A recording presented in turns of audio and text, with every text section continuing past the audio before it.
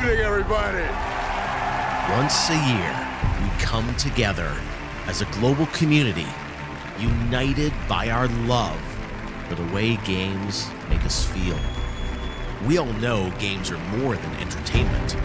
They comfort us, inspire us, and connect us. Now, as the Game Awards enters our second decade, we'll celebrate the people who make games, give you a glimpse of what's next. Obviously, as a nominee, you should be very happy and very proud, but trust me, you do want to win because it's a great feeling. And the Game Award goes to... Growing up, all I ever wanted was to be a part of the video game industry. As a kid from Farmington, Connecticut, it felt a world away. Not anymore. Thank you very, very much. Thank you. The community has reached out to so many of us at Larian and said they were seen and they were represented by this game. I have to thank my mama, whose belief that I would amount to something good would never waver.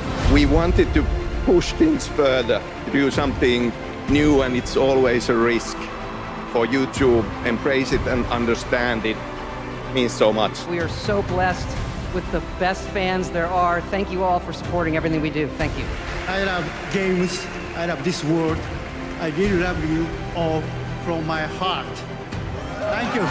Take your pictures now. It's probably the last treasure Drake will ever find. I would just feel so honored that I had the opportunity to give a voice to people that are suffering from mental health issues. To share this moment in time with all of you, a moment in time which is clearly becoming the advent of a golden age of this medium. And please give it up for every creator that enriches our lives, that makes us believe magic is real. Real boy. This is an amazing moment. Jesteście zajebiści. This one's for you. This is for you, folks. Congratulations. Arigatou gozaimasu. Thank you so much.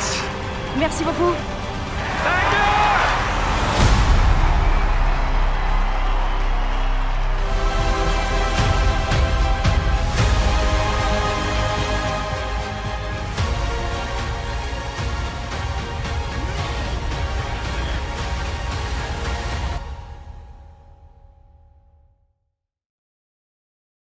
Hello, everybody. Welcome to a really exciting stream. If you're here for the VOD, there will be timestamps below.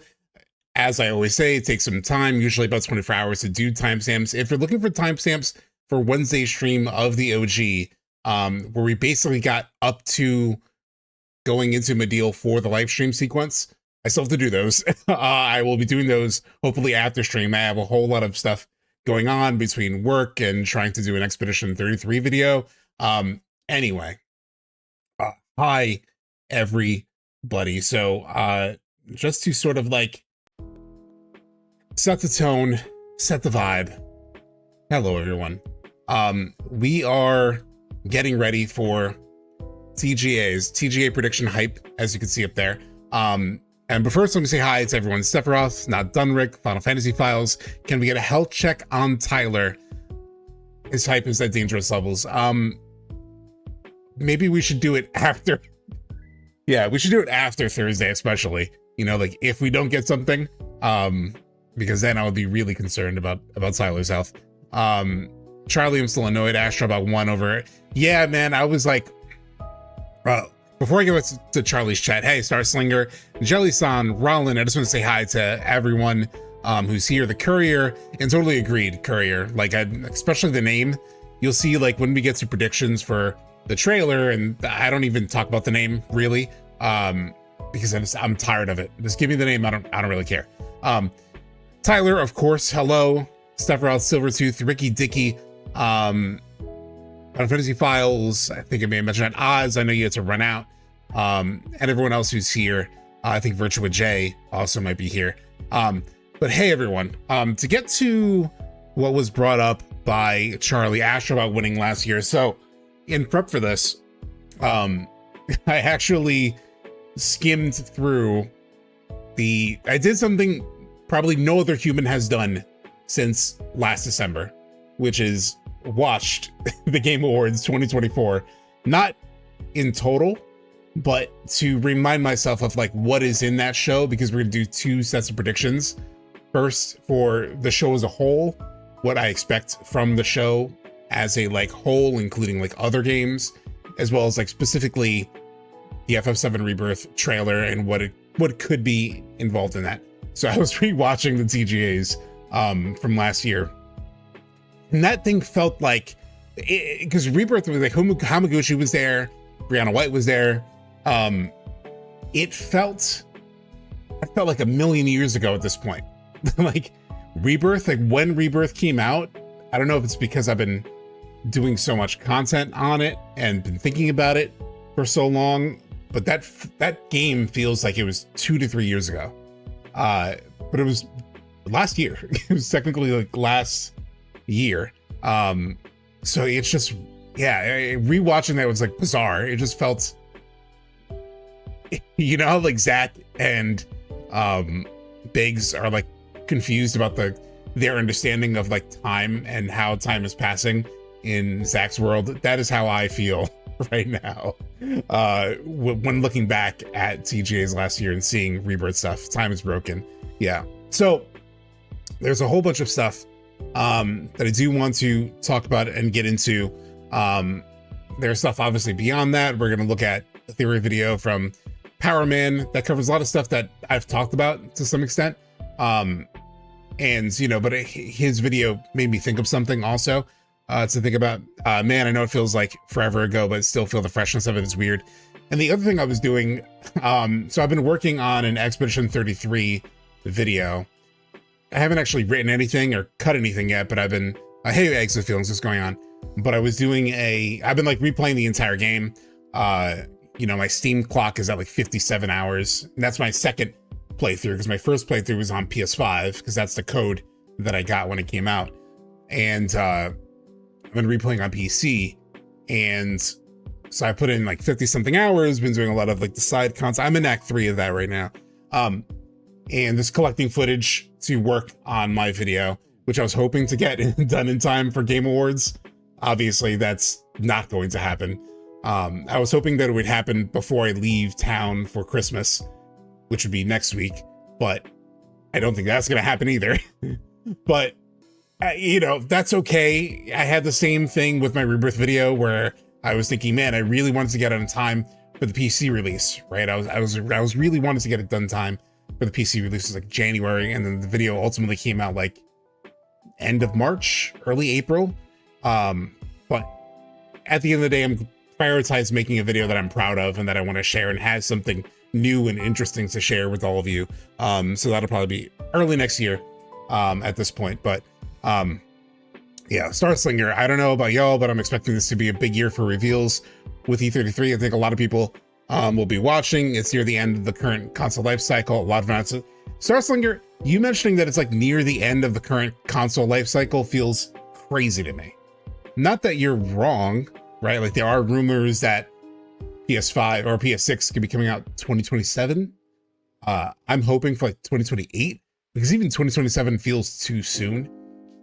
But yes, like usually a console cycle is about 7 years between releases. Like PS4 came out 2013, PS5 came out 2020, so that's 7 year time gap. Then PS5 came out 2020, and then so 2027 would actually align with a new console, but like that just seems crazy to me. It really feels, and I do think this has been a stronger generation than people give it credit for. Even with like Sony's exclusives having, Sony's exclusives has been a weird place, right? Because then PS4 got a lot of love because there are so many sort of like new things, right? There was like the reboot of God of War. Even like Last of Us Part 2 felt like an all new game, even though it was a sequel. There was Ghost of Tsushima. Red Dead 2 was sort of like a revival of that. That wasn't exclusive, but like, usually when you think console generation, you think of like games that were for a console. Even FF7 Remake wasn't exclusive, but like it was a fresh title. Whereas I feel like this generation, there's been a lot of sequels, right? There's been so many sequels, especially sequels that feel relatively similar to the first game. Spider-Man 2, God of War Ragnarok. They're iterations more than dramatic new things. Even Rebirth to some extent. Because the combat is, I mean, I'm happy with the iteration that they did. But there's like fewer games that feel like a Returnal, you know, that's like, oh man, this new thing. So I think that's why people are relatively down on this generation. But there have been really good games. Like I've liked a lot of those games that we just talked about. But regardless, and it feels like the new era is starting with, you know, the rise of AA. Again, the revival of AA, which is something that Expedition 33 has really been at the forefront of. But again, something like Dispatch, you know, these mid-tier projects that were kind of disappearing, that famously Square Enix like a year ago outright told investors they were pulling out of AA games. They stopped making AA games. They were like, we're going to focus on like AAA games. That is going to be our focus. And that's really disappointing in context of where we see a lot of these like new sort of like titles going. So anyway, I love Return on launch day. I still haven't played it. It's still one of them in my backlog. I have it, and I played it a little bit with my nephew last holiday. Actually, we booted it up and like played a bit, and it was fun as hell. I watched Max play a good amount of Returnal when it came out, and that looked super fun. But really, content creation has really messed with my ability to sort of just like play things, because, you know, I'm like also playing things in order to make videos. So that takes so much time that I haven't had the extra time that I usually have to just play something that I want to play. They didn't really say AAA. They said they'll focus on the bigger title series. Yeah, I would have to like double check exactly what they said, but the implication was, yeah, that it would be less swings at like the smaller things, right? Stuff like Autopaths in AAA. True. All right, so what was I gonna say? Let's get into predictions, because that's, if you were waiting for the stream and you clicked on the stream, or you're checking the VOD, you're like, where the fuck are predictions? So let's sort of get into that. Let me just bring up the right thing that I need to bring up. Let me set this up the right way.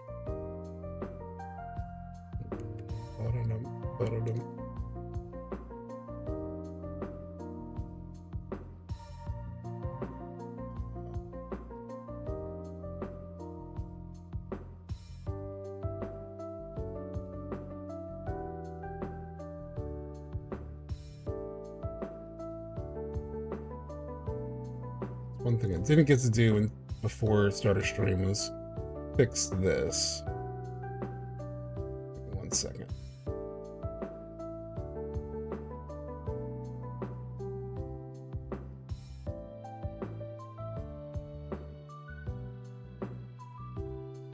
Doesn't really stretch anymore? For real?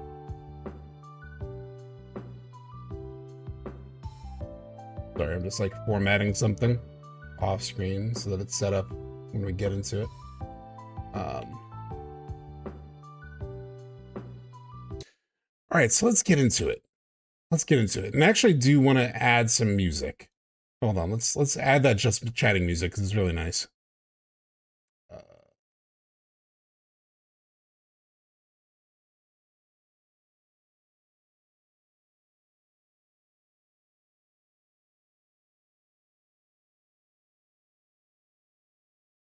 Why isn't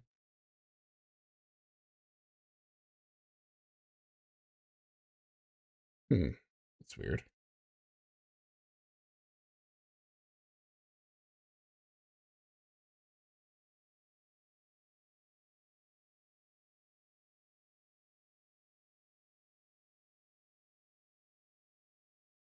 Why isn't it playing right now?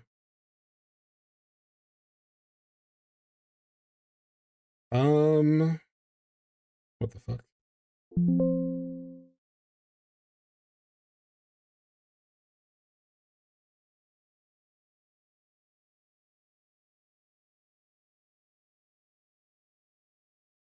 I think I tried this before and it also gave me a problem.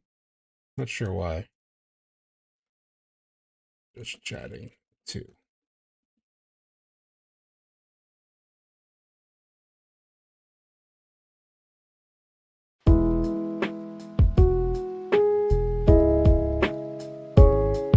Looks like it's playing. I just need to set up monitoring.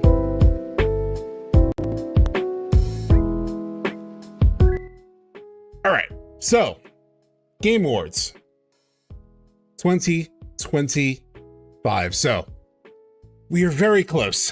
First, let me just catch up on anything in chat. I don't think we'll see KH4 until FF7 Part 3 has released. I think we might see it before Part 3 is released. But I don't think we're seeing it this year. I just want to forget Onimusha, Crimson Desert, and a bunch of other these games we've been seeing countless times. Yeah, I'm hopeful that we won't. Going through the Game Awards from last year as well, there were like some games that were already announced that they showed stuff for, but a lot of stuff was new. So let me just see. Also, text in chat. Unfortunately, cannot join this time. Wanted to hop on. Oh, good, Coffee. Yeah, check out the VOD. Steed, what's going on? Wishing all happy holidays. Thank you. FF9 remake, please. Yeah, so we'll talk about that. So, again, we are in hype mode. Let me just make sure this formatting is right. Hold on. There we go. So Game Awards. It is time. As you saw, played that video at the start of stream. I'm a sucker for the Game Awards. I'm a sucker, kind of a sucker for award shows in general, even though I don't watch too many. I haven't even watched like the Oscars in like a couple years. But I don't know, there's something about just like having a day or having a night to just reflect on games, and all hang out together. It's really the community aspect of the Game Awards is my favorite aspect of it. You know, obviously the announcements and then like everyone being excited and chatting about stuff, and then we kind of, you know, have our disagreements with, for example, Astrobot last year winning, which I had played Astrobot. I played about half of Astrobot last year before it won, before the Game Awards. I got like 50% of the way through the game, but I was also working on my video. So again, how I mentioned, sort of like consecration getting in the way of playing games. Anyway, I thought it was a fine game. I was a little perplexed by like how crazy in love people were with it. Like, it was good. It was a good game, but I wasn't blown away. And then in the second half of the game, I thought it was better. I thought it was really good. There were like some levels that I was like, oh, okay, now I kind of see some of the things people are talking about. But then I reached the end, and I was still thinking, it's good. It's good. I really enjoyed it. A lot of good nostalgia in there, but it didn't really blow my mind. I wasn't, usually when I think of game of the year, even like It Takes Two, which wasn't this giant bombastic like AAA thing or anything like that, but it felt fresh and new, like the whole split screen thing. It was a lot of fun. Like, I really enjoyed Split Fiction. So when it, and not Split Fiction, It Takes Two. So when it won that year, I was like, I was hyped for it. I was like, yeah, cool. A nice, like, smaller game. I really like the director. He's really funny. Sure. Totally down with it. And last year, Astrobot really became this sort of example. And they talked about it. I think the industry narrative really around it was, wow, this game made by 60 people in 3 years, you know, was this good. And people were also really caught up with the nostalgia of it. Oh, I got to play an Ape Escape type of level. I got to play all these kind of like classic PlayStation games that I've really loved. I've got to use those mechanics in this like fun, different way. And so people got really caught up with that and like collecting the characters that were like based on old PlayStation characters. I just feel like nostalgia was such a huge part of that victory. Not to say like Rebirth had to win it, but I felt like Rebirth was more deserving. Especially, I was rewatching some of, so while I was playing Expedition 33, like I was doing a lot of like the Endless Tower. So if you know anything about Expedition 33, there's this Endless Tower that has 33 battles that are pretty hard to get through in order to get some extra lore about a character. So I was playing through that and I had it basically on low while I had Max's playthrough of Rebirth on the side on my laptop. because I didn't really watch his Rebirth playthrough except for like the big moments and like the Gangaga or like the very end. You know, like those were the parts of his playthrough that I really saw. So I had that playing. We'll talk about it more later, but there were like all these little details in the world and like all this stuff that I was like, man, I almost forgot how kind of crazy this game was. You know, for example, we all talked about the checklists and how annoying that was for like the side quests. And it's really easy, like in retrospect, to be like, oh, almost feeling like lazy, right? That is really not that engaging. And trust me, I agree with like, I don't want it all to be just checklists. But one of the main things that I noticed was he was doing a couple of those like regular fights, like those enemy intel fights, I forget what it's called, but it's the one that has ironically like little checklists of like objectives. So the fights have objectives, and I forgot how engaging those objectives were, because there were like certain time limits, or he was like fighting like a sandworm and it was like, don't get swallowed by the sandworm. There was another one where it was like frogs and it was like, don't get turned into a frog. And especially when you don't have, especially in your first playthrough, you don't have like all the accessories to sort of, you know, not become a frog. So to have immunity to that. So you have to just cleverly figure it out. How do I not get in range? How do I make sure all my party members don't get in range to become a frog? And so you're really all over, really controlling that fight as much as you can to make sure you check all those boxes. You don't have to check all those boxes, but it feels good to check all those boxes. And it's like, wow, like that actually really is engaging. And I had forgotten about it because it's been so long since I went through like those little things. And you see sort of like the care that they put into those little details. Right now, we're like stuck on the macro level in terms of like, oh, where's the story going, et cetera, et cetera. But man, really looking back at like those little details, things that I don't even appreciate now because I don't do, for example, the little enemy intel fights when I'm replaying the game.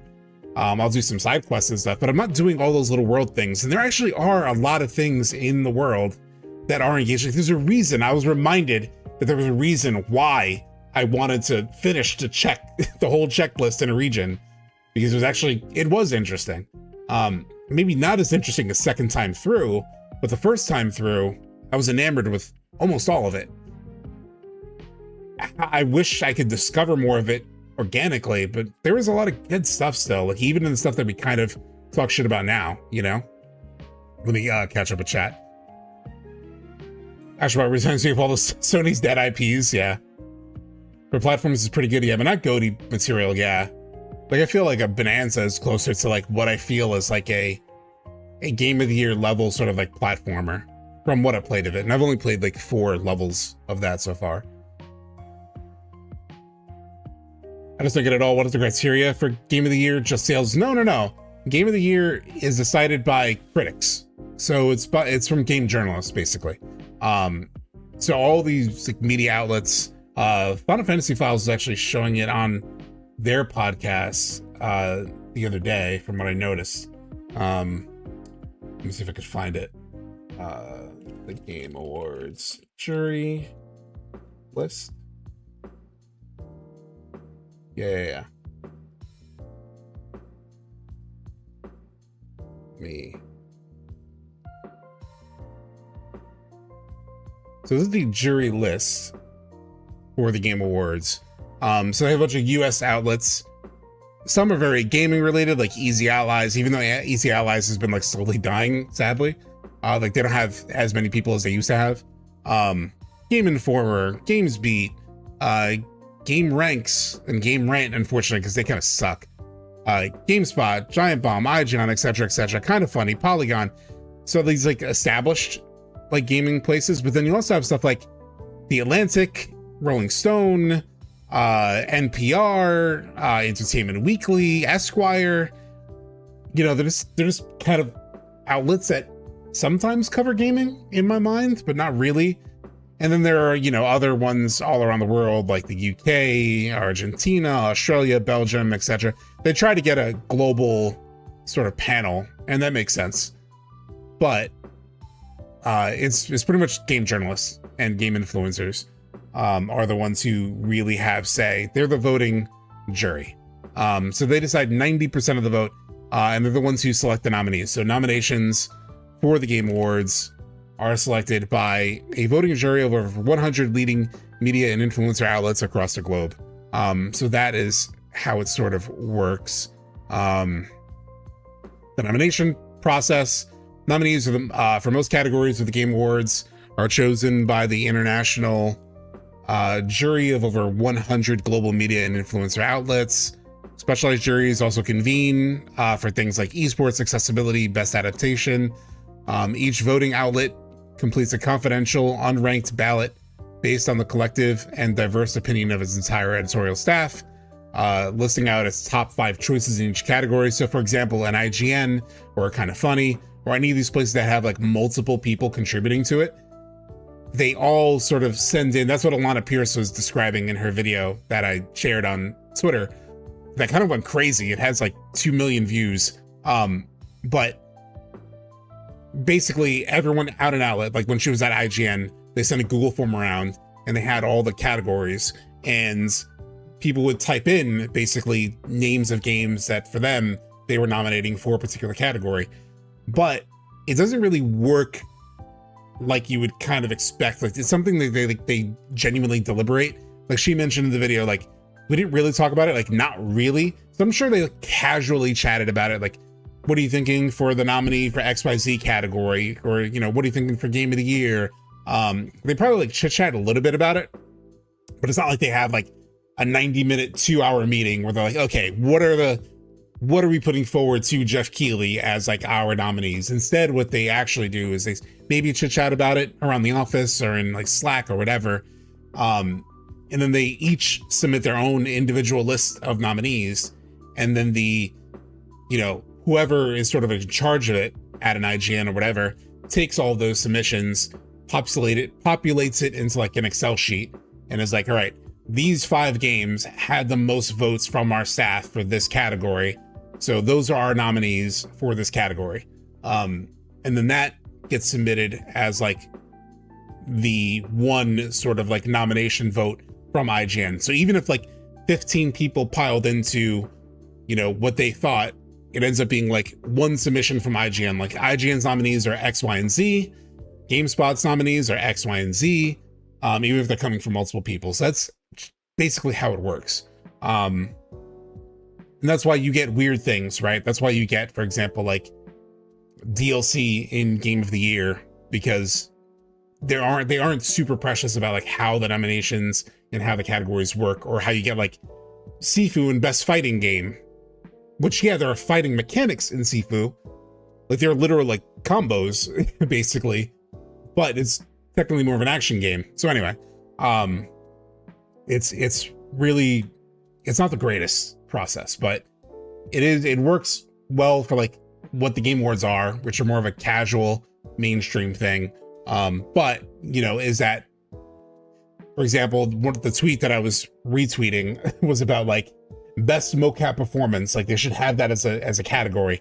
And it's like, well, I don't know if Joe Schmo at IGN would really be, you know, best for deciding that. Granted, they do have like specialized juries for like more special things like esports, accessibility, best adaptation. So maybe they do that with, you know, a best mocap. But I just don't really trust them to know how to do and how to like judge or nominate what are the best mocap performances. I can't explain why I didn't enjoy E33 as much as I expect I would. Interesting story check, character development check, RPG check, nice aesthetics check, music check. Was the gameplay? I mean, for you, maybe it was gameplay. I'm not sure. Have you tried Where Winds Meet? No, I haven't. What's your goatee beside Expedition 33? Man, I haven't played enough. It actually does.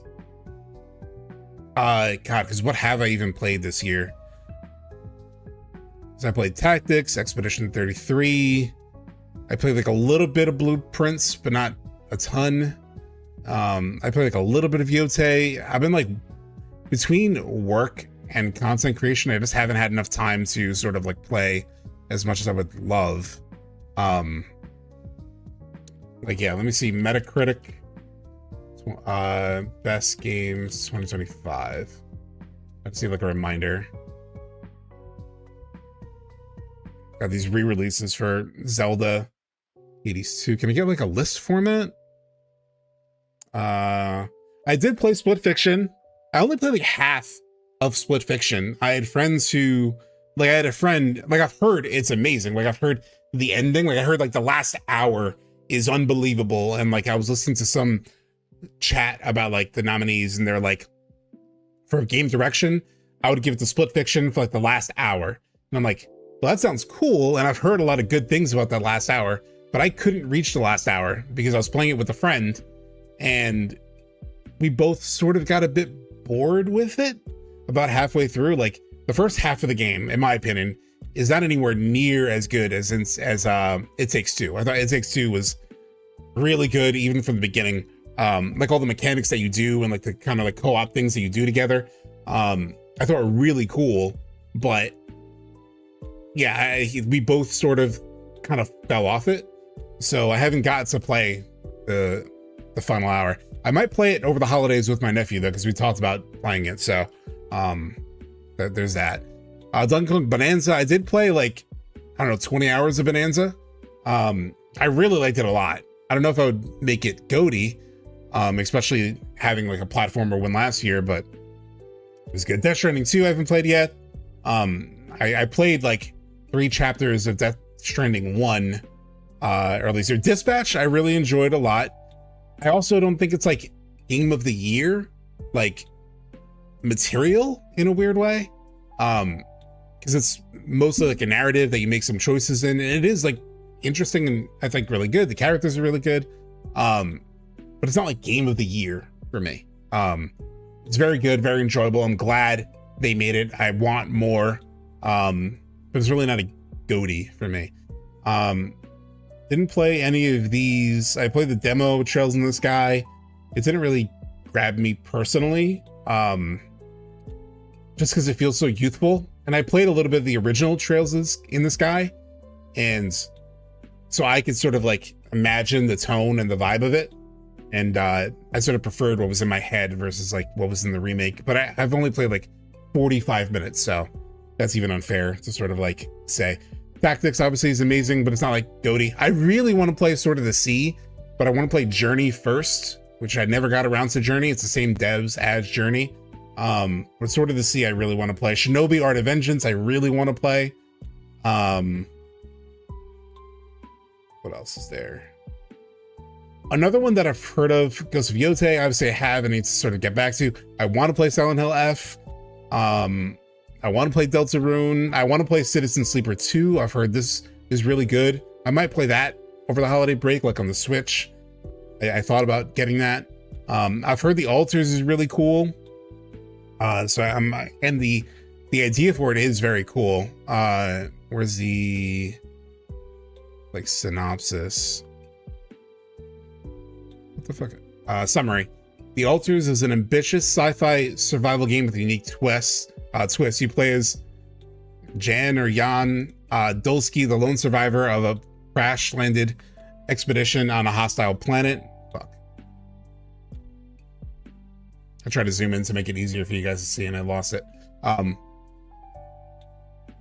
Expedition on a hostile planet. To survive, you must form a new crew for your mobile base using a substance called Rapidium.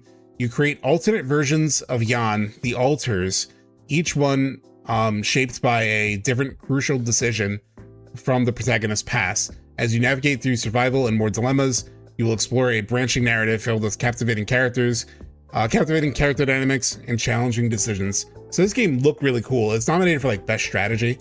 I was curious about this one.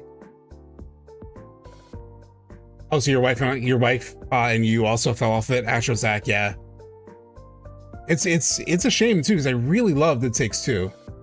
My top 3 from this year are basically E33, and I have to think about it. A lot of backlog this year, yeah. Expedition 33 is obviously winning, yeah. I love Trails.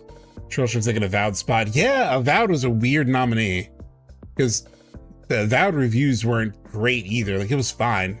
It was basically like fine. I feel you, but without the Game Awards is a series like Trails will never be nominated. Yeah. Obsidian didn't need both their games nominated for the same category.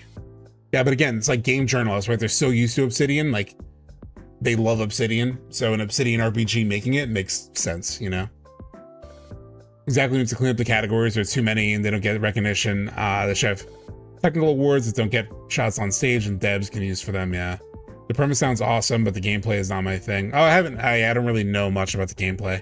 But the idea sounds kind of interesting. It's like a strategy game, right? So what does it look like?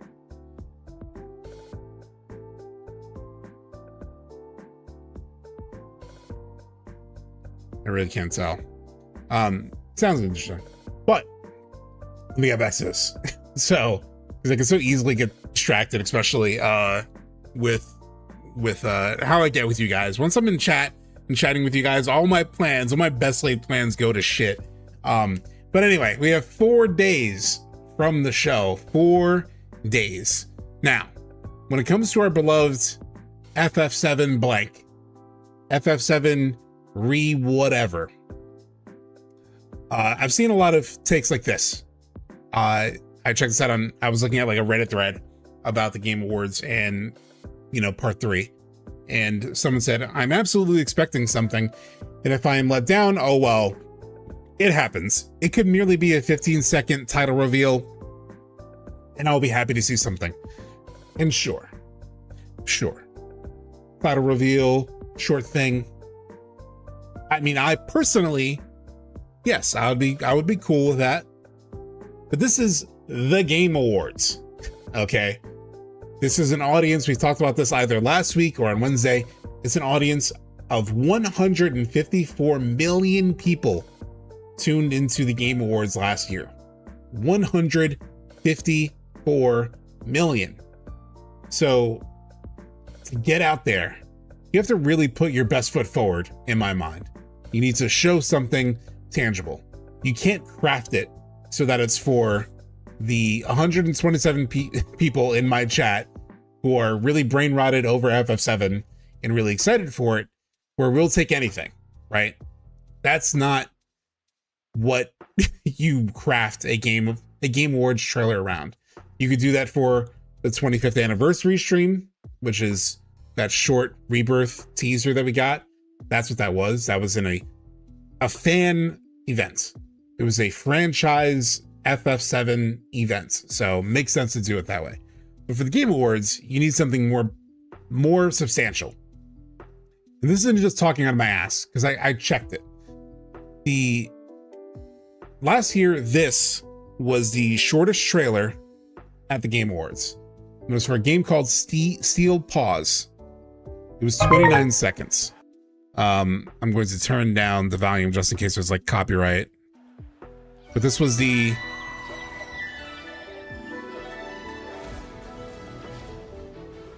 shortest trailer at the show. It was 36 seconds. It was for a mobile game from the creator of like Shenmue and stuff like that.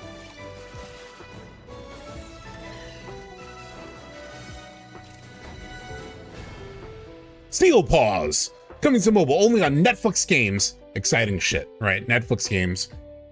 Oof. 36 seconds. So 15 seconds. If Steel Pause on Netflix is getting 36 seconds or 29 seconds, that might be the actual time, the actual runtime, we're going to get more than that.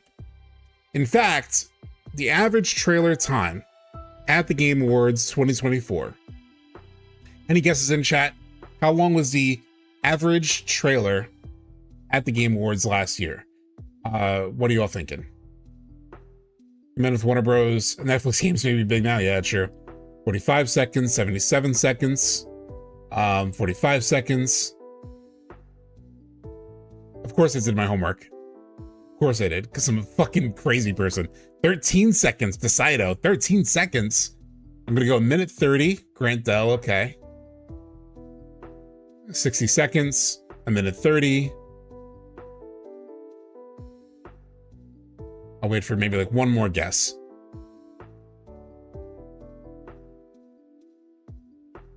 Although I don't know if we have that many chatters.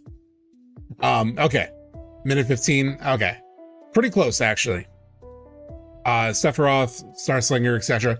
A minute 23 seconds. That was the average that I found. I tabulated. I found like a supercut of all the trailers, and I measured out how long they were, put them in a giant Google sheet. That was partially why I was late this morning, because this thought came to my mind. I was like, what is the actual time? Because I'm going to talk out of my ass, and you know me, I wanted it to be accurate, me and my research. So about a minute and 23 seconds is the average. That is excluding The Witcher 4, which was a 6-minute, 30-second trailer, which is crazy. And Intergalactic, The Heretic Prophet, the new Naughty Dog game, which was 4 minutes and 34 seconds. Both of those were like unique outliers in the show. Witcher 4 opened the show. Intergalactic was like a huge reveal toward the end of the show. It may have been the last trailer. But so I didn't include those because those were, you know, special cases. So all the other trailers averaged out to a minute, 23 seconds. I believe as Max called it in his prediction stream, felt up, bricked up boxing. That was a minute, 33 seconds. Which that game did look cool. The sort of like Muppet type of like, the sort of like a Muppet boxing game with the tone of Bad Santa the movie, was about a minute and 33 seconds. So, also those games are years away still. So the point of this though, is that most trailers at the Game Awards are pretty beefy. Sometimes they're all CGI. Sometimes they're definitely like mix of gameplay and a lot of stuff, but you usually see a pretty beefy trailer, including 30 seconds for that Netflix game that we checked out. So, all that's to say, how do you rate TGA trailers for Rebirth on a scale of 1 to 10? Do you mean the TGA trailer? It's hard to even call it a trailer, the one with like the Aerith song. As like a TGA trailer, being sort of like in the world of marketing and knowing how you should sort of like market things, or Summer Games Fest. Well, it depends, right? It's that big one. I thought that big one was really good for the most part, because that was the one we also saw the gameplay and stuff. So I thought it was pretty good. I'd probably give it like, you know, discounting my own like bias as a fan, right? I'd probably give it like an 8.5 out of 10. You know, you got some intriguing bits of dialogue. You sort of like, okay, it's an interesting, mysterious story here. And there was like really good action-packed games, right? I think they may have, I don't think that was the one that they showed the Chocobos though. Because the State of Play one, where they showed the Chocobos, that was a crazy one. Let's actually check it out again real quick. Summer Games Fest FF7 Rebirth trailer.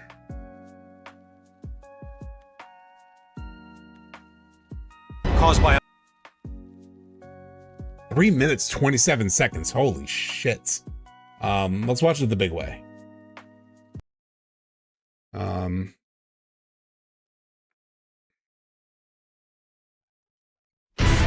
We're still here at the scene of this terrible disaster, caused by a massive tornado which swept through sectors 0, I was going based 1, off memory, and 2. but let me see.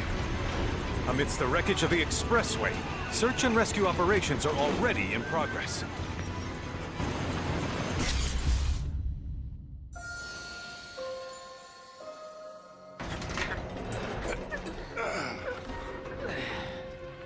Wow. Just look at it all. It's so green. Even after everything we've done to it, it's still going strong. It may look that way, but in reality, it's barely hanging on. was wondering, what's Cloud been... Fucking Square Enix with their 1080p trailers. Look how crunchy this game looks in this trailer. This is the max quality that's available. I don't know why they don't release 4K trailers. Actually, it's not even just Square Enix. It's Creative Studio 1, formerly CBU 1. Because all the 16 trailers were in 4K. been doing these past And like all the Rebirth trailers were in fucking 1080p. Drove me nuts. 5 years? Where's he been? And you're asking me this? This is gonna sound crazy, but as far as I know, Cloud was never in Nibelheim 5 years ago. The life stream. It is the very essence of our star. The blood coursing through its planetary veins. According to Hojo, they're connected to Sephiroth. Shadows of the Man, I believe he called them. Sephiroth was in Midgard. We fought him. Whatever happened, he's alive. But why You're the come back Bugenhagen now? of the answers, yeah. After 5 years, doing who knows what.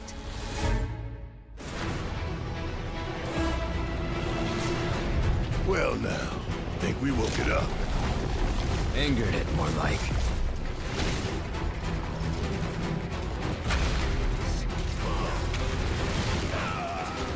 Feast your eyes on the Turk's latest and greatest, Elena.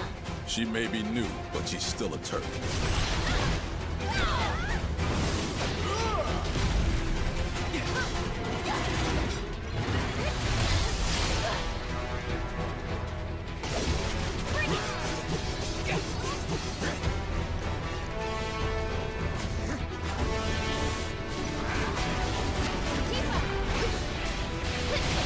God.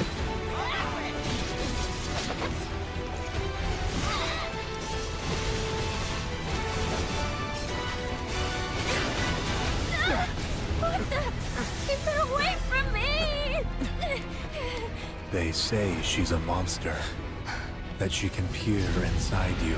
They don't want to spoil 4K visuals, just story stuff. Yeah. That she can become those you hate, those you fear, those you love. Green. Yeah. You murdered my dad! You burned my village! You know that I killed her. So, who is she?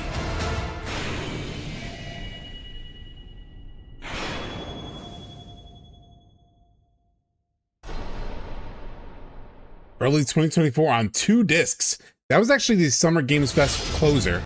This is the final trailer of Summer Games Fest 2023.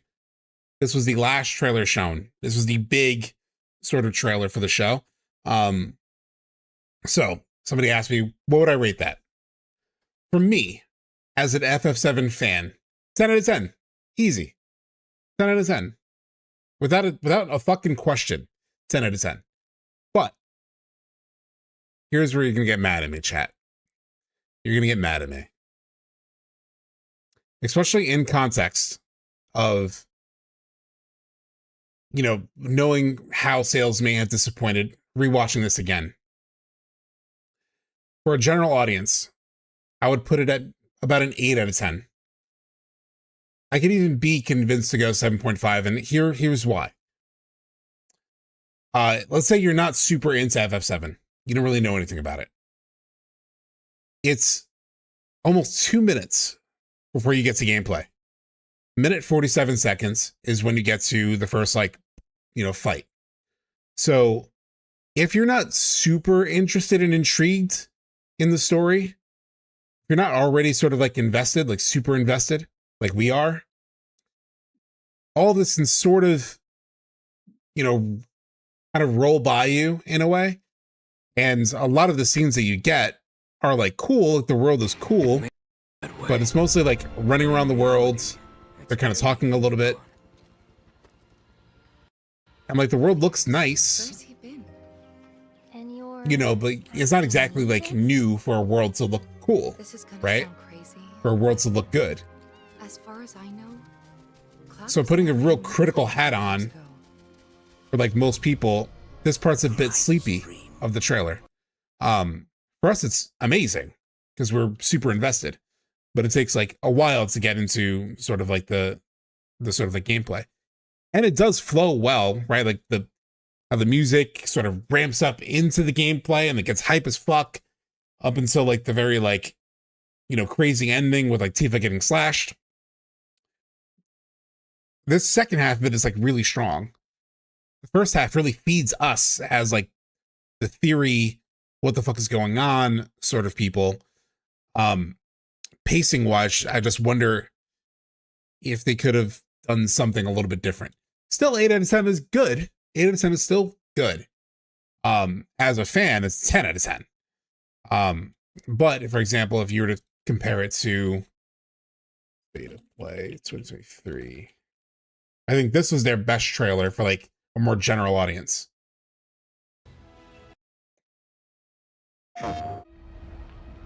The world's ending. At least, that's what everyone's saying. Obviously, you need to have like some element of story, Starslinger, and you need to like cater to fans to some extent. The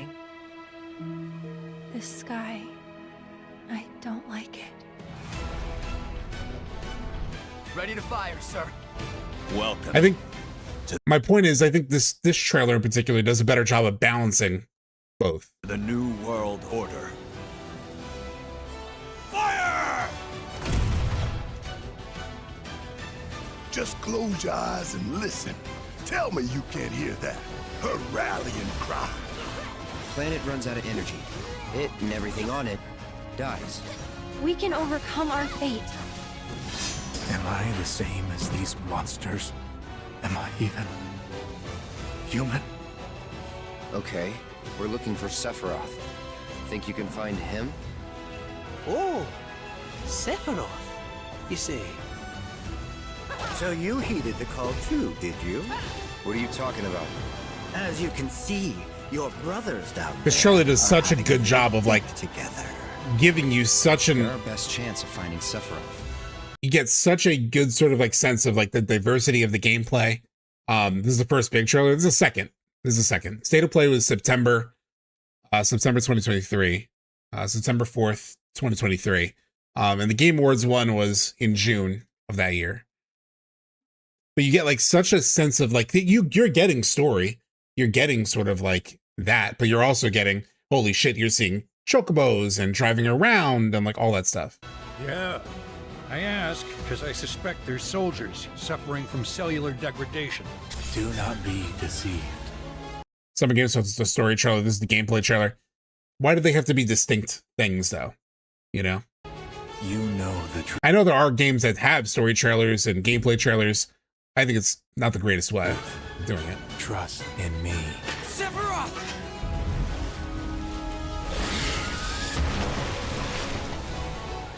Come on! And like sometimes with games, I've seen like the story trailer, like I think God of War and whatnot, like the story trailer gets released online sometimes, sort of in the lead up to release.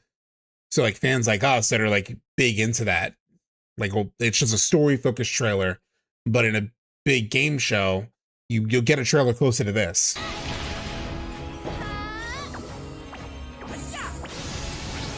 On me. Like this trailer has everything.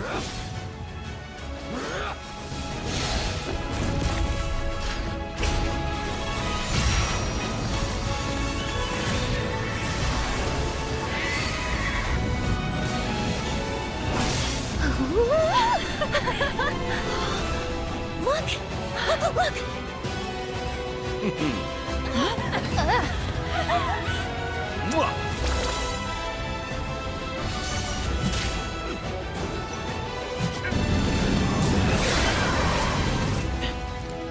Excuse me. Could you look after my friend? Just for a bit. I remember being like, what the fuck?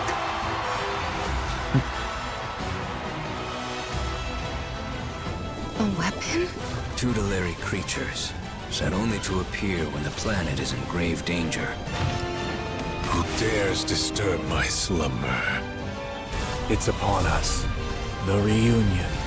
When worlds merge. I'm waiting, Cloud.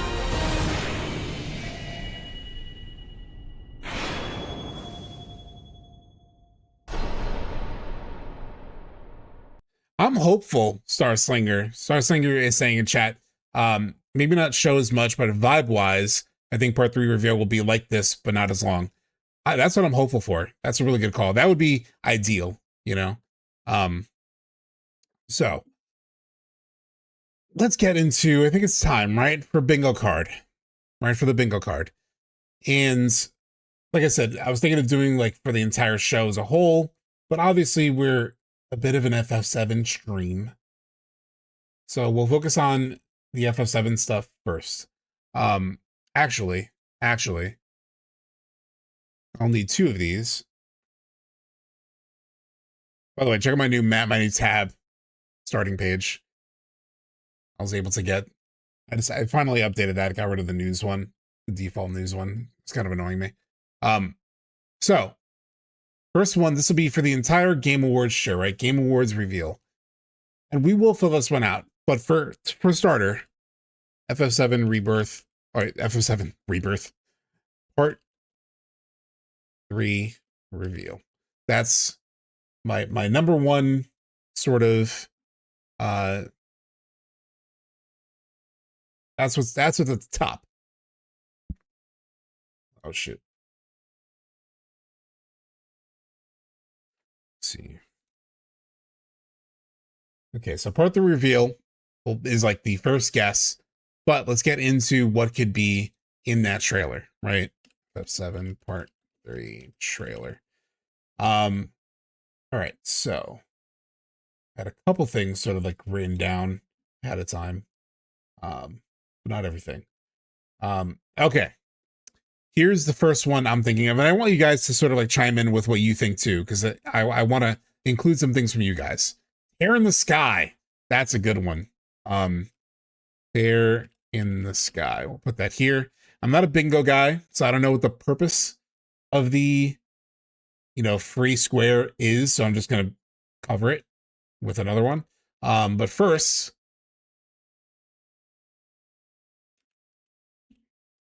gotta be Highwind, right? Why are you giving me spelling issues? Ignore Highwind. Highwind's got to be the first thing on the board, regardless of how likely it is or not. Yes. Snowboarding. I don't know if we'll get snowboarding in this one. I'll consider snowboarding though on the side in case we like have empties. Airship traversal. Let's just say high winds plus high wind traversal. Because it kind of goes together. Shadley, Diamond Weapon, Sid Dragoon Jump, Young Sephiroth. There may be a Young Sephiroth sequence in this game. It may be the opening. I know Max is really pushed for that. But I don't know if we get that in this trailer. When? No. Cloud in the wheelchair. Cloud acting weird. Yes. Cloud acting weird. I don't know about Cloud in the weird in the weird chair, in the wheelchair, just because we got him in the wheelchair in Rebirth. It's like, will that feel like new, Wu-Tai? I think Wu-Tai's good. Cloud being an a-hole. Being an a-hole. Hey, what's up, Fat Music? Aerith, but VO only? I did consider that. I'll add that as well. Aerith, VO only. I don't know if we'll get that though. Just because, you know what, I'm not gonna include it. The reason I don't think, because I considered it, and the reason why I don't think it'll be part of this trailer is because it'll give it away too soon, right? Like, I think you want to hold any sort of like Aerith dialogue for like a trailer 3, right? I think they want to continue to sort of like make us feel this sense of doubt as to like Aerith's status, which is why what I thought we might get that's like Aerith related is T's question about Aerith's status. Like some character might say something that sort of gets you questioning, you know, what happened. So it just reinforces the end of Rebirth, where you sort of have like, we're like, huh, that's kind of a weird line of dialogue, right? Live stream segment. Fuck. I want to say yes, Charlie. I want to say yes. But I think it's too early. I think a reveal might be too soon for that. But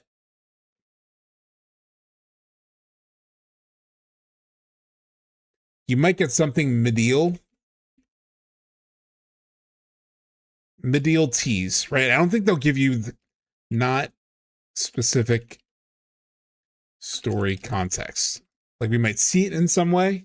But I don't know if we'll like get, for example, Tifa pushing Cloud around in the wheelchair. It's a little too spoilery. Maybe in like a trailer 3 or a trailer 2. But I know Icicle Inn. Yes. So I had Icicle Inn. What the fuck you spell icicle? Icicle Inn / snowy area or terrain. For sure. Bronco breaking again. I'm not sure about that. Oh man, so much. Vid Sid Combat? Not yet. Vid and Sid Combat. Vincent and Sid Combat will be a trailer 2 sort of thing. If you remember with Remake, everyone wanted to see Tifa. And they gave us like 2 trailers with no Tifa. And they finally gave us Tifa at E3. So I think they're going to save Vincent and Sid the same way that they saved Tifa reveal. Genesis? I don't think so. Rocket Town. Yes, I actually did have Rocket Town in my sort of like list of things that I was considering. Lucrezia and the Crystal. Not sure. Meteor. I think someone else also said that earlier. I think we might see Meteor in the sky. A lot of sky in this row. Tear in the sky, Meteor in the sky. Northern Crater, yes. Crater. Trailer voiced by Genova. Okay, so Steve is saying, definitely Zack strolling around in Midgar again. I'll do you one better, Steed. I will do you one better, Steed. Everyone, you watching this? It's going to be Zack related. It's going to be Zack related. Zack.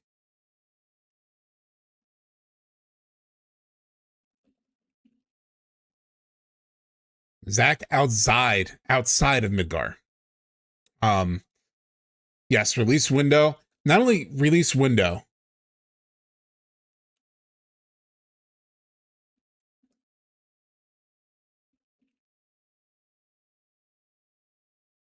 So essentially, release window, but they'll say either next winter or early 2027.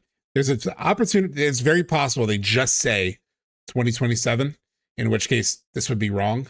But I'm going nuts out and giving it a more specific window. I'm betting everything I have on Cloud waking up somewhere. What do you mean by that, Steve? Like just him waking up and it feels weird? Or... But they didn't show Zack outside Midgar in one of the Rebirth trailers? No, they never showed him outside of Midgar. No. Junon cannon and weapon.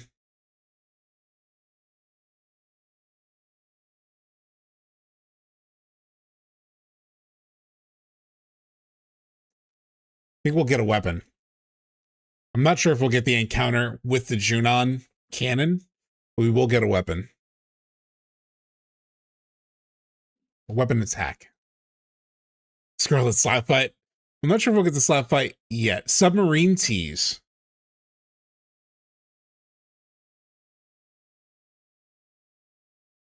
Submarine tease.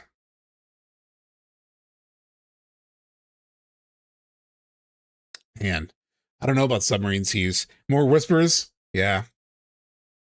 Yeah, actually. I'm undecided on submarine. I'm considering it. I'm thinking about it. It's just here's my thoughts on submarine tease is I think they'll want to make a big thing out of the high wind and the high wind traversal. If they were to show like some kind of traversal, I think they would really focus on high wind. And I think submarine might like distract from that or detract from it, you know?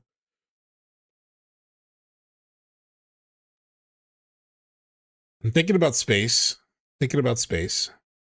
Yeah, Knights of the Round.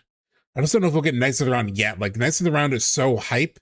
I feel like they'll save that for like a second trailer. Whirlwind Maze, yes. I think I had something about Whirlwind Maze. I was thinking about it this morning. Anything more specific than that? No. That's a round is very unlikely to be shown until late trailers. Yeah, that's what I feel like, Nick.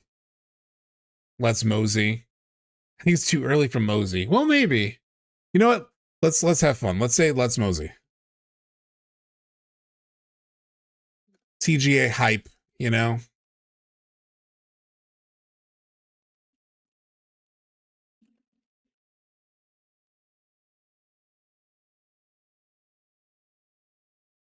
Sure.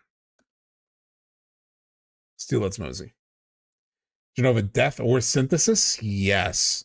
Not Synthesis, but let's say Genova Death. Midgar Raid.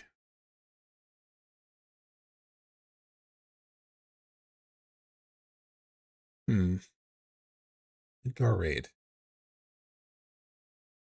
That feels like a later thing too, Charlie. Yeah. Hojo boss fight. Not sure. Not yet. Rufus watching the world burn. Something with the Gi again. Odin or Bahamut or something. Birth of a God. Oh man. God, I want Birth of a God. God, do I want Birth of God? Birth of a God in a trailer, though? I think I want that in...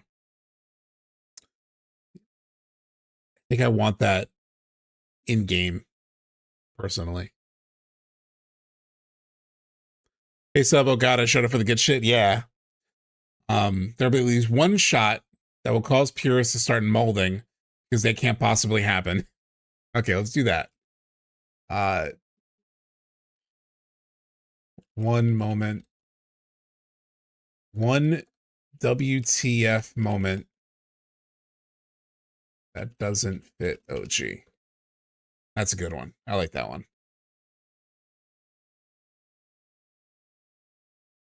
I mean, yeah, Tifa will be in it. I don't know if, like, Tifa will be in it is enough for, like, a bingo card, you know? It's not remake, you know? We expect Tifa to be there. I want to hear the attack by stratagem track for Ever Crisis.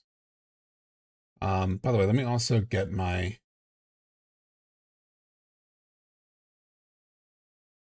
Nope, one.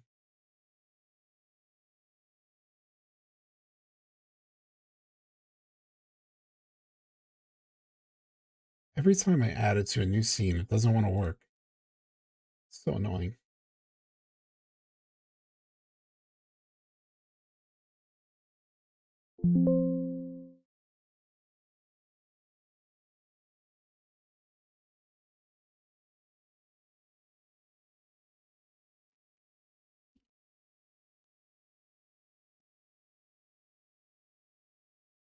Sorry.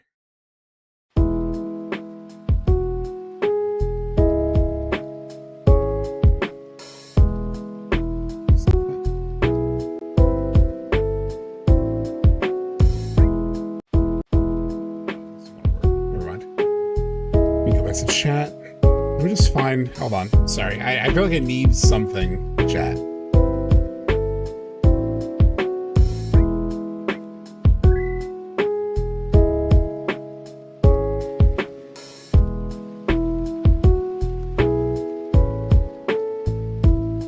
feel like the rainy vibes, though.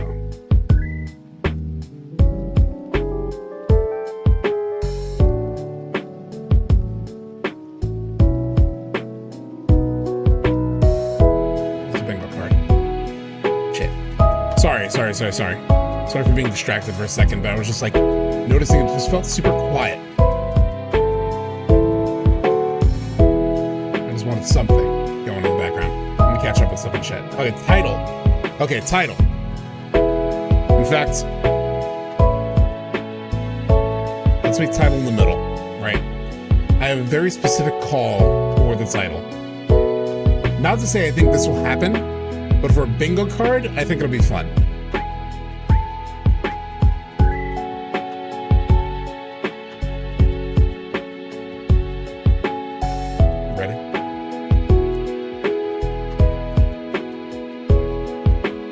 Title is not return or returns.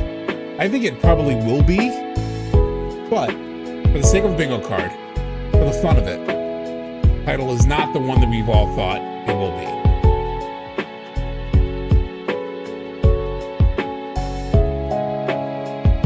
Again, I think it will probably be returns, but I'm just catching up with the chat. Is the music still a little bit loud?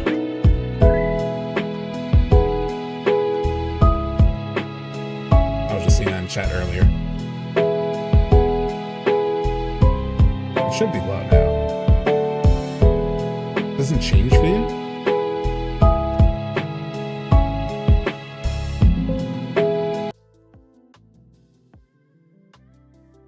It should be low, unless the other one was actually playing it. I didn't realize it.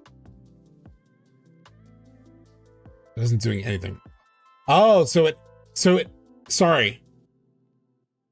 I added the music, my music track, into OBS earlier, but it wasn't showing us playing for me. It wasn't showing us playing on OBS for me, and I wasn't hearing it. So that's why.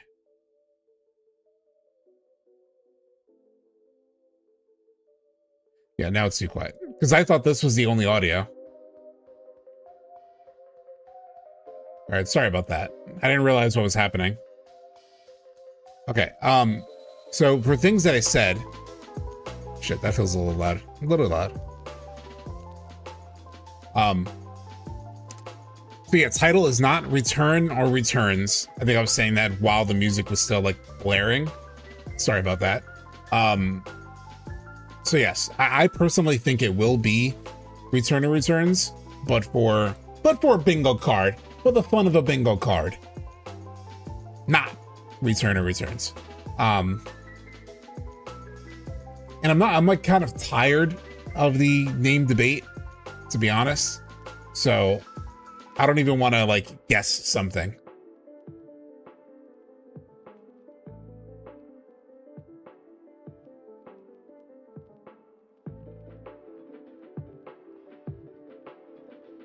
Let's see. What else did I miss? Fortnite crossover? Not a Fortnite crossover yet. I think they would, if they do a Fortnite crossover, they'll do it closer to release. Submarine. Yeah, we were talking about Submarine earlier. I still don't think we'll get Submarine, so I'm not going to include it. Here's another.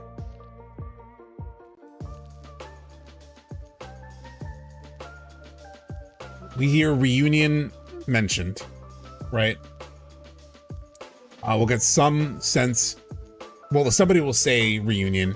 I think it's a pretty easy one. I think we'll definitely get that. New summons.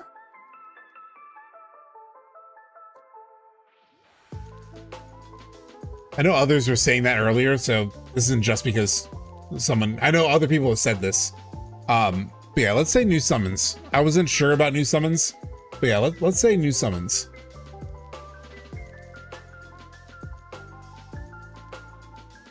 Here's another one.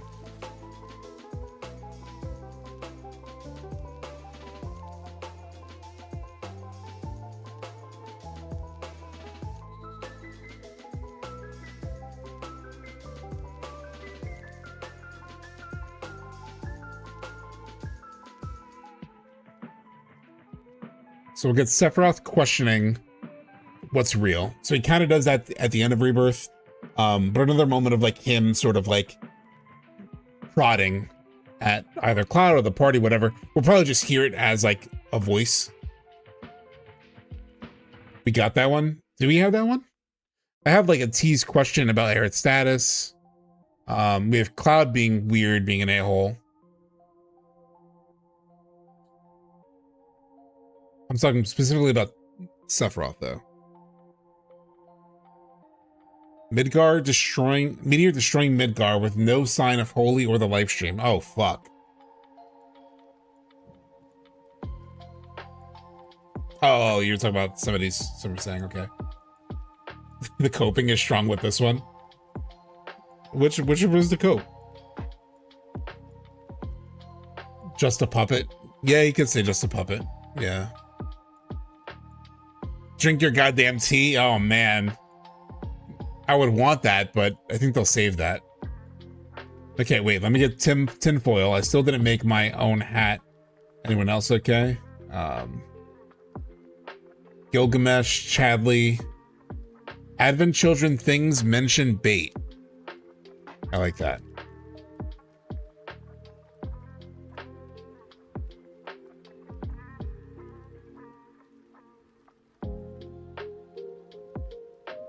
I like that one.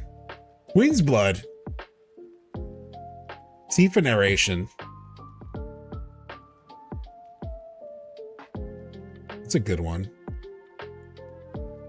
I'm not used to them having a narrator, you know? Tifa narration would be cool, though. I'm just not used to them having a narrator aside from, like, the recap video. 7 seconds to the end, yeah. Other people mentioned that, too.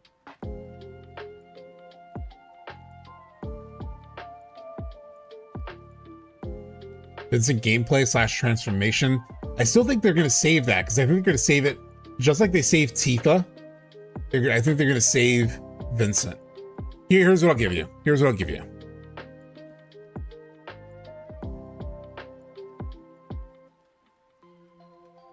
Sid gameplay, but not Vincent. I think they're going to save Vincent for a later trailer, just like they did it with Tifa. Like, Tifa was the one everyone wanted to see, and they held us back, right? They held back. Aerith being laid to rest. That's a good one. Only have one square left. Only one square left. Something weird with Buster Sword. A little too... It's not specific enough, in a way. Just because we sort of have, like, Cloud acting weird, being an a-hole. Like, I would sort of, like, include the Buster Sword thing in there. Dark Buster Sword.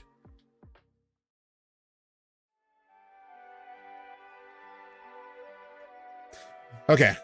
Okay, I'll give you this one.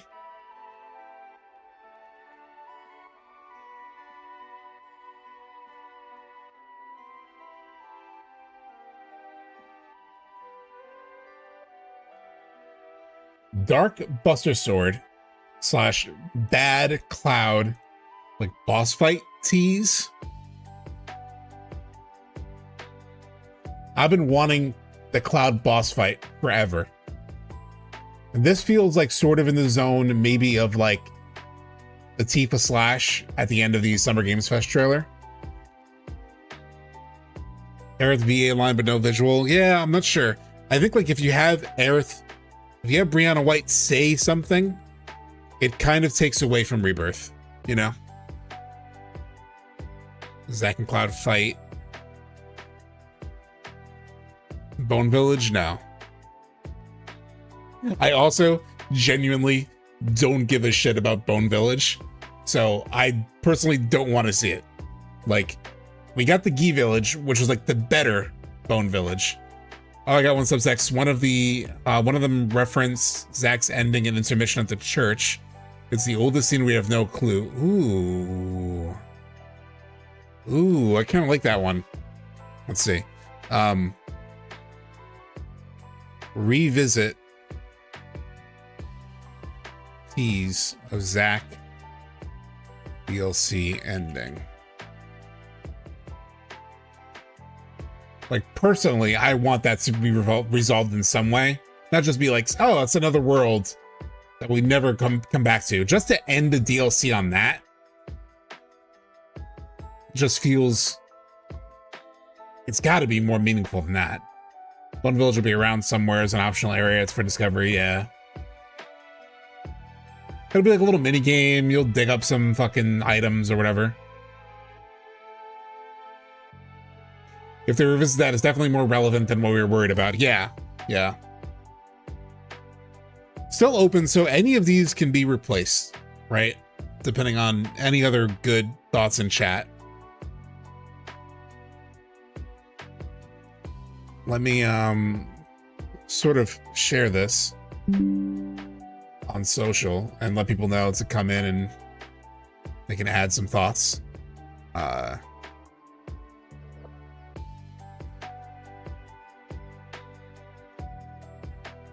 Current work in progress. Bingo card for FF7 Remake Part 3's trailer.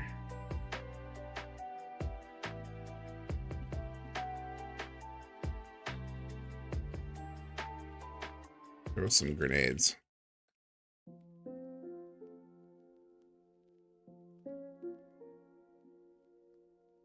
I just posted this. Current work in progress bingo card for FF7 Remix trailer. Come to stream and throw in some grenades. This is good so far. This is a good bingo card though. Fuck, where is it? Here it is. Charlie Wild had a good one. Let me see. We don't have any clue how the characters being dead or unconscious and taken to the Shinra building has any relevance. Yeah, that's another one that we don't have context for. Young Cloud. Ooh. Ooh, I like Young Cloud.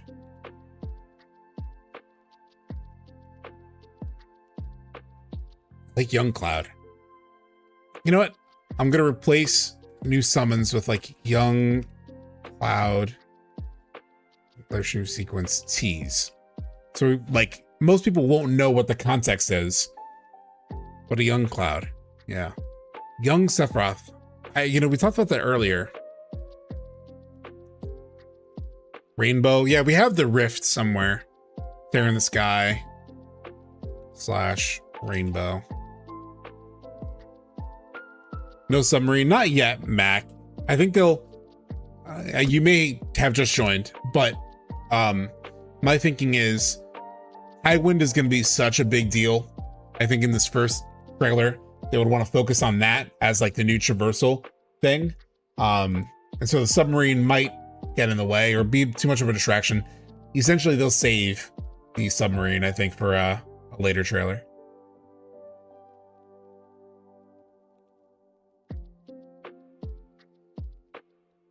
Snowboard at Gold Saucer. A lot of people brought up snowboarding. I'm still not sure about that. Cloud missing tease, yeah. Cloud missing tease is probably more likely than this. I'll include it in Northern Crater. Northern Crater / missing cloud tease.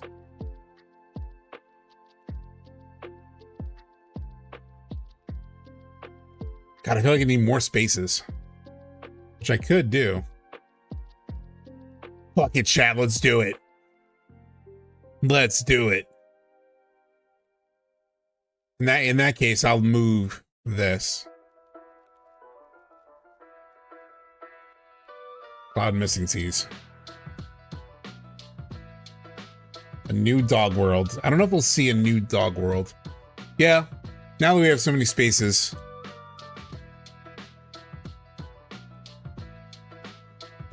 mean, I don't think we'll get that, but... And because everyone in chat wants snowboarding, I'll give you snowboarding. Is it a 7x7? 7x7? I should make a 7x7, right? For FF7. All right. You're right. 7x7. Good God. Holy shit. Look at this. Holy crap.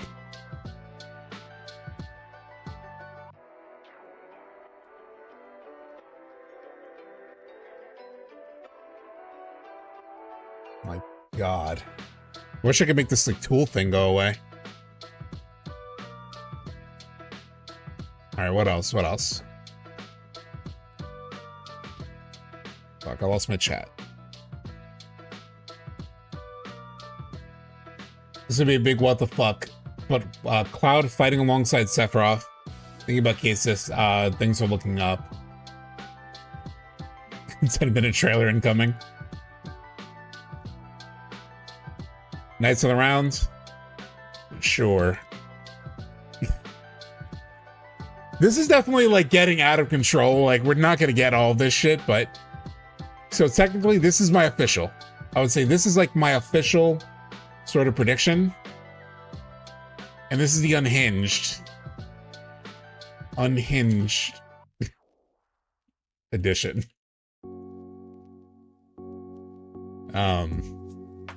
Turks.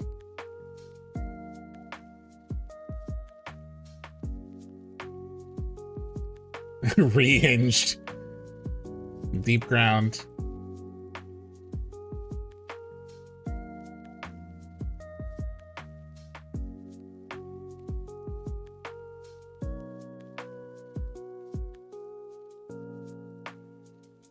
This is so unhinged. There's no way we're gonna get these. Eric's final limit break. Jesus Christ, chat. Submarine, sure. I'll give you the submarine. Everyone in chat wants the submarine. This is the Unhinged edition. Dance sequence. Chocobo Sage. We got the Chocobo Sage already.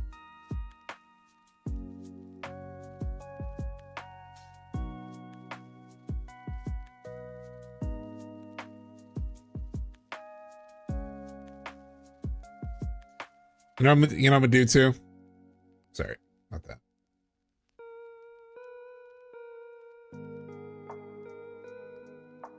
You guys might not like this, but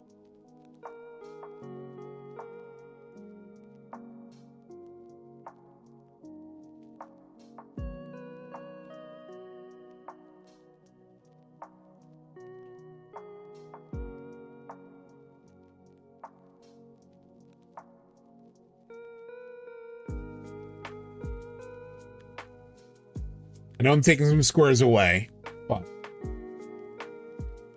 I just need to delineate that it's getting crazy.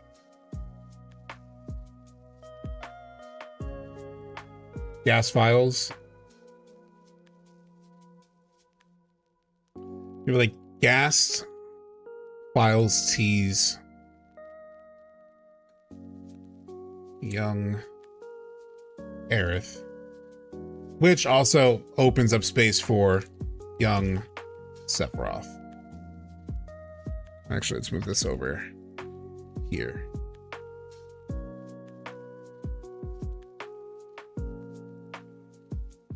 This is so wild. No, I know. That's why I had to make this. I had to make this crazy timeline part of the things. We're getting crazy. Genesis Minerva, fine. You sickos.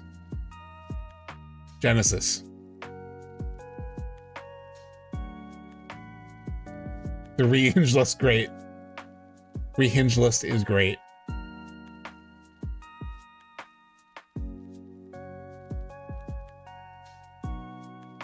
Let's think of something good for Tifa, right? Like somebody said Tifa narration earlier, and I do like Tifa narration. But I'm not sure if she'd be a narrator, because I've never seen them do a trailer with like a specific narrator before for FF7. Aside from like the first like 2015 trailer, Tifa punching Scarlet. I'll move Gold Chocobo down because I think something good Tifa, like something with Tifa that's good. I want to move up here. Tifa jumping off the end of the Junon cannon. Ooh.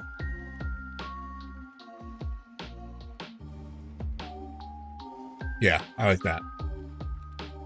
Tifa shouting Tank Ceratops.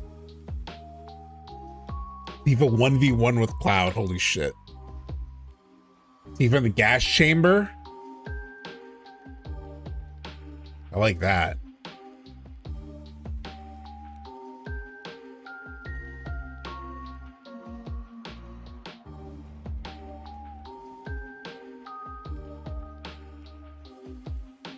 I am Final Fantasy. Ooh, yeah, smoking Sid. We might move that one up. Tifa suplexing a train.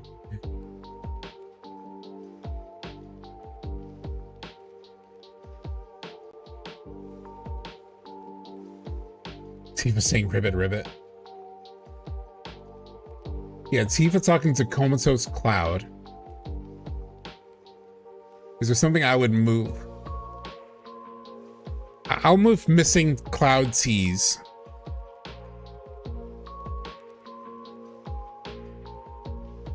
Cloud.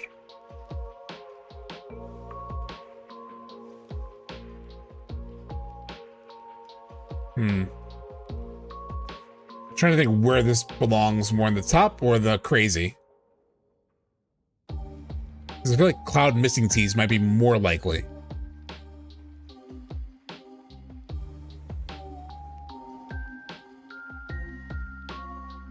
Sex into the high wind.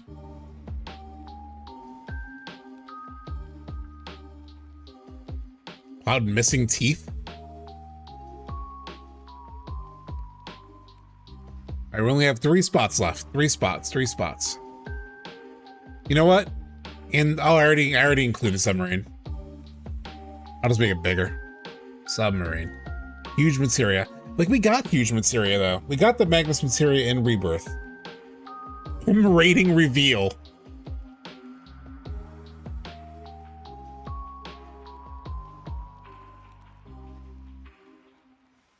You know what? Yeah. I won't put sex scene, but under the high wind tease.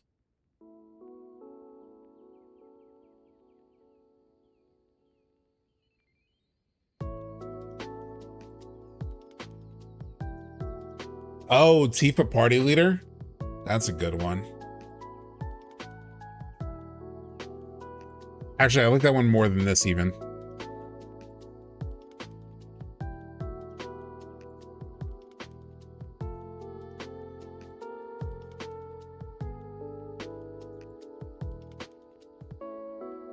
Tifa getting dressed down by the Italian Senate, train ride to Barrett's hometown. Box art? Not yet. Not yet. Like, you think about Rebirth, they didn't show the box art and like that key art till like September 2023. But not yet. I know I could put it crazy timeline, but not quite yet.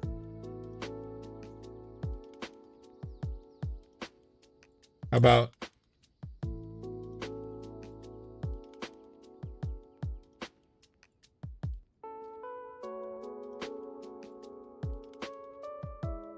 you know, Boogie, the Boogenhagen return. Theme song, not quite yet. He messing with the party. Yuffie's dad. Do we have Utai? We have Utai. Okay. Real for Condor battle. That's a good one.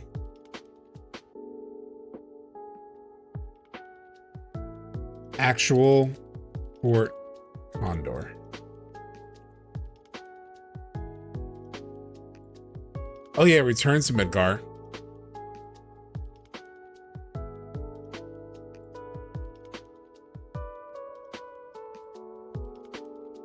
We're in the crazy zone. So yeah, returns to Midgar. Carry armor tease? What does that mean?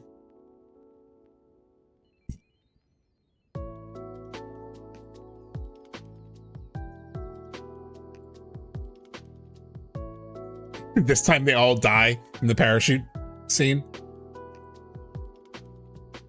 Which one's more plausible, Nick?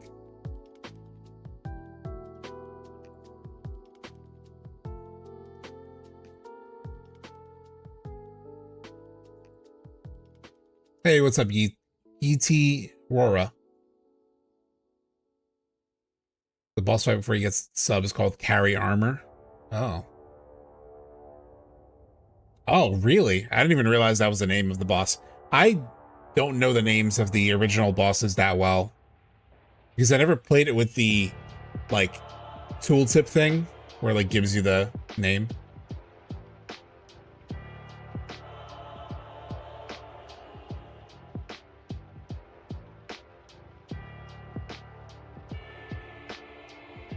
But this isn't crazy, but Tifa dies by Sephiroth's hand. Nah.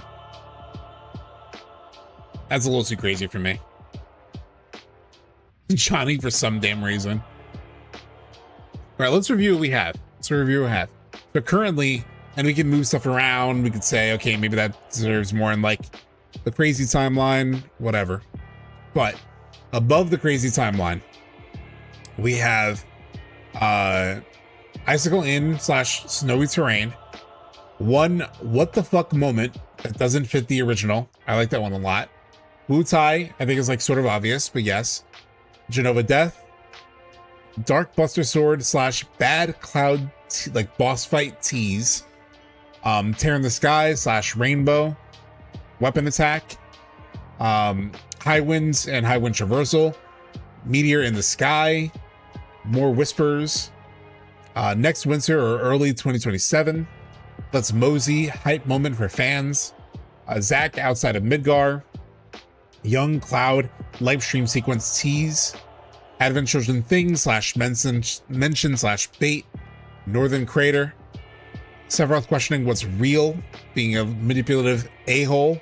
We hear reunion mentioned. Tifa in the gas chamber. Tease / question about Aerith's data say what's going on to Shura. Sid gameplay, but not Vincent. Rocket Town.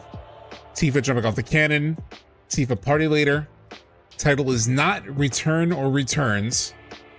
Revisit tease of Zack DLC ending. That one's kind of wild. That may have to go into the crazy timeline.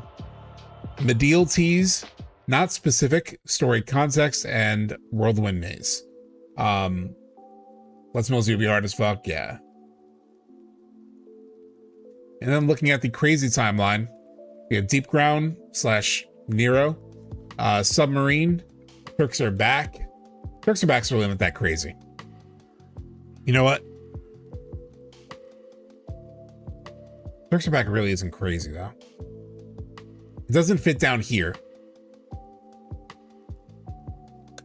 New open spot. Turks Are Back doesn't quite fit down in Crazy World, but it's not exciting enough for me to put it up here.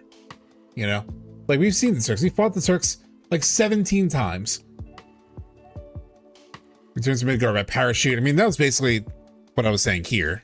I'll just add the parachute thing. Since people are stuck in the parachute thing. And yes. Someone had a very plausible title for part 3 if you want to hear it. What is the title? Yeah. I mean, I'm not super into the title speculation anymore, but now you have me curious. I think it might be the opposite.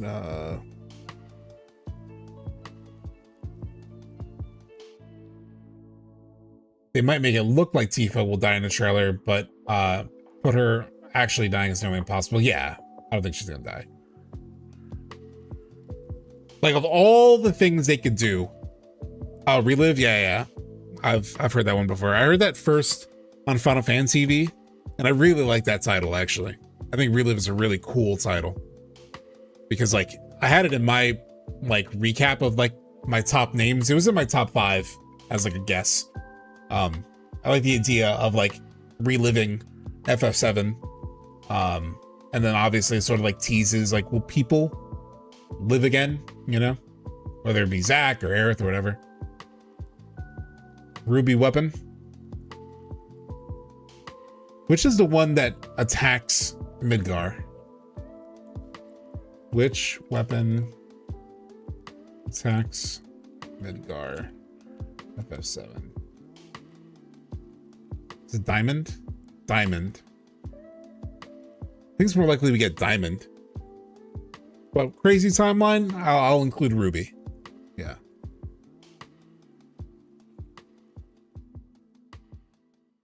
All right, so Ruby weapon, Knights of the Round, Gas Files tease, which isn't that crazy. Gold Chocobo, snowboarding, returns to Midgar / parachute, missing Cloud tease, Smoking Sid, Young Sephiroth, returns to Forgotten Capital tease, Under the Highwind tease, Genesis. Maybe I'll make this like super unlikely because they're not like crazy.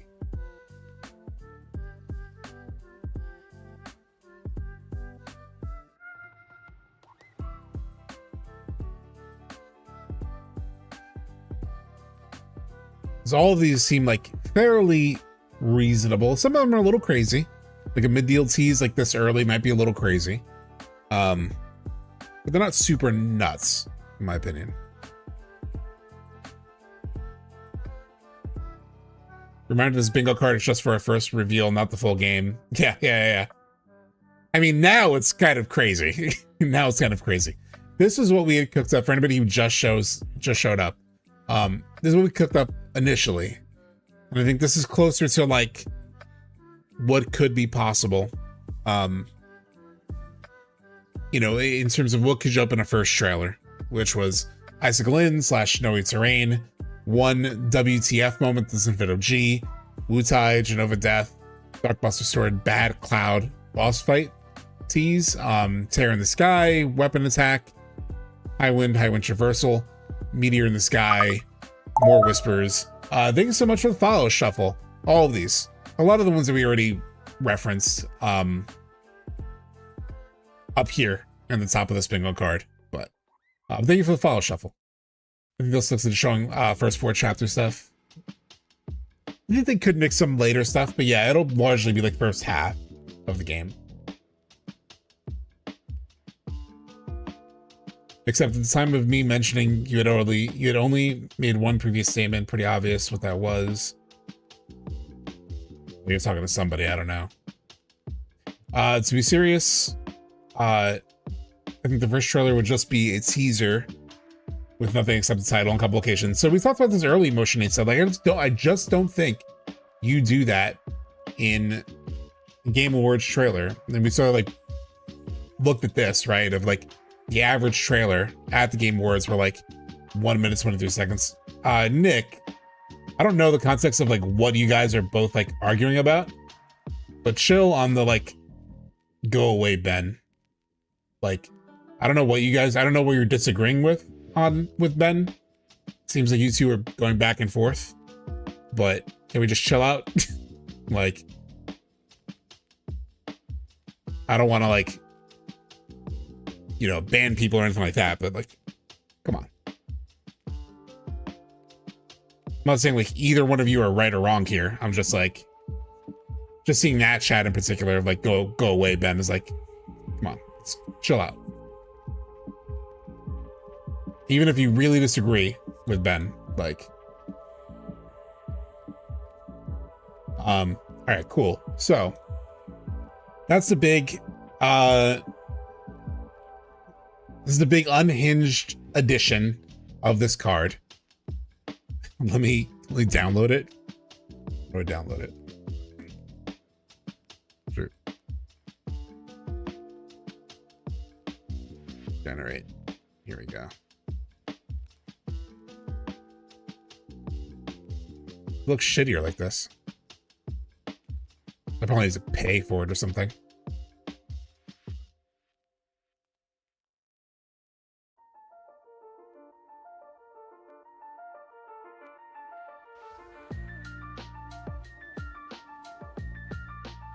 Oh, here we go.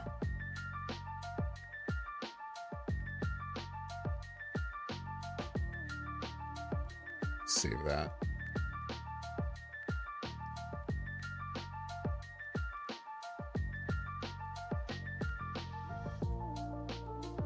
That was cool. Oh.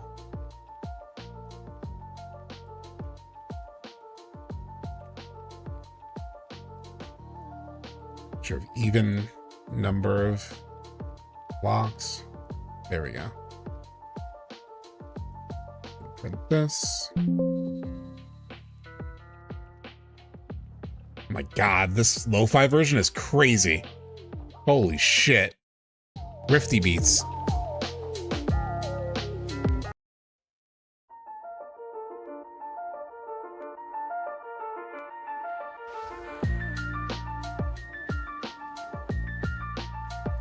I think I have this somewhere in my, like one of my chatting things.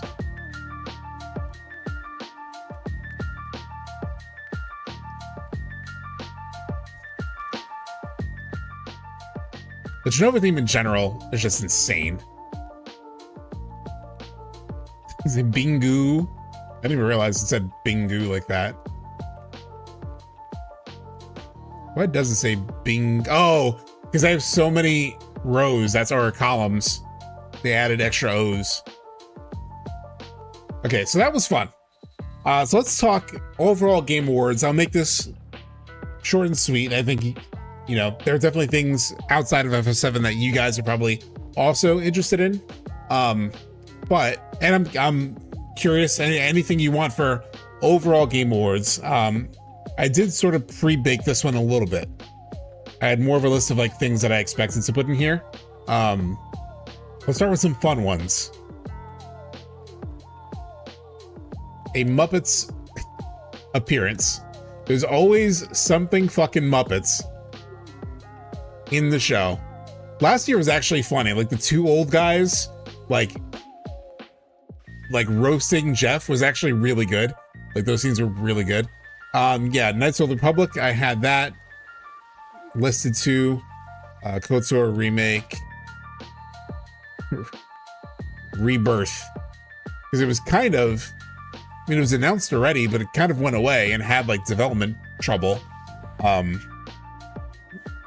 of War 6. I'm not sure if we'll get a new God of War. I'm not sure we'll get a new God of War, but new Cory Barlog game. He was the, if you don't know, he was the director of God of War 2018. He's been working on something for like years, and we haven't seen anything on it.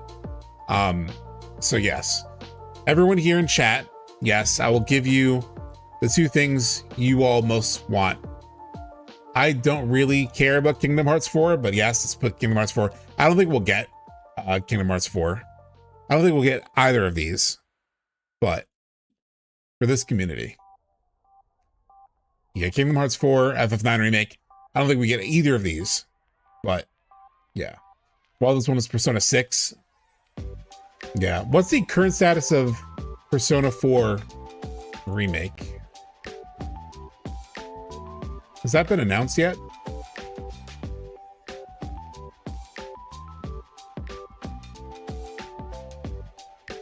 Oh, it was announced already.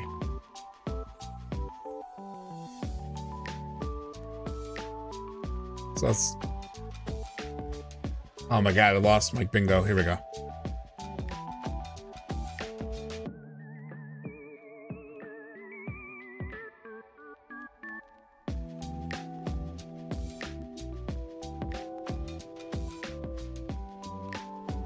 There we go. I know there's a combat video a few weeks ago. Oh, okay. Oh, Tides of Annihilation. I did consider that. Let's put... Everyone's been talking about this, you know, will they actually finally do Half-Life 3? I think I can actually put this on here because of the Steam machine. You know, like, maybe they'll have it there because of that. Phantom Blade 0 release date. Yeah. Is there a release date yet? Phantom Blade 0 release date. I know they've shown a lot of stuff about it. No, not yet. Did they announce it'll be revealed?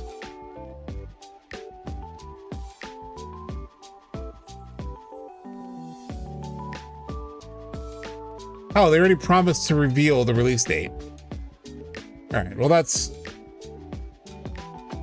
less fun because they already confirmed they're gonna have that.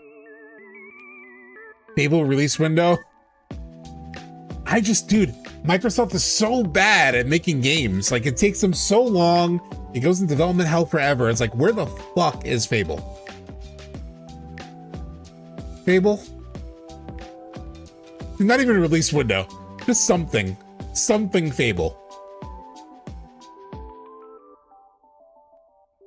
I would assume they would want to keep that for one of their shows, but... ILL release window? What's ILL?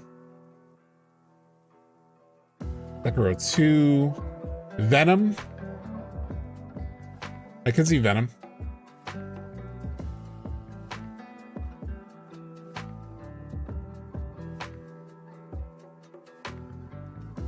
New Sonic game. I don't know about Sonic, and I don't really care about Sonic, but there is something Sega. ILL is a new horror game, okay. But there is one thing from Sega that I really want.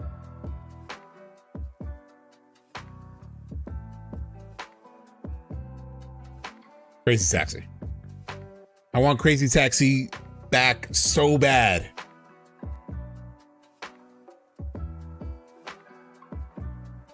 Trailer for new Super Mario Galaxy movie. Yeah, they'll probably have that. I'll put that on the side.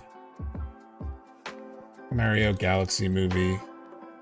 I'll consider that. If we have like open squares. Here's one. That could be cool.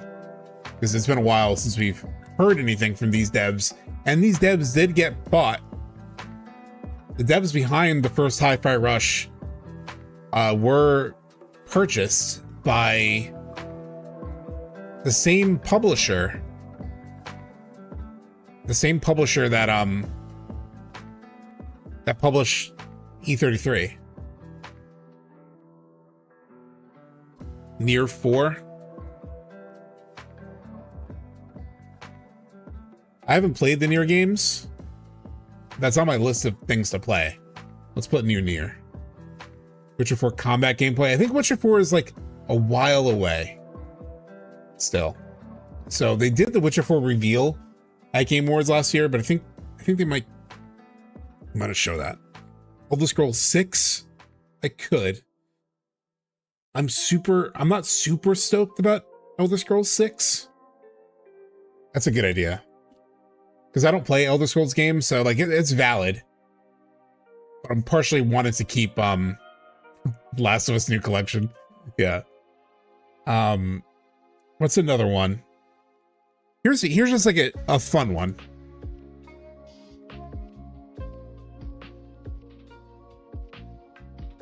Will there be 5 indie games that I want to play? Right? There's usually a lot of indie games at the Game Awards, and a lot of them do catch my attention. So let's see if we get 5 of them. Here's a really cool one that I'm hopeful for.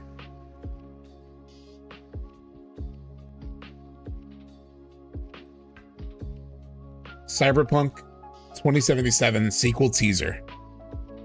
Because I'm trying to think of like what are crazy things that could show up.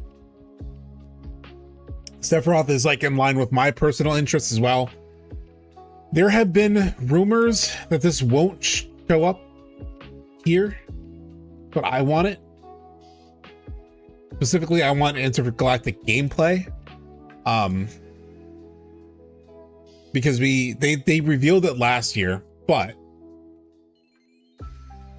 this is the latest that apparently has been said about intergalactic Game Awards.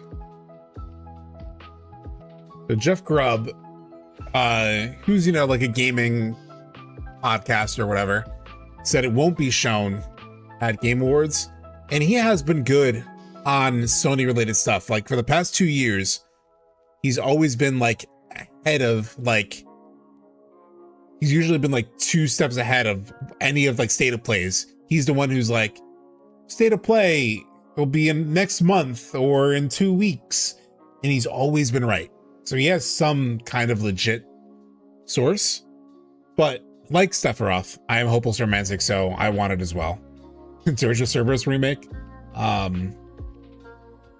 Yeah, Powerman, in terms of like intergalactic being Souls-like, it actually relates to something.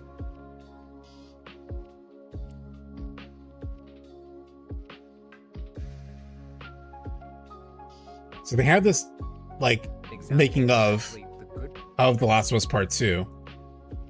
And in terms of being like FromSoft-like, intergalactic being FromSoft-like, they had this moment where they showed off the gameplay they were building for The Last of Us Part 2 initially. This is just really interesting. Let me find it. Where is it? When they were first coming up with sort of like the what it would feel like. It wasn't just the melee combat, we were also looking at sort of layout. Inspired by Bloodborne.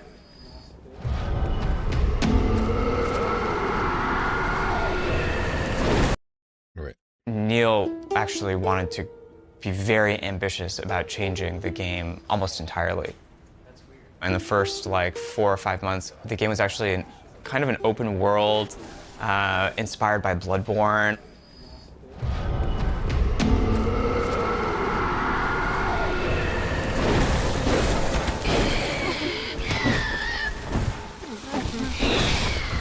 And like it was purely melee focused, like it was all hand-to-hand combat.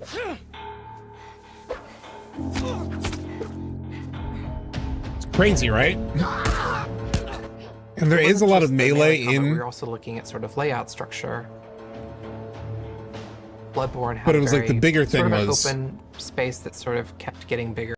how you explore the world was like a big part of it. It's like that's what they were trying to mimic even more. So I think that it'll be closer to that whenever they do it. New Larian tease, I'm not sure about that, but Control 2. I would love for them to show off Control 2. I still need to go back and finish Control. I played about half of the first Control, and I really loved it. Like it's just a really cool, just like typical, like those guys make some interesting, like weird fucking games. So I really like Control. So I'm hopeful for Control 2, and then I have to go back and finish the first Control. Max Payne 1 and 2, yeah, I considered that too. Let me see, anything here? Oh.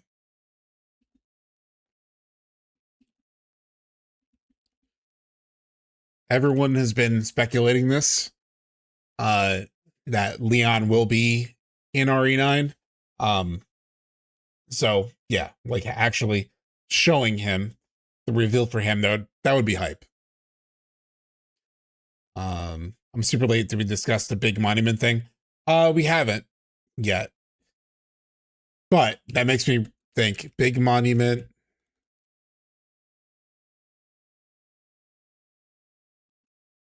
Will be lame. But it may be something lame.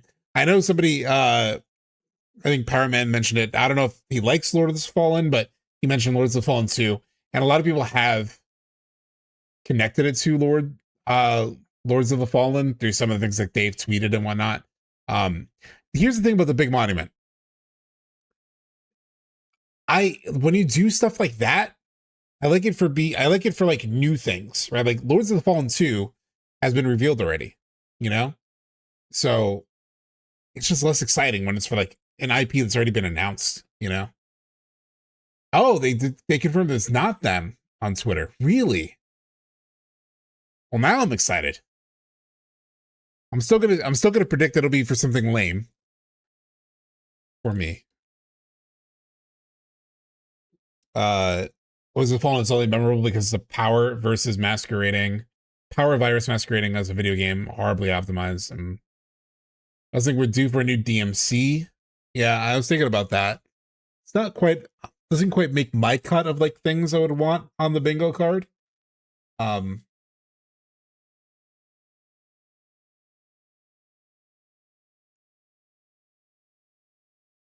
just seeing if there's anything I wrote down ahead of time. All right, here's a fun one. A new game, or rather, yeah, a new game in a dead franchise. 15 plus years since last. So like a new game and like a quote unquote dead franchise. Talk to a girl as a guest. A new game in like some kind of like dead franchise, you know, that would be, we've seen a lot of that. We've seen a lot of IP revivals like Okami 2 last year. A lot of that. New Mass Effect, that'd be fun. Well, actually,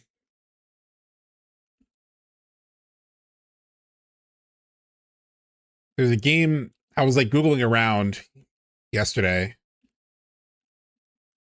And there's a new game called Exodus. Apparently is being made by like ex Mass Effect devs. And so like it's sort of like in some ways like the revival, hopefully, of that.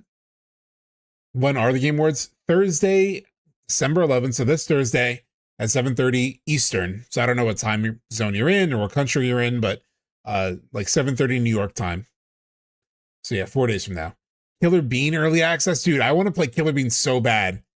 The trailer for Killer Bean was so good. Hold on. Killer Bean trailer.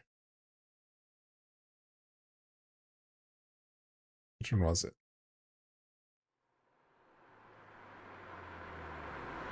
"16 years ago." No. Wait. This is so fucking stupid.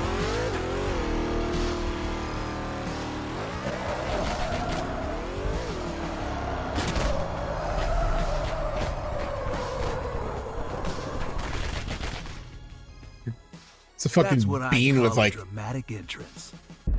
There's a Max reason Payne why I'm gameplay. called Killer Bean.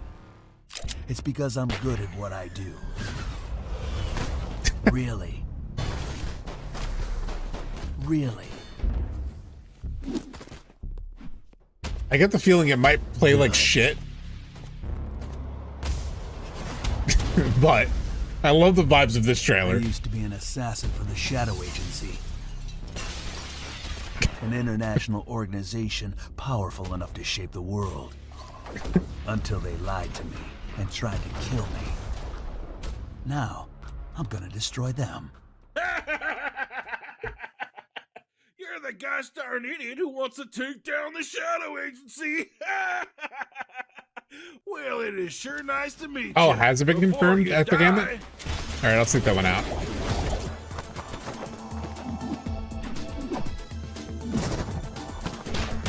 Fucking bounced. This trailer's making me gassy.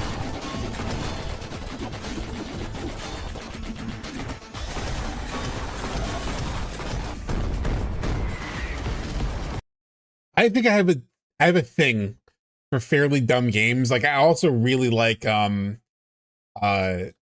what's it called? I really like the demo that I played. I haven't played the full thing, but the demo of like the walking game. What's the weird walking game? Fuck, let me pull up Steam. Baby Steps. Like I kind of enjoyed what I played of Baby Steps.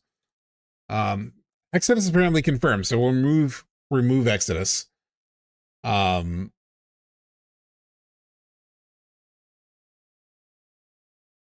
know what? Yeah, fuck it. Persona 6. I think it's I think it's unlikely, but let's see. What else, chat? What else would we want?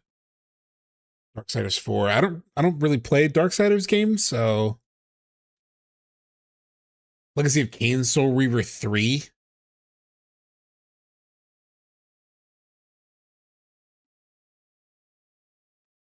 That's kind of crazy. Like a Legacy of Kain. return. That's kind of nuts. More Dustblood. I feel like they might save that for like a Nintendo event since it's a Nintendo game. Nintendo usually doesn't show up big at Game Awards. They kind of like keep them stuff to themselves. Same with like a new Mario game, I think would be at some Nintendo event. They usually don't do big reveals at Jeff's shows. Armor Core 7. Isn't there already? Oh no, it was Armor Core 6 that came out. I'm not really an Armor Core guy. FromSoft's next single player game. That's possible. I just I don't know if I want that so bad. Like I like their games from what I played, but I've only really played Bloodborne. I still haven't played Elden Ring, so.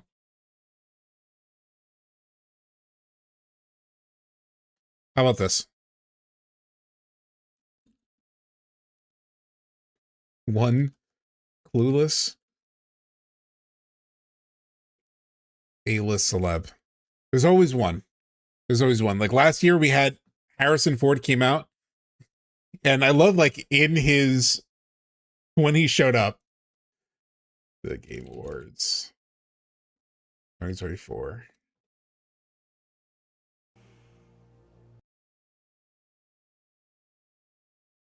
Round of applause to the. He was like, he's like, these guys are great. Fucking Troy Baker was amazing as me. Guys for the great circle. And then he was like, wait for it.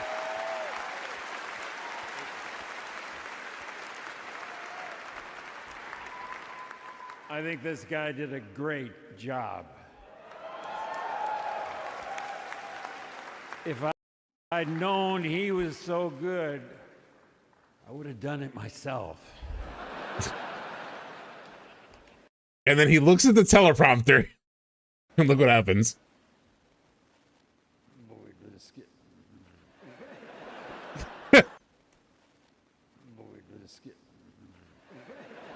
We can just skip. And now, we're here. Harrison was like, you got what you got from me, okay? You got what you got from me. And then like the year before or a year earlier, like you had Al Pacino. So yeah, at least one clueless A-list celeb who like doesn't want to be there, or like at least one A-list celeb who doesn't want to be there. Yeah. He doesn't even give a shit. He doesn't give my money. Yeah. What else? What is this? Oh, it's switched to a new playlist. Oh. There's another lo-fi.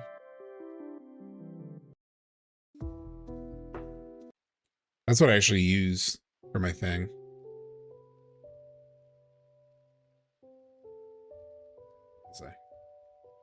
Tomb Raider gets announced. They've been making it for a while. New Tomb Raider.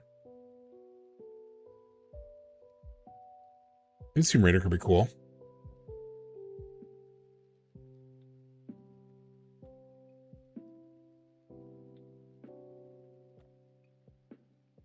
My last one. I'm thinking, I don't think this is a real thing. And I kind of love how Uncharted ended, like Uncharted 4.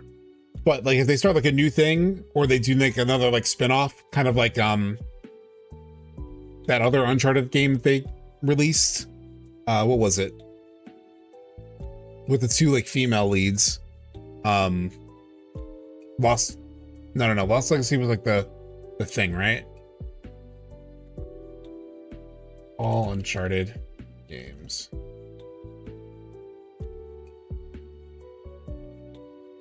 Yeah, was it Lost Legacy? Yeah, Lost Legacy. Because Legacy of Thieves was the collection. That's right. Lost Legacy. I really like Lost Legacy. See, I'm thinking maybe new Uncharted. I don't think we'll actually get it, but for me, that's what I would like on my bingo card. So we have some of them are just fun, right? A Muppets appearance, one A-list celeb who doesn't want to be there. Other than that, Venom, KOTOR remake, Rebirth, New Nier, Half-Life 3. 1 second. The Uncharted 4 was such a good ending. It was bittersweet for you? I feel like Uncharted 4 is like as happy of an ending as you can get. I mean, it's a realistic ending, I guess, but a very like positive ending. I felt like Fable, Intergalactic gameplay, Hi-Fi Rush 2, E33 DLC, Crazy Taxi, Where the Fuck Are You?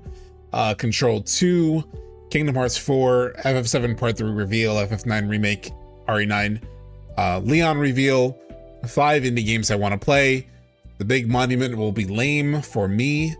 A new game in the, well, to specify Drake, because I agree. Spin-off. Something in that world, but not direct. It won't be Nathan Drake, you know?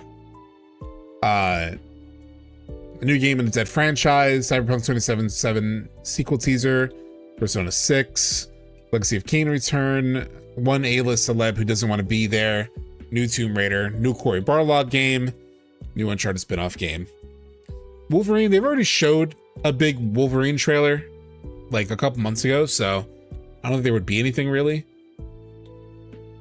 And really this is just for like lack of anything else coming to mind, you know? Like something I was looking at was like, you know what, I would rather have the Max Payne remake there than like a new Uncharted game. Because I don't want them to like also ruin Uncharted in some ways. Like one of the things that I had written down is something I'm like somewhat interested in.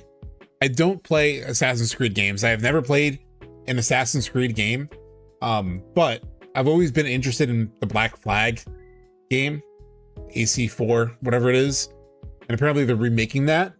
And so I would be interested in that. I kind of do want to check that out. And I've heard that one's good too. Like I said, I haven't really played the AC games, but Black Flag looks cool. Like I like pirate shit and whatnot. Reminds me, I gotta play Pirate Yakuza. Apparently the Pirate Yakuza game is really good. I've seen some people play it on stream. It looks cool. FF17 has been in the concept period for about a year. Yeah, I don't think they'll show it here though. I think they'll show part 3 before they show 17. I really like this list. Just enough copium to sustain me without overdosing. Thank you. That's kind of what I was hoping for. So this is my Game Awards list. I think this is a solid bit. Getting to play Black Flag. Yeah. They already said they'll talk about Wolverine next spring.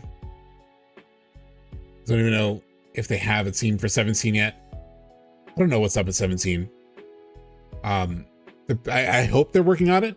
I'm just curious. I assume like after 16 and 7, they're probably in a bit of like a debate internally at Square, or at least there was a period of time, I think, where they were like, where do we want to take this franchise? You know? Because I think the remake path and the 16 path represent two fairly different approaches to FF. Not that they have to be the same, but I feel like they do need to sort of like narrow in on like what Final Fantasy is gonna feel like, you know? So I'm hoping if they reveal 17, they go in a cozy direction, have similar vibes to 8 and 9, maybe make it inspired by Scandinavia or something. It's so funny because it's so long since I played 8 that some of the guys at Shinra Arch were like pulling together some FF8 stuff. One of the quotes that they brought up was like Nojima, I think it was talking about in some interview. He was like, yeah, it's FF8 is more upbeat. And from what I remember of FF8, I don't know if I would call it upbeat. It deals with some pretty, it's like a very dark color palette in general. I just remember being like very serious in tone for the most part, but there were some goofy things, I'm sure there always are, and it is like high school kids technically, but it always felt more mature in its vibe. But I haven't played 8 in a long time. yeah, everyone's at war. There's like, you know, orphans and all kinds of things. I generally saw it, yeah, generally a serious game, but it had goofy moments. More so than 7, you know? But yeah, so if they do a lighter vibe, that could work. I think 10 I would call like an upbeat game, even though it has some like very sad shit and the ending makes everyone sort of gush tears. I would generally say 10 is more like upbeat, you know, so is 9. Even though 9 also has like very serious topics, the tone of 9, the tone of 10, I feel are lighter, you know? A lighter tone would be good for 17. I think Rebirth really landed its tone pretty damn well for the most part. Like whatever zone Rebirth is in, that was a really good, you know, line, I think. Obviously people are going to have issues with certain scenes. But overall it was really good, really well balanced, I thought, for the most part. 9 is existential crisis in a game. Yes, it's very existential, but is also very like fun fantasy. There's like little rat guys that you're talking to, and I don't know, it's the tone of it felt, I don't know, the tone of 9 feels lighter. It feels like a lighter storybook. You know, fucking Zidane is pissing with VV outside, like he's also like trying to rizz up what's her face, like to me it feels lighter. Garnet, Dagger, yeah.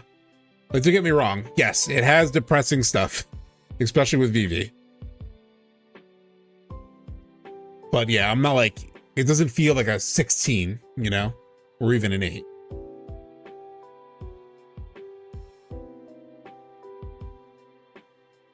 Brighter color palette, yeah.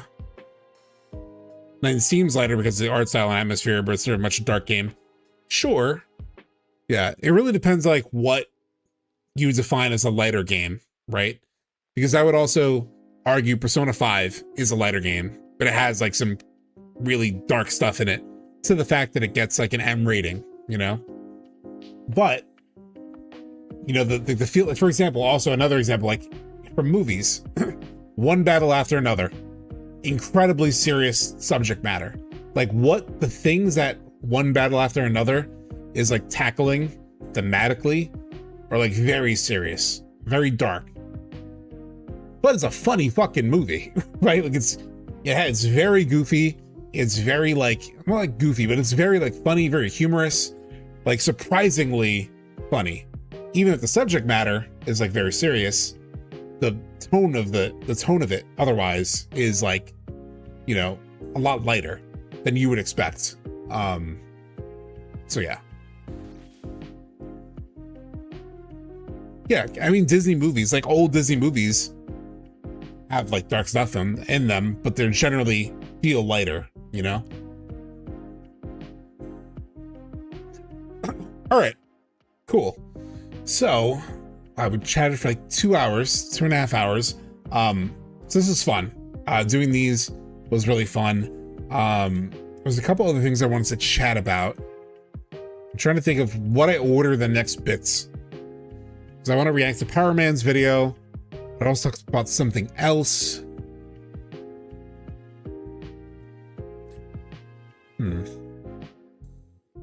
Let me bring this up. Let me chat about this. Before we get to Powerman's video, I wanted to talk a little bit about how, and I kind of mentioned that earlier, how Rebirth, like we don't really appreciate it enough sometimes. And I wanted to talk about that topic. So specifically, I wanted to talk about, where is it? Like I said, I was playing, which day is this? That's day 9, day 8. Was it this one? He ended in Gongaga? No. Which one was it?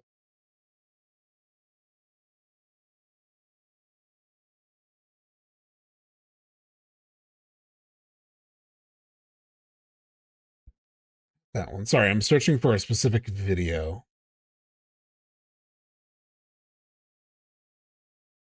Not that one.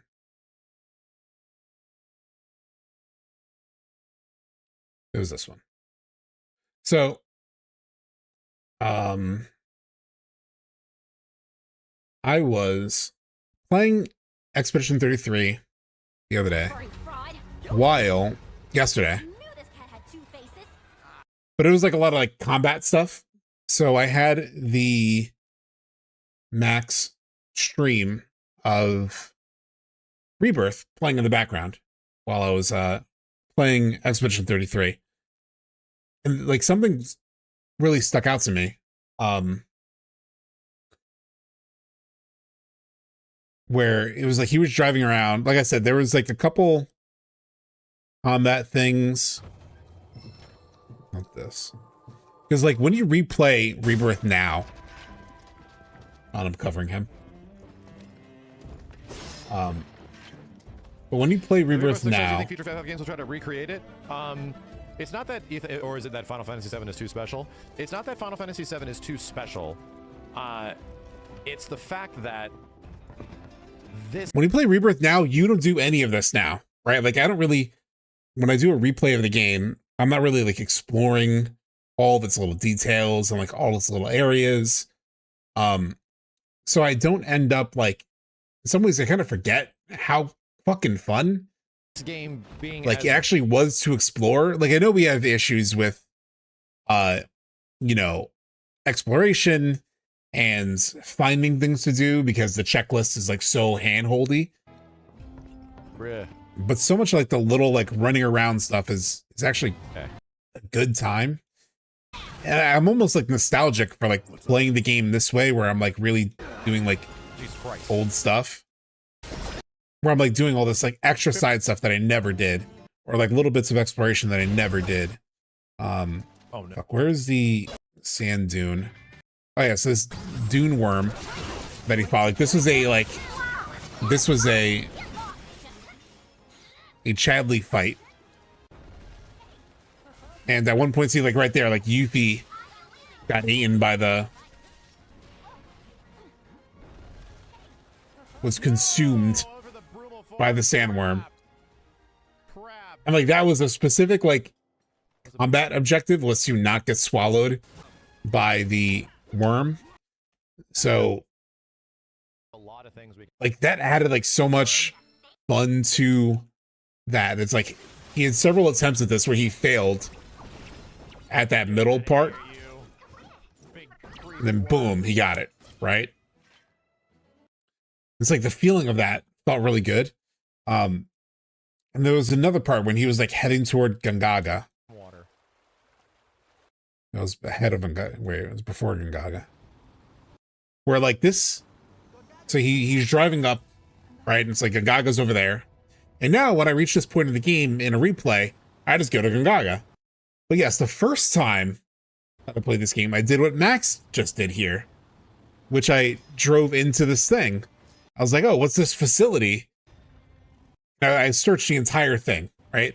I was looking for items and other stuff. Maybe there's a chest in there with like a weapon. And it's like that level of like exploration and like looking into like the little details in the world I haven't done since my very first playthrough. Like I would never go back into that facility that he was just in. Like I would never go back here, right? This would just be set dressing in the world because I already explored it. There's nothing that interesting. You know, there's probably a couple collectibles that are usually like resources that I don't really need because now I've crafted everything. But the first time playing the game, I was all up in these like little details. And then another thing that stood out to me was like he was like exploring Gongaga and he ran randomly into, he actually got to this side quest before he got to Gongaga proper. And then he mentioned something that I didn't realize, like I'd forgotten.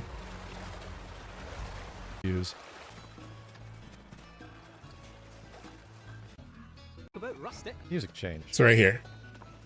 So a couple things. One, this side quest, like the dialogue that the game gives you, I just didn't even think about it so hard. And I do want to go back and do like side quest cleanup and replay some of these with you guys, because I skipped a lot of the side quests when doing the hard mode replay, but we'll go back and we'll play all the side quests. That's my plan. Someone lives all the way out here, in this wee hut. Talk about rustic. With this dialogue.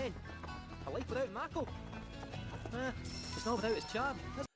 It's like world building and talking about like people choosing to live without Mako. This could be a whole new string to the Shinra Resort's bow, eh? The rural getaway. Cast off modernity and embrace its heritage. And then fucking Kateseth finding a way to sort of like turn it into a commercial opportunity. You'd be surprised how many people would go for it. Could be a nice little earner. It's like that little Kateseth dialogue. The world building, the character building. Then again, a life without Mako. It's not without its charm, is it?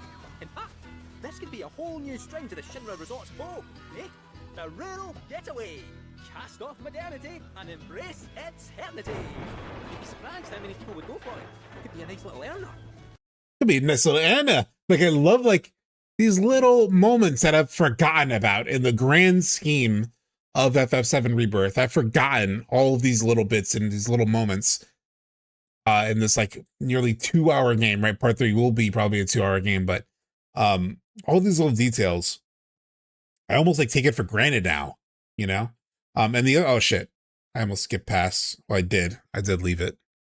632. When he talks to this guy for the, I did not connect this. Watch this. Not making any progress at all.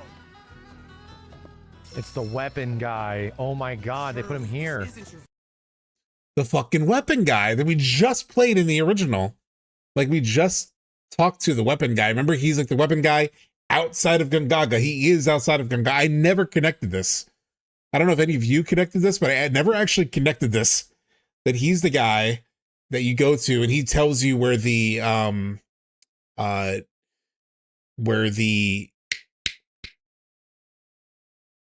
sort of the key to the temple is or whatever. I never connected the dots on that, but yeah, like in the original game, that guy, like that weapon shop is outside of Gongaga. In fact, we have the power of an entire fucking computer.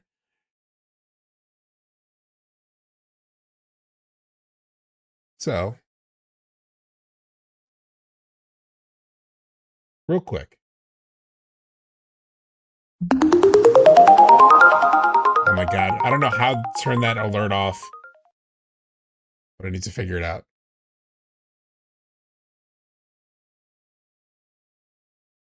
In fact,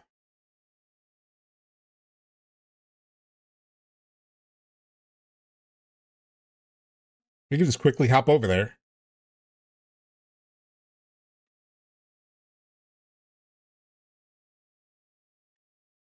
Oh, volume.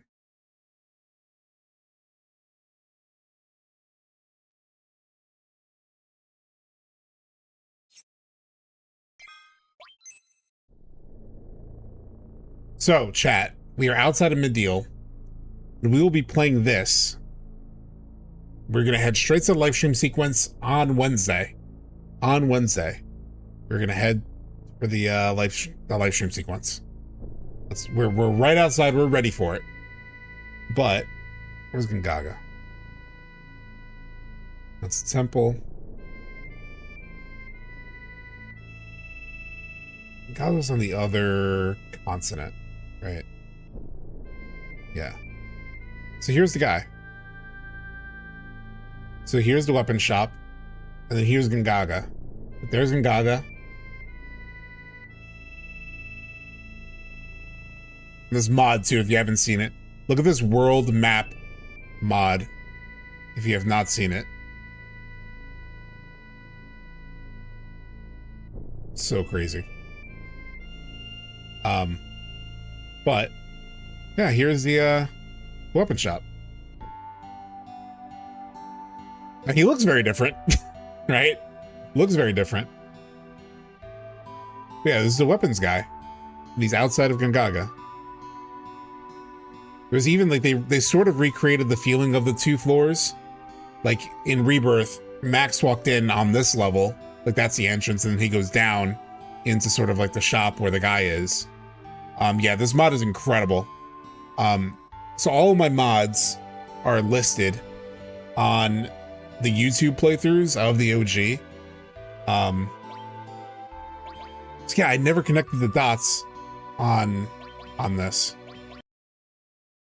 which is crazy. Yeah, I never connected the dots on that.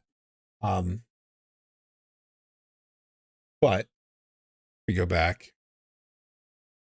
Yeah, that's the guy. As for the mods, in case you don't know,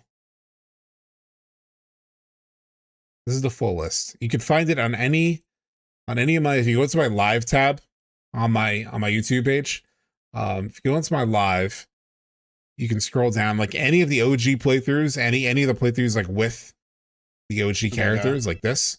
I have it in the description of the stream. So all my mods are here. So you can just, go to one of my playthroughs of the OG on my channel, and you can find all the mods. The world mod specifically was the Cosmos Gaia mod. There's a couple things that you need to update before you can make it work. So it's a very cool mod. But yeah, I take for granted in some ways, like all this stuff. This ended up being like a good side quest. We'll play that side quest later. But then the other thing, it was so cool. Like he really did not know, because he didn't watch the State of Play. He really did not know about Cisne. All right, I gotta follow. Like I said, I haven't watched Max's playthrough in total, so a lot of this stuff is like new to me. And it's actually nice to like go back to the game in this way. Yeah, he didn't know about Cisne. Wait, she shows up here.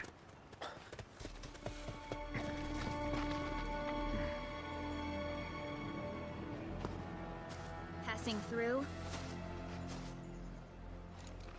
You. What? Nothing. For a second, I thought you were someone else. I have this sped up a little bit. It's a fucking Cisne? Nothing. Right there. For a second, I thought you were someone else. It's a fucking Cisne? What? Is that fucking Cisne? Yeah, so he was confused by that. She did recognize Cloud. But she gives him a look right here, right? Passing through.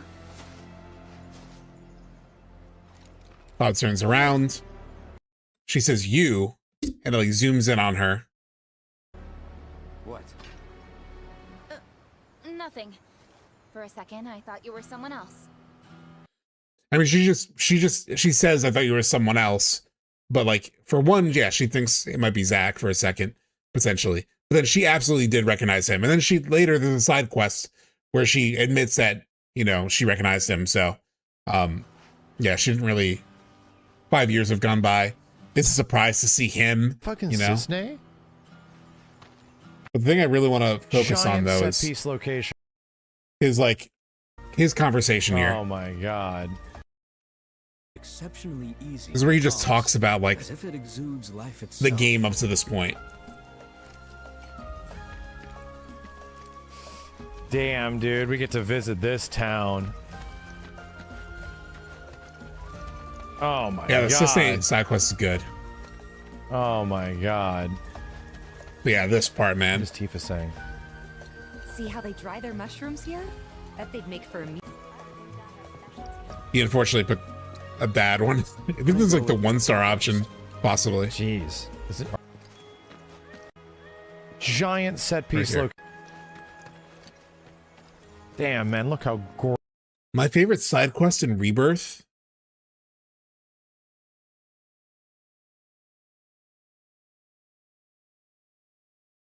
Fuck, it's hard to remember them. The one that sticks out the most for me is the one where you have to find, it's in Corel, and you have to like find the missing clone, just because like it further set up Cloud as like just one of those guys, and like it builds even more into his like mental collapse. It's not a fun one. Although like looking for it in like the sort of like the special flashlight that shows the Genova juice was kind of cool. Bow Wow Wow, yeah, probably like up there in terms of like favorite side quests for the vibes of it. Cactuar one was fun, yeah. I actually really like the Kid G stuff. It's kind of annoying, it's kind of difficult, especially the Aerith fight in that proto quest, but like that was fun. God, I'm trying to think of all the side quests. FF7 Rebirth side quest list. The one early in Calm where you all the Gilgamesh stuff, yeah. The one early on in Calm with Tifa where you have to get that Queen's Blood card back. And you get the guy who's like, he tells a story about like learning about the drink that she made. And then they talk about like, he's like, oh my God, you're the one from that famous bar, Seventh Heaven. Like that was just like, it gave me good feelings, you know? And they talked about like the future. Thank you, Shanika, for following. But then also, yeah, the feeling of like the callback to Seventh Heaven and like, oh, the Seventh Heaven in the future, that kind of thing. Yeah, the rare card lost. Stuck in a rut. Onwards. I don't know all these. I don't know them by name.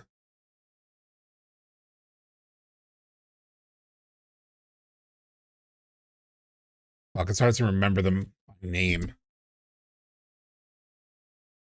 Teach Me Great Warrior. What is that? The Chicken Quest is fun. Like it's kind of like it's funny how it revolves. A lot of it like drives you crazy while you're doing it, but the payoff is really good. The Bugenhagen side quests. The Bugenhagen side quests where you like from whence life flows. Yeah. The Bugenhagen side quests were really good because they're really juicy with like how it ends, especially like with what Bugenhagen says. The Johnny quests are fun. Yeah, the several Johnnies.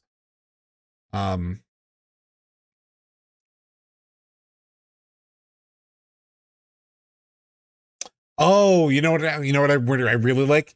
The Tonberry King. I really like the Tonberry King too. Dreaming of Blue Sky. Which one is that? Dreaming of Blue Sky. Which one's that? It says nothing. Dreaming of Blue Skies. FF7. Which one's that?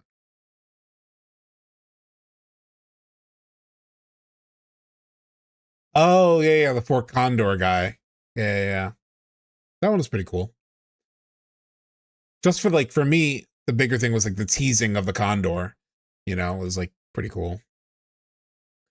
Yeah, I just want to like, before we get to Powerman's video, as well as playing Crisis Core, I just want to like indulge in the vibes of like, to remind us of the feeling of like playing Rebirth for the first time. I'm living vicariously a little bit through finally watching Max's playthrough. And like what he talks about here is just such a reminder of like what that first fresh experience of Rebirth was. I can't believe it's like giant set piece location after giant set piece location after giant set piece location of just incredible place, and then another incredible place, and then another incredible place. It's just it's like overwhelming. Yeah.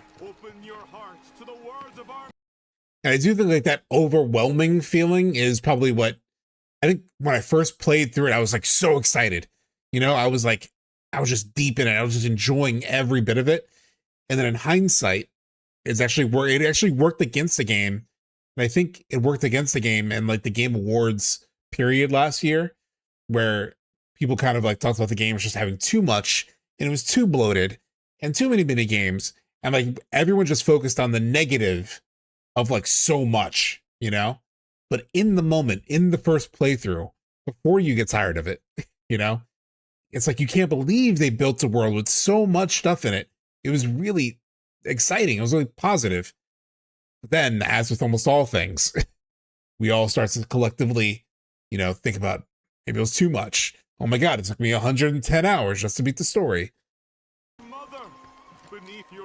But this was the feeling, for me at least. And apparently for Max. Planetologists. Oh, the girls are looking at Cloud. It's funny. Dude, and like the fact that every area has been just wonderful, you know? Every area has just Tyler, agree. Every area's just been literally wonderful. It's so wild to me. Yeah, Sephiroth, yeah. Sephiroth saying, even Max says, he said it before, but how there's so many good moments in this game, you easily forget about them because all the new stuff that comes after the afterward, yeah. What do you have? Care of your choco buddies. Green chickens. The game has just... You need to attain... Okay, so we actually have to go chocobo hunting in this area. Yeah, FF7 Remake got criticized for too little. Rebirth got criticized for too much. The fact that the game has just so much diversity, you know? This right here. Something always to spice up the gameplay loop, something... Because you're here for a long time, man. You're in this game for a long time. And here's what's crazy. Is that it doesn't even feel like I was in the grasslands or Junon that long ago. And bitch, it has been 53 hours. 53 hours! And this game does not feel like I've been playing it that long at all. At all. It's crazy. Games that are that long, I'm just like, buddy, this game is too long. Right? These games are too long. It feels like, yeah, that's about accurate. It feels like I've been playing this for about 20 to 25. Feels about that. I kind of felt that too. You know, like there were times where it definitely felt it dragging a little bit. You know, like when I spent so much time when it took 32 hours to walk into Under Junon for the first time. I just remember looking at the game clock and just being like, I can't play at this pace. Like, especially because I needed to fly out the following Friday after the game had come out.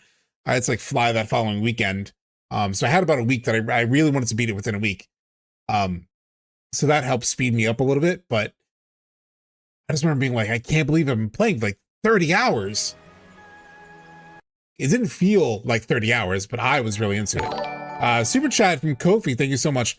The Zelda effect earns overwhelming praise at first, then over time it gets criticized and then it goes to focus. Yeah, I mean, I haven't experienced that with Zelda, but I can see that. I definitely have like seen that with like Tears of the Kingdom, for example. Where like Tears of the Kingdom, it was like so cool, all the things that you could create, you know, and all the creations that people were doing, and it was spreading all over social media, and then now it's just become, it's Breath of the Wild too. Yes, it shares a lot of stuff with Breath of the Wild for sure, 100%. But it did some really cool shit, and it's completely discounted now, you know. And it's so insane. And the fact that we'll get access to like all of this again and potentially more in a part 3 is wild. That's what's even crazier, is how big the next game is going to be. So nuts, dude. Just absolutely crazy. You're 30 hours in and you just made it to Costa del Sol. That was about me as well. Wow, Tyler. 53, that's my remake playthrough. Maybe, yeah, that might have been the end of my remake playthrough. Might have been just around like 50 something hours on. And that's crazy because for me too, yeah, hey, what's up, Marisa? Furthers? Yeah, it was about like my first playthrough of Remake was about 50 hours. And here he is like basically the middle of the game.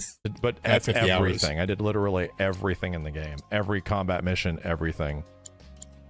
Yeah, I've been taking my sweet time, don't get me wrong. I sort of spend a lot of time just like looking at shit. I definitely do. As did I, yeah. I'm not trying to speed through anything at all. The devs have worked on this shit and I am looking at it, bro. That line of like, the devs worked on this shit and I am looking at it, bro. Yes, that was, like I said, that that random building that he drove into on the way toward Gongaga, all those little things, I was spending so much time at each of those locations. Like, what's that over there? Let me try to climb up that. You know, it didn't really have as much discovery as it could have.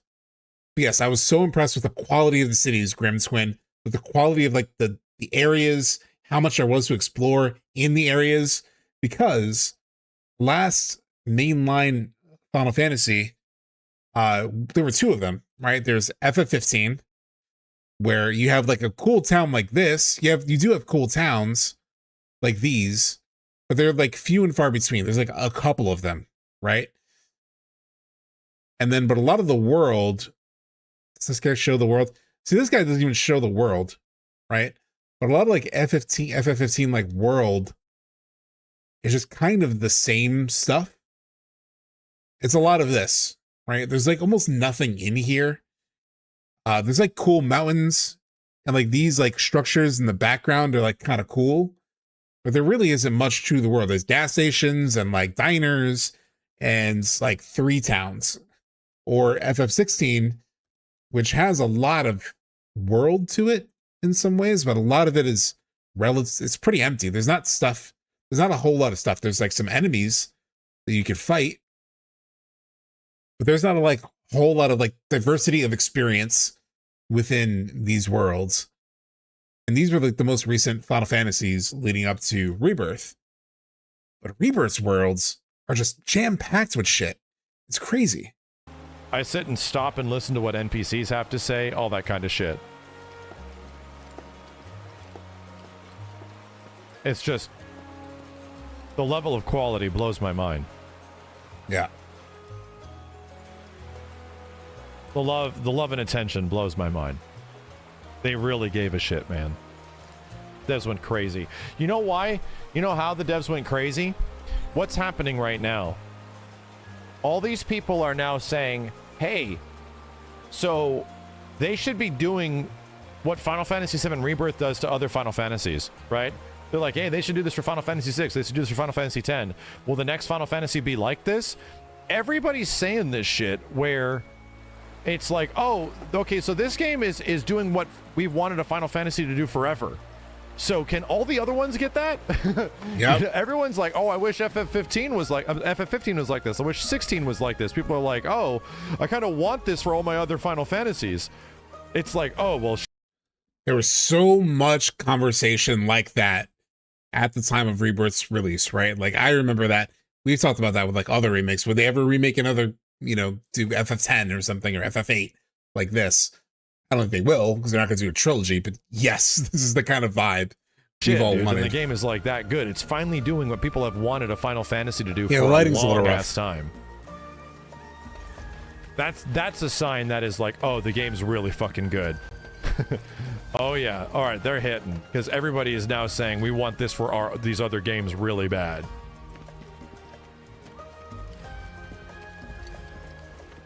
What house is Zach's parents? Dude, this town is so much bigger. Yeah, it's 12. Than like the 4 huts that were in the 4 little huts. Village of Gongaga. Oh, I just have to talk to everybody. Oh, interactive NPC. The world building is great. I can't believe all the secondary NPC dialogue. The non-interactive NPCs, how good their dialogue is most of the time. It's crazy. They're worth listening to.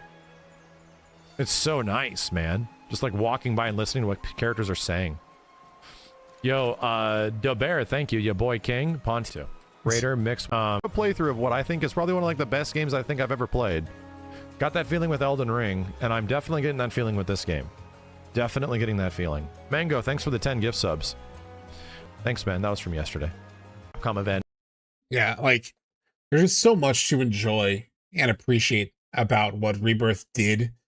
How it really recreated that classic Final Fantasy feeling.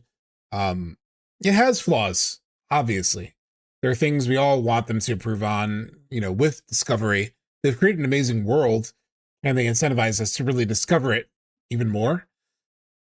Man, it really was like being able to like see it through his eyes fresh again has been just a nice little bit of joy.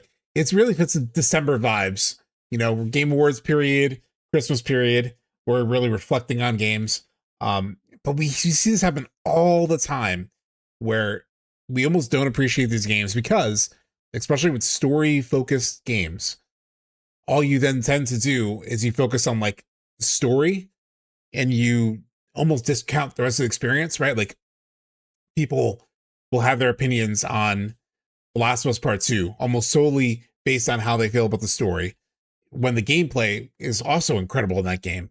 Or I've had that experience with something like, you know, let's say Spider-Man 2, where like the story didn't really connect for me. And so now when I think about that game, I'm like, but there were a lot of like good gameplay moments, you know? Or I feel like it's happening a bit now with like Expedition 33, where now I'm playing it fresh again, right? I've done an entirely new playthrough from the start, and it's been months since I played it, and I haven't been involved in like any of the sort of like watching any breakdown videos and analysis and all that, and conversations and Reddit threads. I haven't been super involved in the Expedition 33 community. It's been really nice because now I've gone back to the game 7-8 months later, and it's all hitting me fresh again. You know, like all the gameplay related stuff too, especially. And now I'm seeing like stuff in the dialogue and in the story that I didn't notice the first time through because I couldn't notice it the first time through because that game is so reliant on reveals. But the thing that really stands out to me is like now when you hear people talk about Expedition 33, they're like, oh, I'm so tired of it. Why is it like the only thing, why is it the only game people think are like worthwhile in 2025? And oh, it's so overrated and the story is kind of whatever. But it's like, first of all, it's not. But over time, it just feels like that happens with all these games that had like a great beginning. Usually it kind of, there's like, it's just an inevitable cascade of negativity because people love to over criticize or just focus on certain elements. They miss the forest from the trees. It's just almost sad to see, you know? It's sad to see how the narrative shifts on these things because we almost think about them too much, you know? It's happening to 14 now. Yeah. Granted, 14, you know, I wasn't a fan of the Dawn Trail story. I have a lot of, you know, criticisms for what Dawn Trail did, but Dawn Trail did some really good things with like dungeon design, especially in the MSQ. I'm not like a big like side quest player in, or like, I don't do all the side content in 14. I don't do any savages or anything like that, but they did some really good shit in terms of like gameplay design of things in Dawn Trail. Right now in the most recent patch, there's sort of, there's a quest where you sort of like do some investigating stuff. Like that mechanic was actually really interesting. But yeah, I mean, story-wise, I didn't really connect with it. Like Zio in chat is saying like, I'm not a fan of the first half of 7.0. I'm not a fan of almost any of 7.0 narratively. Like there's some interesting bits, but like nothing really even stands out as like, there are moments in Heaven's Word, Stormblood even, like the Azim Step, Shadowbringers, Endwalker. Like there are moments that live with me forever. And I don't think anything in Dawn Trail will really live with me like that. Which is unfortunate, but I'm also hopeful. You know, what's the future? What's 8.0? Where can they go? Where can they take the story? ARR wasn't amazing either, and then it spit out an amazing, you know, arc over time. So we'll see. But we'll be doing that's around 3 Powerman's o'clock, video so next. Thankfully, only a 20-minute video in the FF7 space, almost unheard of. Rebirth. So we'll be watching that next. But first, let me turn to the bathroom. It's been about 3 hours of streaming. I need just a quick break. Here we go. All right, give me a little bit.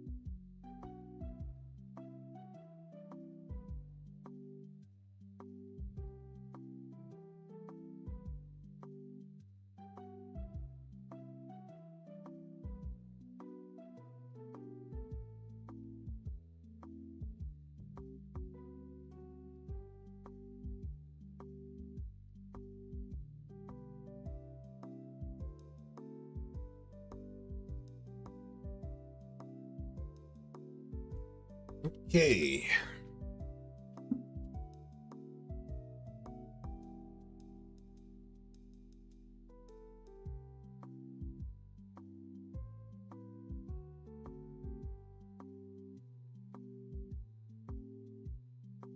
Where the fuck are we?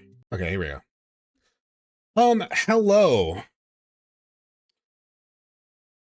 In terms of content, Dawn Trail is my favorite. Story-wise, Endwalker is my favorite. Yeah.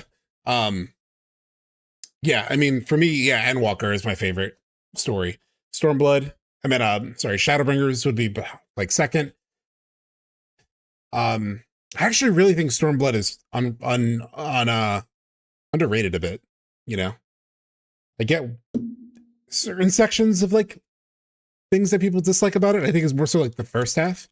I don't know. I think it's pretty good. So this is the video we're about to watch. Oh, Jesus Christ. Have you seen the Why You Should Be Worried About Remake Part 3 by Direct Gaming? No, not yet. It came up in my feed and like I opened it. I skimmed through the chapters. It seemed like it was like heavily about the translation and stuff like that. Thank you. It seemed like it was like heavily about the translation stuff and localization. I haven't watched it yet. I might watch it at some point. I don't know if I'll watch it on stream or not. I don't know. Anytime there's like localization as a topic, I feel like it usually gets into like shipper territory. So maybe I'm prejudging it too harshly. But I mean, I'll check it out at some point. All right, so this is Powerman's video. I just posted the link in chat. It is called, oh, hold on. I need to fix the, because I changed the, here we go. Wait.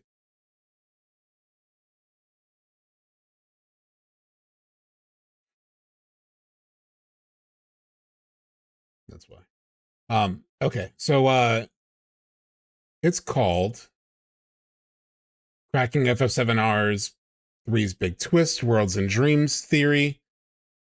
Let me set it into full screen. Okay. So check it out. So in the past couple months, I've really been kind of in a deep... Mercifully, 19 minutes and 15 seconds long. As someone myself who struggles to sort of like make videos shorter, I definitely appreciate how Powerman has made this fairly digestible. Watched a couple of his other videos too after seeing this, and yeah, they're pretty good. Start the clock. So in this video, I wanted to kind of break the usual formula for videos I do on here and present a story theory video, predicting the sort of big twist for FF7 Remake Part 3. Now, obviously, there's going to be spoilers for everything FF7 related in this video, so please, you're warned. The first thing that we're going to need to do is we're going to kind of back up. We're going to kind of need to explain the cosmology of the FF7 universe as established up until now in order to explain how my theory fits into it, because a lot of this theory gets into sort of like some metaphysical / spiritual kind of stuff, and that's kind of hard to visualize. As we learned in the original FF7, the life stream is the lifeblood of the planet, the spiritual energy that keeps the cycle of life going. Everything that is born from the planet dies and returns to the planet. Now fast forward to the compilation era, and we get a little bit more understanding about how the life stream works, specifically from Lifestream Black and Lifestream White. In it, we learn that the ultimate fate of people who die and return to the life stream is that their individuality, their soul, will dissipate back into the collective at some point. However, this is obviously not the case. Not every single soul immediately upon death just disperses back into the life stream. Many souls still contain their individuality within the life stream for a select period of time. We also learned in the original game that the Cetra do have some ability, like maintaining some of yourself in the live stream for some period of time. Reminds me a little bit of how Aerith's dad, or sorry, Elmira's husband, which actually he might be talking about, but like there's like a period of time where like he's sort of trying to get to Elmira, is the way that Aerith to mentions contact and talk to people that have passed, and to some extent talk to the planet itself. And with the release of FF7 Remake, we get a gigantic new bombshell about how the planet works. We learn that the Whispers are the arbiters of fate. They execute the planet's will and try to keep fate on course, assumedly the fate of the original FF7. Perhaps best described as arbiters of fate. They are drawn to those who attempt to alter destiny's course and ensure they do not. Like capital D? Destiny? The flow of the great river that is the planet, from inception to oblivion. And you're saying that that flow is somehow fixed? Yes, for it is the will of the planet itself. And then in Rebirth, we get a much, much deeper understandings of the inner workings of the life stream and the cycle of life and death itself. The first thing that we learn is that the life stream isn't just the spiritual energy of all of the souls that have or ever will exist on the planet, but it also contains knowledge and memories as well. And I think there was some of this mentioned in the original, but not to the extent that I feel like the remake trilogy gets into it. Materia is formed from the life stream itself. Orbs infused with knowledge, memories. From the Gi, we also learn more about the cycle of life and death. That if one did not arise from the life stream, one therefore cannot return to it as well. Also within Cosmo Canyon, we hear this extremely interesting theory from this now extremely famous NPC about how, you know, if the life stream contains all of these memories, is it not possible that it also contains hopes and dreams as well? Maybe the life stream can't even necessarily distinguish between any of these things. It's just a theory. And then at the very end of Rebirth, we start learning about these alternate worlds. The fact that Zack was in one of these the entire time, the fact that they even exist, the fact that they are ultimately doomed to fade, the fact that they ultimately branch in different ways based off of the decisions of the characters inside of them. And that's really all that we know of the cosmology of FF7 so far. There's definitely a lot of really interesting ideas and a lot of specificity to it. But the problem for me, at least right now, is that I feel like with all the world stuff, that is very particularly vague. Now, I know for a fact that a lot of people, upon the completion of FF7 Rebirth, were left a little bit confused. And they came away with this impression that they turned FF7 into a multiverse story? Question mark? Multiversal stories prior to Rebirth's release have become such a huge part of popular culture, just due to a mix of many factors. A lot of it was just due to the appeal of being able to bring back older versions of characters, you know, previous versions of characters with different actors and stuff, and appeal to fan service and that. Since they're kind of doing that now with the Marvel stuff, right? Like, I don't know the details of how they're doing it, but I just know Robert Downey Jr. is coming back in some form, seemingly as another character, but yeah. That way, it was another way to raise the stakes of a story beyond some sort of universal threat. And within the prior calendar year of Rebirth's release, there was both Ant-Man and the Wasp: Quantumania and The Flash, both tentpole comic book movies about the multiverse and its ultimate repercussions that both significantly flopped at the box office. And so when audiences have kind of been used to this sort of multiversal storytelling and kind of the mode that it operates, when they see this thing in FF7 Rebirth, they just are like, oh, it's that multiverse thing that I hate. Now here's the thing though, based on stuff from Rebirth and even a little bit from Remake, I don't think that there's actually any significant evidence that this is a sort of traditional multiverse story in the way that like a comic book movie does it. Usually within a multiverse story, if the fact that the worlds are meaningfully different matters to the story, then there will be some obvious differentiator to make it extremely clear to the viewer that these are different realities that they need to keep track of for story purposes. Whether that be through the aesthetics of the world, different historical events that had preceded traveling to this alternate universe, alternate versions of existing characters that look significantly different so we can tell them apart. Now, at the very beginning of Rebirth, the game presents its multiple worlds as a sort of World A, World B format, with the main reality that the vast majority of the game takes place in, with Cloud and the party, and then Zack's world with the tear in the sky. But once you reach the end of Rebirth and learn about the rainbow branching, you're left with this impression that these various worlds ultimately just blend together, having no truly meaningful distinction from each other. And so this is my main belief why this I don't know if I agree with that, right? Like, the meaningful distinction is definitely, well, in this case, like the existence of Zack, and then obviously the different branches of Zack choices. It's not a traditional multiverse story. Like the status of like Cloud and Aerith are also significantly different, right? These worlds are presented as different from the main reality as a collective. All that really matters is that they are worlds. The actual uniqueness of the characters and histories compared to the main reality is irrelevant. They functionally aren't any different. I think the big reveal for part up to a certain point, they have shared history for sure. Like that, hence why like Marlene remembers stuff from Remake.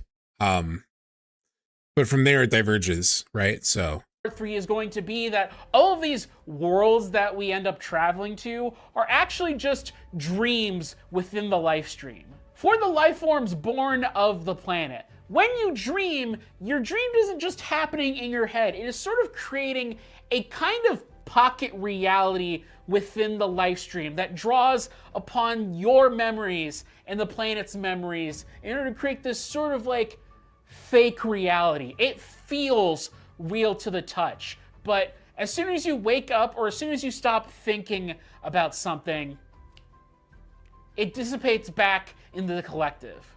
I do have a few pieces of evidence for this. The first one being Aerith literally saying that the world that they end up doing the dream date in chapter 13 is her dream. Are we? We could call it a homecoming. Or homeward bound, maybe? Let's just call it a dream. My dream, to be precise. Cloud himself can also access these other worlds via dreaming. Must have been some dream you were having, judging by the way your eyes were twitching. Don't know if I'd call it a dream. Either way, something happened to you, didn't it? Yeah. Got sent to another world. Apparently, there's at least a few more than one. Is that right? But the final piece of evidence... Thank you so much, Fred Sarge. 4 months. Thank you so much. Hey, hope all's doing... Hope you all are doing well. Thank you so much. Is actually a really specific detail in the Zack interlude that has really irked me ever since I learned about it. When exactly did you meet Cloud? This part actually did stand out to me too, from what he's saying. It irked me ever since I learned about it. When exactly did you meet Cloud? The day before we hit Reactor 1. So, how long ago was that again? Weird. My internal clock's busted. Yeah, mine too. What's that about anyway? Good question. I find that detail particularly interesting because I think one of the defining factors of dreams is the fact they really can't keep any time while you're in a dream. There is no sense of time. If these other worlds were proper physically existent universes, then time would properly work for them. They could feel time pass and have an implicit understanding of how long things have been. This dream explanation also... Yeah, so, you know, I already in my video did explain, and the game describes the world sort of like as dreams, right? Like Aerith says, this is my dream, to be precise. And then in my video, I had a whole chapter called like Cloud's Dream, and then linked it to, you know, that dialogue that someone mentioned in the chat earlier of like, the, you know, sleep and dream, the Swedish dreams. It definitely does have that. It definitely use that, that verbiage and sort of like make that relatively clear. The one thing that he said here that really I found interesting was what just played in terms of, yes, in dreams, right? All of us have had this experience where there are times in dreams where you're like, wait, where am I? And like, how did I spend, like, sometimes you wake up and it feels like you were in a dream for like a day. And sometimes you feel like you were in it for like an hour. Like your sense of like place and time and everything is like very skewed. And like that is very, in terms of like what that specific line of dialogue says, communicates, and how it relates to what the worlds are, there's definitely a truth there. Now, how consequential the dreams are, that's maybe a point of contention, right? So earlier in the video, he said that the, you know, these things in the world, when you wake up, they sort of like dreams, you know, when you wake up, they kind of go away, right? But it does seem to have, despite the fact that these worlds are dreams, because like the Cosmo Canon NPC mentioned, that the live stream doesn't distinguish between real memories and unrealized desires, like the dreams that we have, they actually are treated as real by the planet. And so hence why you're in a dream with Aerith. She gives you the holy materia, Cloud grabs it, and then whenever he goes back to the real world, he sort of has it. So much so that he, like, now at the end of the game, he's holding the empty orb after sort of like Aerith extracted what she needed from it. So there was like this transportation of items, like the white materia, and even people, right? Like we see Zack get transported from one world to another. Like the Zack who's outside the church gets dropped into sort of like the middle area and then is placed into other worlds and potentially even the end of this world, like the end in place potentially back into Beagle World, possibly. You know, the Ultimania says that we don't know what world he wakes up in. That's all just to say that, like, I think Powerman's description of like these worlds as dreams, and the evidence of them as dreams is true. It's just the question is, you know, how meaningful are those worlds? How consequential are those worlds? Vixcast saying, love that theory video he did months ago. I don't think FF7 will be at TGA this year, though. I'm hopeful. It's like 50-50 for me, if it's actually at the Game Awards or not. Maybe an announcement for the 29th anniversary. I would be weird for me for them to do something on like the anniversary, the 29th anniversary specifically. Yeah, it's really between this and Summer Games Fest. And I don't want to think about a world, speaking of worlds, I don't want to think about a world where we have to wait another 6 months for the reveal. That would be rough. That would be really rough. I mean, maybe what they might do is like on the anniversary, maybe they drop an update where they give us the title. So at least we have the title to work with. Man, I cannot imagine waiting another 6 months for a reveal trailer. Kind of covers one of my big problems with a lot of other people's theories around Rebirth, and that is like what exactly about the characters of like Marlene, Elmira, and Kyrie, characters who are clearly obviously not dead and are still in like the main Beagle reality, and are clearly not dead characters like Zack or Biggs, or characters who can travel between worlds like Aerith and Cloud. If these worlds are dreams, these are not the characters' souls as we know them, but rather they are memory constructs created by the live stream in order to have this dream world exist.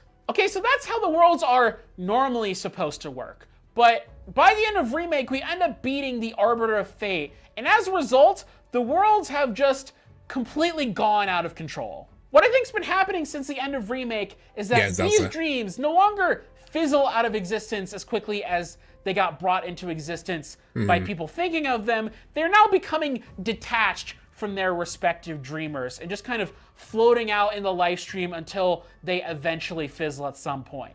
And the sign that a world has become detached from its dreamer is a tear in the sky. And sticking with the theme of dreams here, Cloud being able to see the tear in the sky at the end of Rebirth, it's not because he's stuck in between worlds in some sort of weird quantum physics kind of way. He is lucid dreaming. He's dreaming while he's awake. He's thinking of a world where Aerith is still alive, and he is getting it mixed up with the reality that's around him currently, and he doesn't necessarily recognize that fact. The problem with these errant worlds... Yeah, so it's a bit of a definitely like there's less evidence to what he's saying here specifically, like the detachment from the dreamer specifically. It's maybe a detachment from reality. That's possible. In terms of like what the rift, like even a rift, right? The idea of a rift would describe sort of like the tearing away of a thing, right? Or the seams in between things. So I'm not sure if it's like detaching from the dreamer specifically, but detaching from like reality or other worlds. There's something kind of interesting to that. For the planet, though, is that they are catching these lost stray souls that have just passed in them, meaning that they really cannot move forward into the collective. That a lot of these people think that they are alive. And so you have these confused souls thinking that they're not dead, and they're sustaining and extending the life of these worlds as well. This ultimately explains the predicament of both Biggs and Zack in Rebirth. That they are both lost. Or maybe it like represents the world sort of like falling apart in some way, because like, you know, if it is just a memory construct, like Powerman's saying, right, and not like a truly functioning secondary world, but it's just like these lingering memories that are like lasting too long, then it's like they are sort of like coming apart and like losing their attachment to the live stream proper, I guess, maybe? I don't know. Souls who don't even necessarily recognize that they are dead, that they just see themselves as having some freak second chance at life. So what about all those rainbow effects that we see throughout Rebirth? What exactly are those? I think those rainbows are visual signifiers of a new dream, a new world being born. We see this in the Forgotten Capital. Cloud is having dreams of him saving Aerith. But this rainbow effect doesn't just apply to living characters, it also applies to the dead characters that are stuck within these worlds. Yeah, exactly, Sephiroth. I mentioned that earlier. Yeah, that they're, even if they are just like dreams in a way, right? In terms of like their function, like the dreams of like, oh my God, I wish Zack survived, right? Like, let's say I'm Cloud, and in my subconscious, I have this reaction to watching him die that's like, oh fuck, I don't want this guy to die. I wish he could live. That dream goes into the live stream and becomes sort of manifested, right? Because of what the Cosmic Canon NPC said, right? So let's just say that dream floats off into live stream, becomes like another world. And now without the Arbiter of Fate sort of making sure things are kind of stuck together or like more closely aligned and maintained to reality, that dream sort of continues to live on. Where I disagree with this is the inconsequentiality of it. Because yes, you can pluck a holy materia from one world and bring it to another, because the live stream treats everything the same, right? It treats like things that are, like it says it in the NPC dialogue. Actually, let me just bring it up. I was planning to bring it up later, but let me just bring it up now. But in the even more direct Japanese translation, it just says it even more clearly. They say the same thing. It's just that the English is always a little bit more poetic in a way. But this is what the NPC says.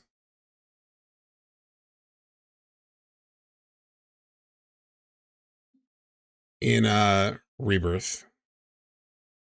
Slide this over. So this is the NPC dialogue, right? So my parents are no longer with us, da-da-da. So this is what it says in Japanese. I believe that my father and mother are still alive, that they're in another world. I've been continuing with my studies, hoping somehow to reach that world. And some wonderful teachings have been revealed to me here. The live stream, the flow of spiritual energy, I've heard that's true composition is knowledge and memories. But this distinction isn't exact, is it? Perhaps hopes and dreams are also mixed in with it. Perhaps the spiritual energy makes no differentiation between memories of reality and unrealized wishes and dreams. What if when people accidentally come into contact with this energy, they see into other worlds? That at least is my interpretation I've come to thanks to my studies here. So it's like perhaps the spiritual energy makes no differentiation between memories of reality and unrealized wishes is kind of what I explored in my video in terms of that's why the holy materia can, you know, exist both like in this dream and then be taken to reality, because the live stream, it's all the same, right? Like all born belong to her, right? Or whatever the line is that Sephiroth says, right? Like everything that is born of the planet belongs to it, whether it's like completely real in the quote unquote canon world or, you know, in some like split off dream world. Let me catch up with chat. Who the red senses Aerith's presence tells me that it is some form of reality and not just in Cloud's head. That it adds a dead detail for no reason. Yeah. If anything can happen and anything can be undone, then nothing matters. Well, I think the ultimate stakes at the end of all this, right, is like which world becomes the world, right? And then what is in that world? I mean, fuck. What was that line of dialogue?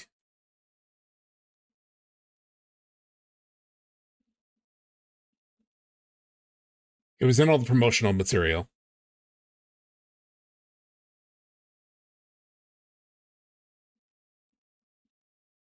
Well, I'm just finding the image of it.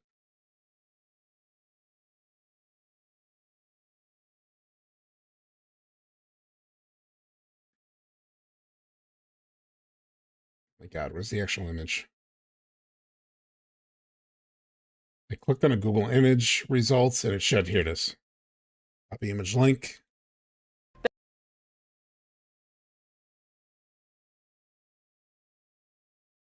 The world will be saved, but will you?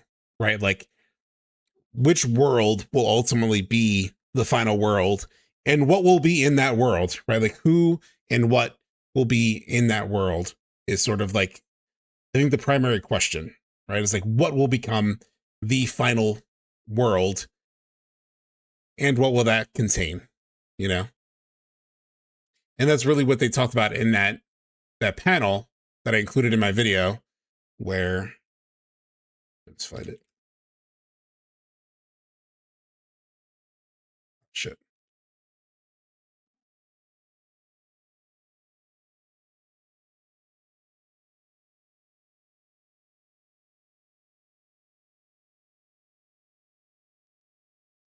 Dream. One that is different from the one we see with the party while Cloud is on.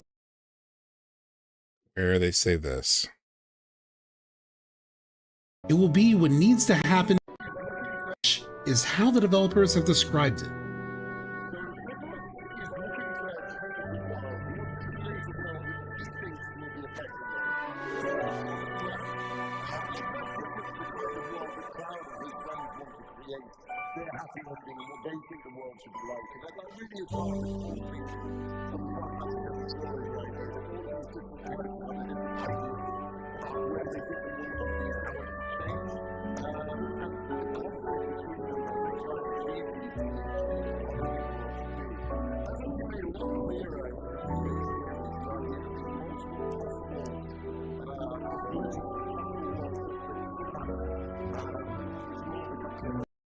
Wow.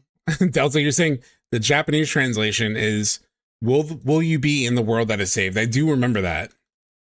FF7 Rebirth. Will you be in the world that is saved? See if I can find that.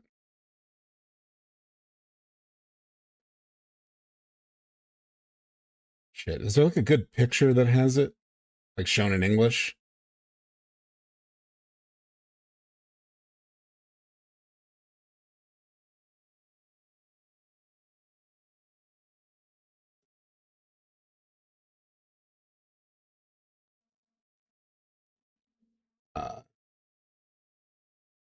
What was the line? Will you be in the world that's saved?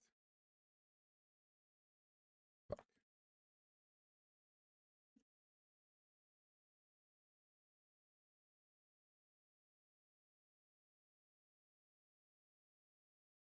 Either way, it communicates the same thing, right? Like, will you be in the world that is saved? This whole thing that he just talks about here in this video. The idea of these multiple possibilities and possible worlds that could happen, right? Like, will we save, what world will we save and what will be part of it? I really hope they do a good job clearly explaining all of this throughout part 3 to where it's not feeling, yeah, they have to.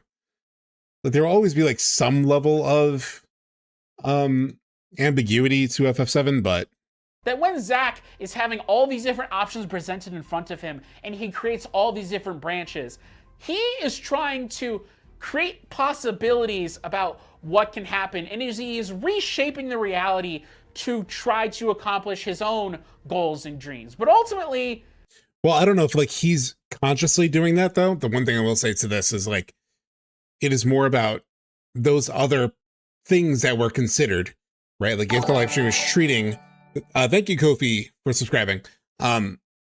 If Zack is like thinking, do I go save Aerith or do I go save Cloud? Do I go stop Biggs? He's actively thinking, what would that be like? Like, what if I save Biggs? And so the live stream is manifesting that.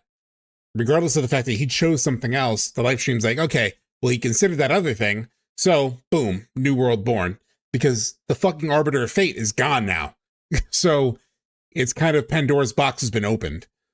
he comes to a dead end. He comes to the same fate that he met when he died. I also think that this dream theory circumvents a large fear for a certain part of the player base going into part 3, which is something I like to call the multiverse problem.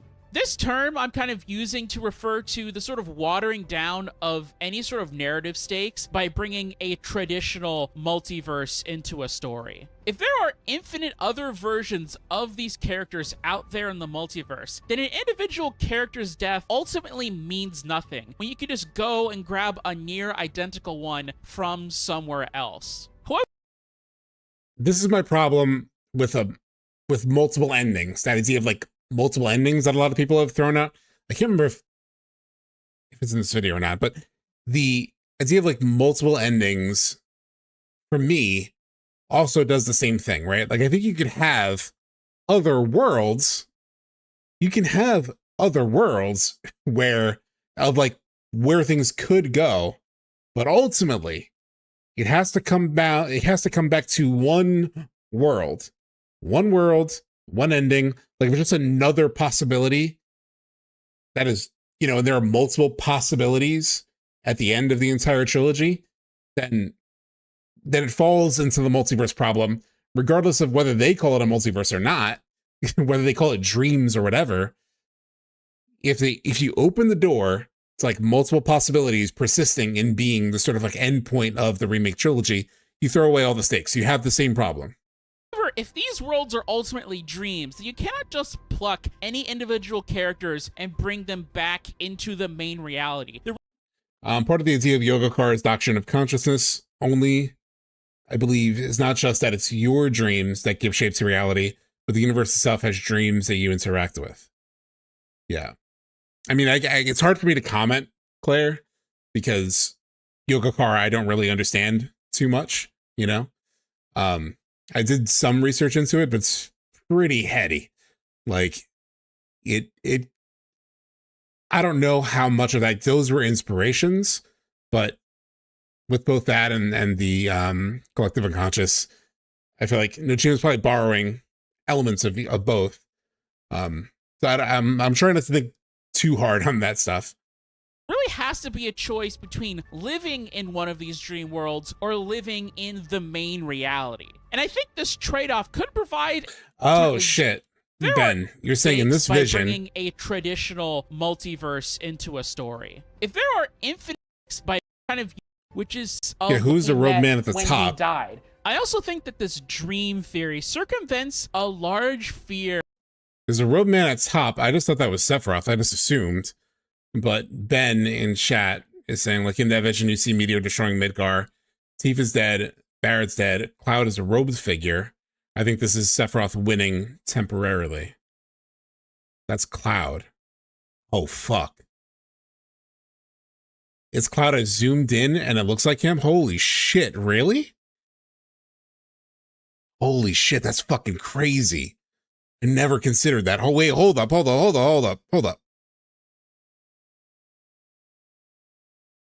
I'm going to look at the part 1 version of that scene first.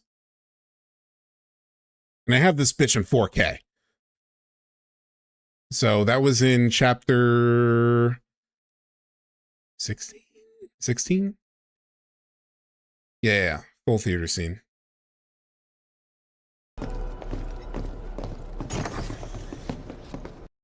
Ancient. Every day. Of change. And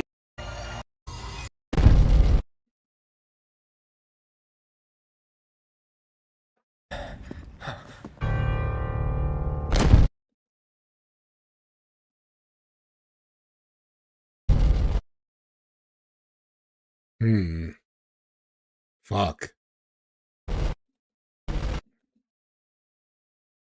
It's hard to tell 100%.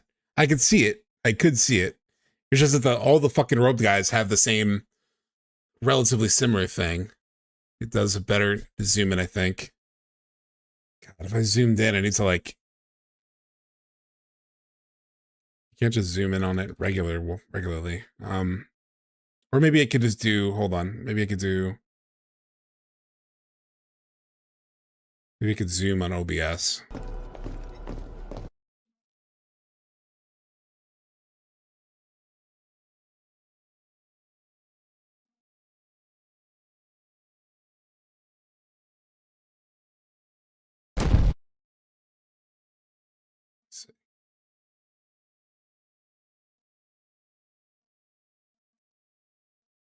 was about to open like Premiere Pro and like use the zoom feature on that, but I could probably just do it this way. Let's see.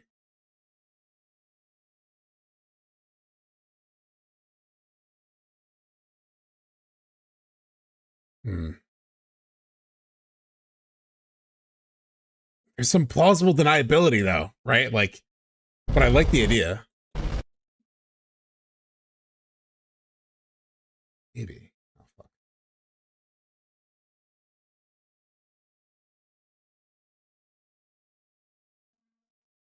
Enhance.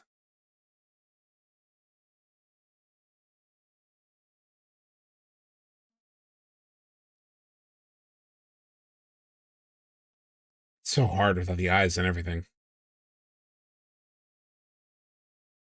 Why is there one robed figure in this cutscene? Like, it makes no sense to me otherwise. Yeah, it definitely makes sense. Also, oh, fuck. Let's roll with chat here, because that could be Cloud. It could be Cloud. The only reason I have any doubt, just for the record, the only reason I have any potential doubt is because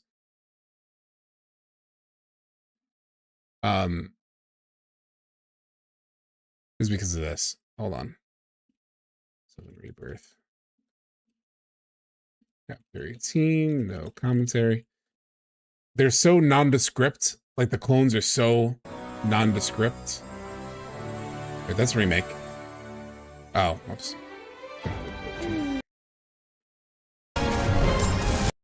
For example, in the Rufus scene. Real thing, not some imitation.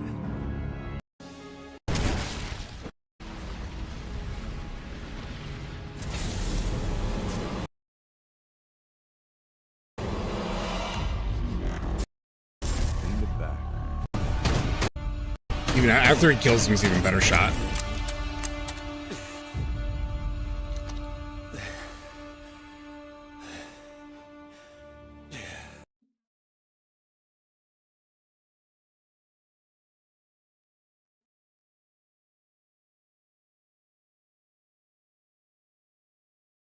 It is definitely a little bit different.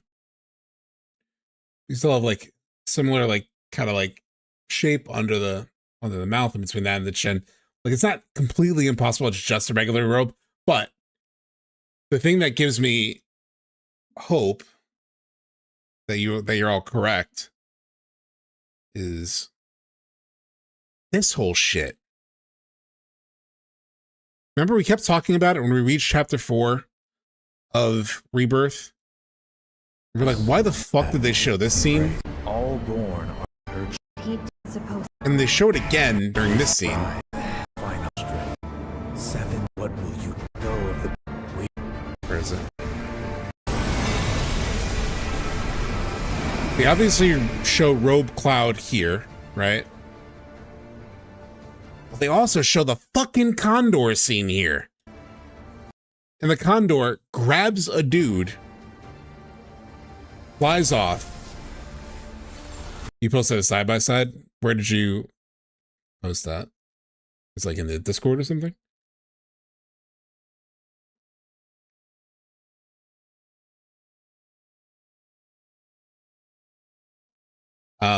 Yeah. That is interesting. It does explain this Cloud, as well as you take a look.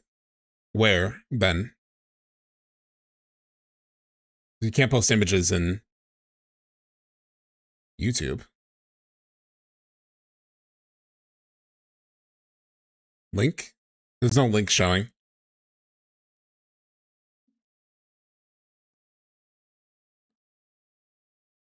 I'm not seeing a link.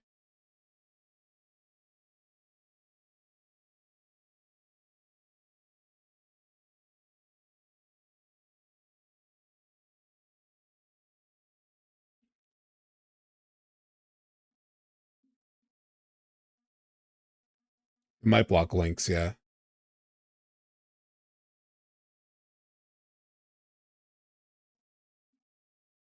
Let me check the stream, the official stream. Yeah, it's not showing links. Are you in the Discord? If you're in the Discord, you could post it there. Or you can tag me on Twitter. You can tag me on Twitter. Just post just like at me. My ad is @_SubTXT_.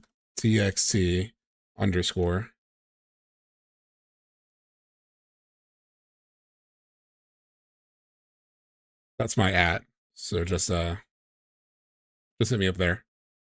And just let me know after that you did it so I can check the Twitter. Check the Twitter. I don't know why I said it like I was 76 years old. I'll check the Twitter. Yeah, that's interesting. Fuck. I never thought of that. Wow, chat. You got me. You got me. I never thought of that as being Cloud. Well, you're fucking right. It really could be. That makes so much sense to me now.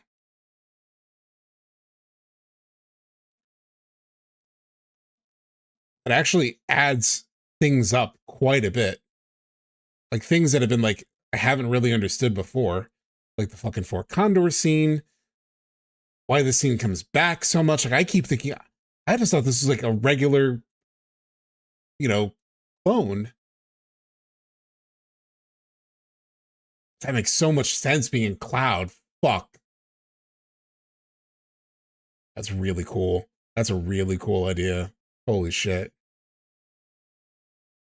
I don't think that's like a wide, like a very like common idea, to be honest. Like, I don't know. I don't think a Max has thought of that really. It's cool. Shit. It's pretty fucking cool. Symbolic of Puppet Cloud being the one that summons Meteor in effect. Oh shit, yeah. He's just a puppet. It's just that to have Puppet Cloud at Meteor Fall is crazy. Mind you, the same situation shows Tifa dying. Yeah. And Barrett sort of as well, right?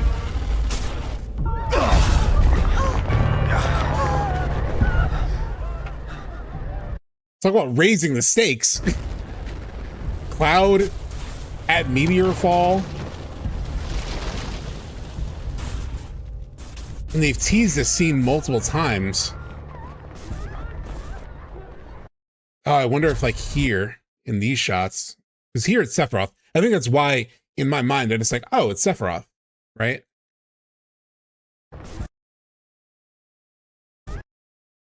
So quick. Hey, Danny Jazz, what's up? No!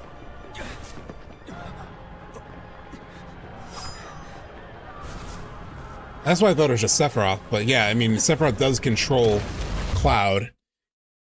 And then the back-to-back shot thinks...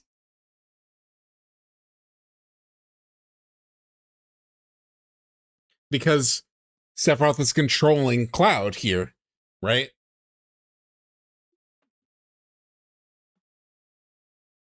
I never thought of the back-to-back shot like this. I just like, cool fucking shot. Oh, what a badass shot. But it's showing Cloud and Sephiroth that's like one and the same. Oh, fuck. Mirrors. Oh, fuck. Oh, shit. That's cool.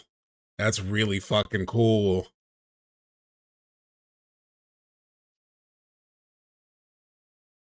How many in chat connected this already? Because I did not ever think of this. It seems like a few of you have, though. Not me. In the back.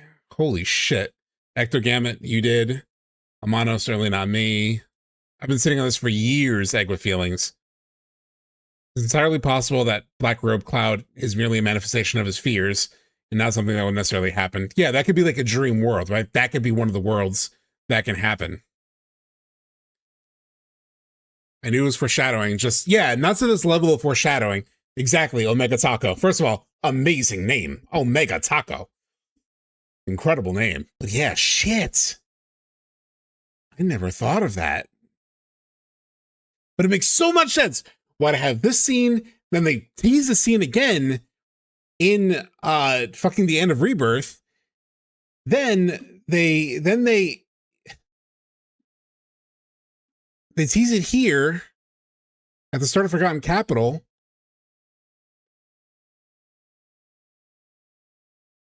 Right here. It's like baiting Cloud again with this idea. What is all? It's the end. I'm not like him. I'll never be him. Yes. This is the same sort of like vibe as that. I think they even show the Shinra projection at some point in Rebirth. I'm like blanking. It also explains this bullshit.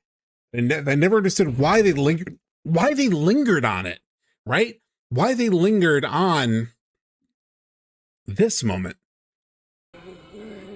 So much so that it's in the in-between worlds. Guess so.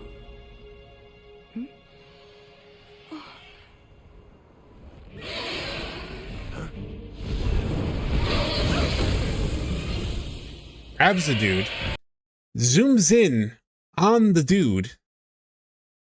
Oh my god. He ain't coming back. Cloud's feet. Cloud stares off at it, right? At the Myth of Minds, Barrett mentions the meteor and they show a clip from the projector scene. Oh, okay. Where in the mines do you happen to remember? If Cloud doesn't recover, he can't become the man who defeats Sephiroth and Advent Children. That's how I'm taking it. Yeah. That makes sense. Oh, fuck. This is so cathartic. Oh my god, thank you, whoever brought this up. Yeah, I just feel like, who did bring it up? Fuck, who brought it up in chat? I think it was Ben. Was what I remember.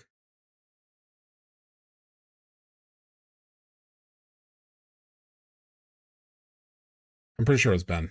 That's the name I remember associating with it. Let me drop down some new messages. Holy shit. Holy shit. VIP him. Oh my god, dude.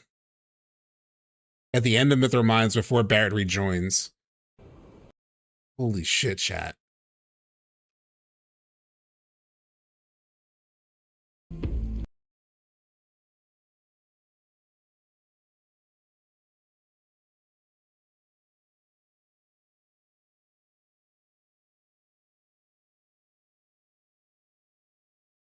Oh, right here, yeah.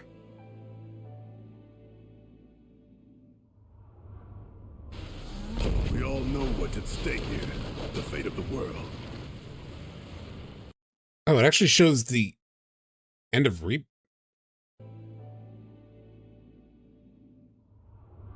Yeah. We all know what's at stake here. The fate of the world. It's not the exact projector scene. It just shows the meteor scene. Weirdly, it shows something that's like closer to the end of Rebirth, where it's like Sephiroth up in the sky. Huh. Damn. Temple of the Ancients with the chains. I said earlier, but this was briefly discussed in a Baby Seal stream like years ago, and it haunted me ever since. Oh, wow, really? Damn.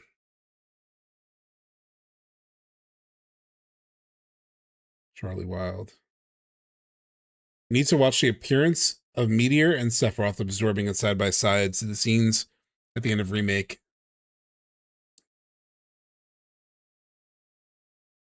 Appearance of Meteor and Sephiroth absorbing it side by side of the scenes in the Remake. Yeah. It was in that video. That's such a cool idea. Fuck. I never thought of it as Cloud. Add Meteor Fall. That's wild. How would they even do that? Right? Like, because if you reach Meteor Fall and Cloud is still gone, how do you even get to a point of averting that? Like, maybe it's another world, sure, but Like, that hasn't been clear to the player at all. Like, in terms of like foreshadowing that that's Cloud. They haven't foreshadowed that specifically yet. Oh, fuck. I just wonder how they incorporate that more directly and explicitly in part 3. They did in Remake. What do you mean? Because that projector scene, a lot of people have not picked up on that being Cloud in the projector scene, if that's what you mean. I posted side by side.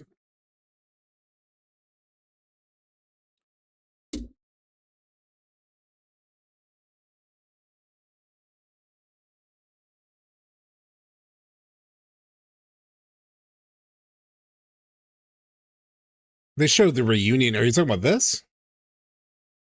Is this you? Are you Bunkai? Or rather, you tagged me. I was tagged. Yeah, Bunkai. Is that you? Because like this is like World of Maze, you know? Not the projector scene, you know? So I don't think people have connected the projector scene clone with Cloud, you know?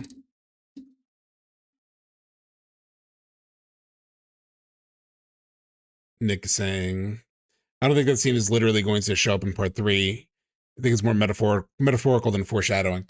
But in order to really mean what it means to Cloud, it has to mean that to the player also, you know? Like, it's fucking with Cloud, obviously, but that projector scene has not fucked with the player the same way. When I saw that projector scene, I just saw it as like, oh yeah, that's the when meteor falls. Yeah, that sucks. We can't let that happen. But I haven't looked at it with the lens of like, oh fuck, that's Cloud. So lost that he's there at meteor fall and oh shit, Tifa's dead. Like, I just saw it as him messing with Cloud, rather than anything like, rather than that level of foreshadowing, you know? Why did they do the back-to-back shots of Sephiroth? It's too corny. Well, I think it's cool as fuck. I think the back-to-back shot is cool as hell. I didn't take that as corny. Maybe if you like, maybe it seems a little on the nose now, you know? I thought that shot was cool, personally. There's a scene in Gongaga with Sephiroth leading Cloud away from Tifa 2 that supports at least one world where Cloud sides with him. Maybe, yeah. Yeah. While Cloud and Aerith will wake, in Zack's world would have happened. We want to know too. I don't know. I'm losing. I didn't really track that sentence. You say it's corny, but I did not detect the presence of corn. Josh, thank you for the $5 super chat. You're saying rewatch the scene where Cloud falls into the church in the beginning. It's the beginning of the foreshadowing. You're saying back from Remake? The whole like I am your everything? We're rewatching a video. I'm sorry, Powerman. It just got, somebody dropped like the craziest bomb on my head. But since someone super chatted for it.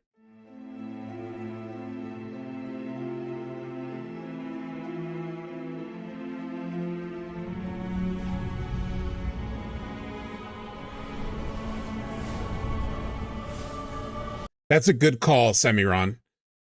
I feel like at the beginning of part 3, we might get a less obscured version of this projector scene at Worldwood Maze, which is more gaslighting / unreliable narrator to fully break Cloud. Then later in part 3, we also see the less obscured version of Aerith's death, Water Funeral, as correcting the truth and reclaiming Cloud.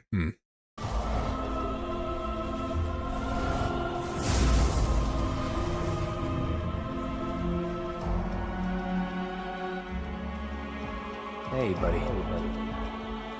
You okay? Yeah. Made it through with just a couple of scraped knees back then. It does, Tony Macaroni. Yeah, you're right. What do you say?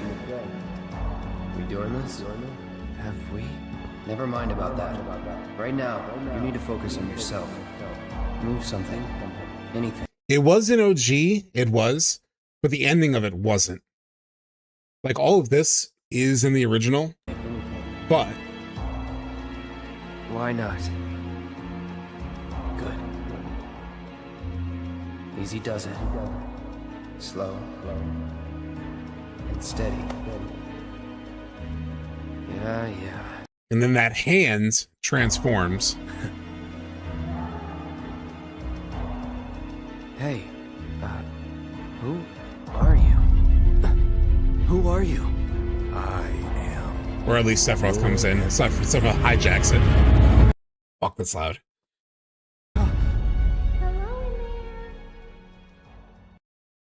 Crazy. Crazy. That's really cool. Fuck. I actually spent a little bullshit in the marketing for part 3. Characters and scenes that they won't be for the actual game. Gotta mess with expectations, yeah. There's a video by Bonus High Tops that explains Sephiroth's part 3 end goal in like 5 minutes. I think it's spot on. I can send a link on Discord. Yeah, can you send it on Discord? Or just post it like in the Discord channel. Oh, shit balls. Oh, fuck. Where was I? Where's the Powerman video at? I know I had that tab still open. I could have swore.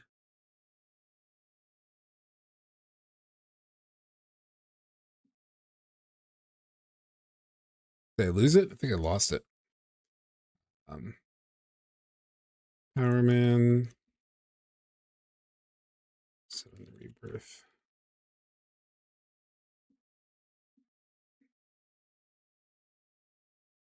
For a Man. All right. Let's lock back in. certain part of the player base going into part 3, which is something I like to call the multiverse. Grim Twin. Oh, did I not post the Discord? I didn't. I did not post it in the I didn't pin it at least. Hold on. Copy link. Problem. Damn, we just watched that already. Let's fast forward a little bit. We go to create, go live. Super chat support, welcome. Plus Discord. Here. It's my usual standard pin message. I forgot to put in YouTube now in the YouTube chat. I just posted the Discord.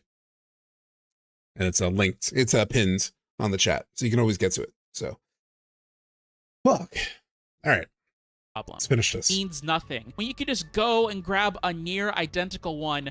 This is where I pause it. From somewhere else. However, if these worlds are ultimately dreams, then you cannot just pluck any individual characters and bring them back into the main reality. There really has to be a choice between living in one of these dream worlds or living in the main reality. And I think this trade-off could provide a very interesting narrative beat that could use the multiverse in a much more nuanced way that would further the story's themes and develop the characters. Cloud, after learning that Aerith is truly dead, could be presented with a choice. Whether to live in one of these worlds with a dream Aerith, absolving his pain from losing her, but ignoring what needs to be done on the surface world. This is essentially what I propose in my video.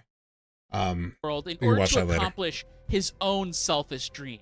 Or having to go back to the main reality to become the hero to protect everyone else's hopes and dreams, but having to deal with that pain from loss of not having Aerith there with him. I'll see you off. Yeah, I proposed the same thing, Powerman. I don't know if you saw my video, but I'm totally aligned with you there. It's like I can go directly to that part, but it's at the start of, fuck, where was it? Is it here? Cycle of Life? Use it to tempt Cloud to accept a reunion of worlds that merges that reality with the one he wants. Here's the same thought, yeah. He can see reality where he...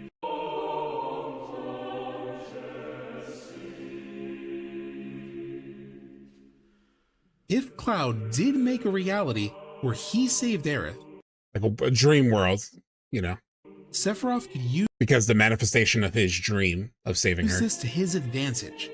He could use it to tempt Cloud to accept a reunion of worlds that merges that reality with the one he wants to make. And You know, like I'm like it'd be he sees it as a good thing, and then that kind of an offer would be brutal for us and Cloud. It would mean getting what we really want, but having to give in to Sephiroth to get it. But giving in to Sephiroth is not something we could do. We would have to deny him and choose not to bring Aerith back. It would turn the act of accepting Aerith's death into an active choice, and a far more difficult one. so very similar concept to what you propose there. Yeah, so I'm in agreement with that. Where's your video? I know I kept it. Here it is. It's a very similar idea. Now, where this really starts to get interesting is Sephiroth. Sephiroth wants to create a world of forever. And I think you could logically possibly extend that to where he wants to create a world without death itself. And these worlds provide a very easy solution for Sephiroth's problem. The problem for Sephiroth is that since he is part Genova, he properly can't really integrate or interact with a lot of the life stream systems, including the ability to dream. Therefore, he cannot create a world for himself to challenge the planet's will. This idea of Sephiroth not being able to...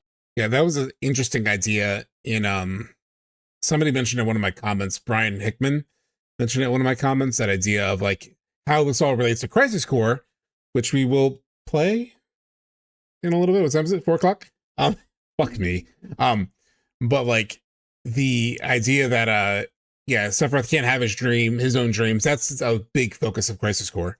To dream is also brought up in Crisis Core as well. Yeah. And so since Sephiroth cannot create his own dream, what he ultimately needed was power in order to control the life stream to create a dream for him. How exactly did he do that? By having us defeat the Arbiter of Fate at the end of Remake, allowing for him to absorb some of the power of the Whispers into himself. And so Sephiroth is going to use those Whispers to combine all of the worlds together into one really powerful world that he can use to challenge the planet's will.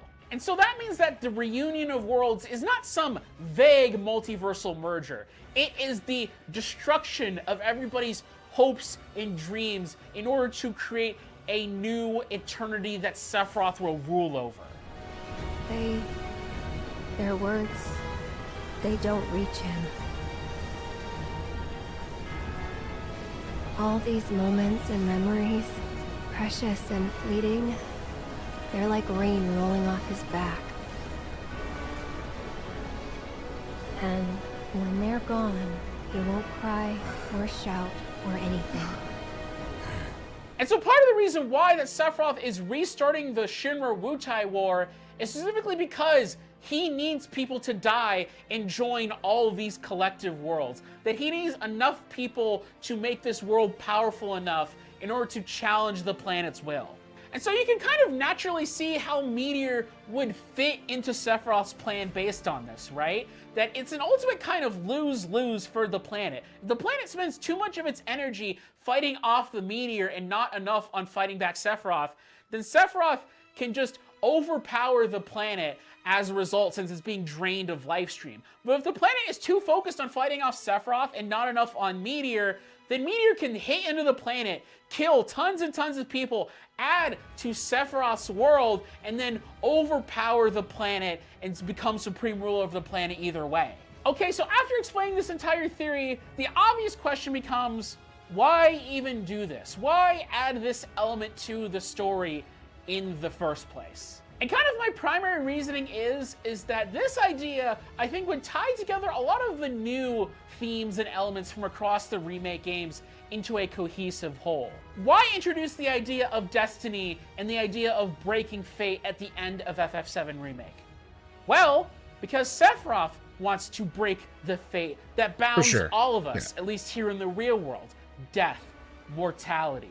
Sephiroth views these things as obstacles, as causing suffering and pain, and he views himself as the only one who is willing to stop this horrid system. Why all this focus on alternate worlds in Rebirth? Well, because Sephiroth has his own dreams of destroying the cycle of life and death. But in doing so, he is destroying the hopes and dreams of everybody else. That was kind of an interesting thought, right? The like removing, you know, Sephiroth essentially making it so that everyone also is sort of operating in a similar way. You can't, where like he can't, you know, hope and dream of like different things, and sort of like projecting that onto other people. The only thing that I struggle with is because I had this in my video too, where he wants to avoid death, but in the Ultimania for Remake, it mentions that he like his plan involves like killing everyone, for one, and then two, Aerith at the end when you're fighting with Sephiroth, she mentions like, why would you want an eternity of loneliness? Essentially implying like that Sephiroth wants everyone gone, you know, except for Cloud, because he says like, but you will, you know, I won't end, nor will I have you end. But he seems okay with killing everyone else. So I'm still like mixed on where Sephiroth's at, because similar to this video, I had a similar understanding that he wants to potentially like end the traditional cycle of life and death, but seemingly, at least according to Ultimania, that involves killing everyone. And it seems like Aerith is in a similar place. She's like, why would you want to be alone?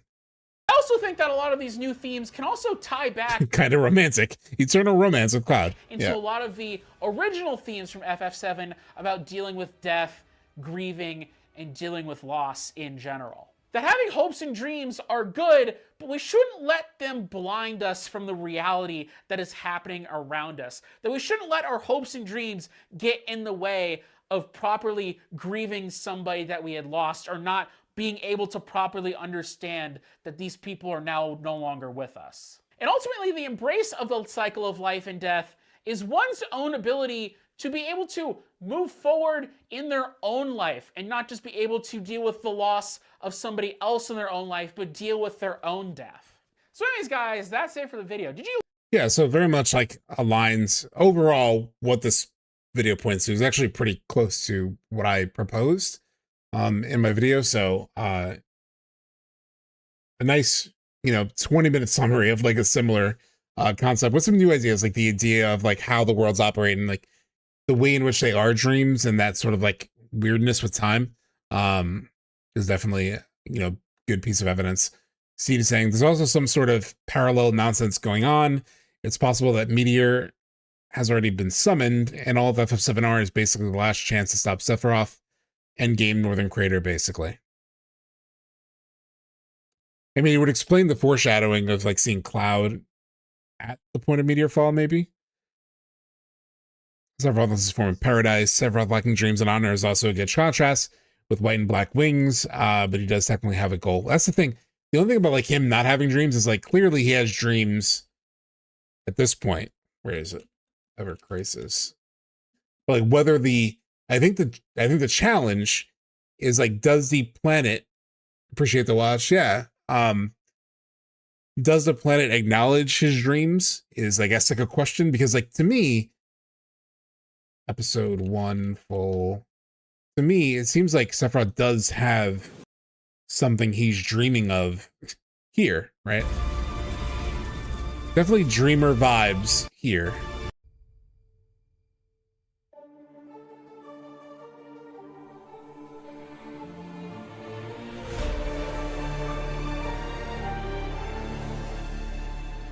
Which we then see at the edge of creation, where he's like, you know, that'll, you know, exist at some point. Maybe it's just that the live stream doesn't like accept his dreams because of monster. I don't know. That's where it gets like a little kludgy, gets very like Crisis Core-y. That's why like Crisis Core is a bit problematic sometimes. It's like having like a set structure in my mind. Crest of the Planet playing in the background, yeah. I posted some closer photos from the black robe. Okay, hold on.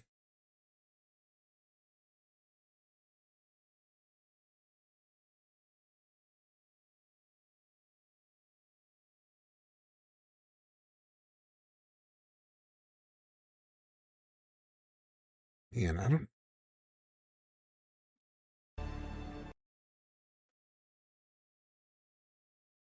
I gotta like download them.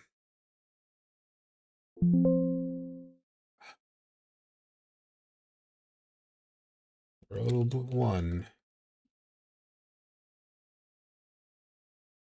Unless I just add a window. Window capture. Discord.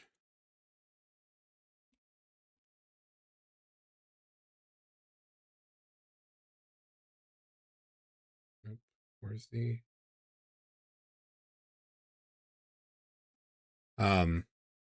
somebody just posted this. Well, EasyMid, I believe, posted this. That's so small. It's better. EasyMid posted these pictures in the Discord. Pull stuff down. Oh no, not behind there. Oh, these like closer images. So this is like Sephiroth copy 2, maybe. And then this like zoom in on the face.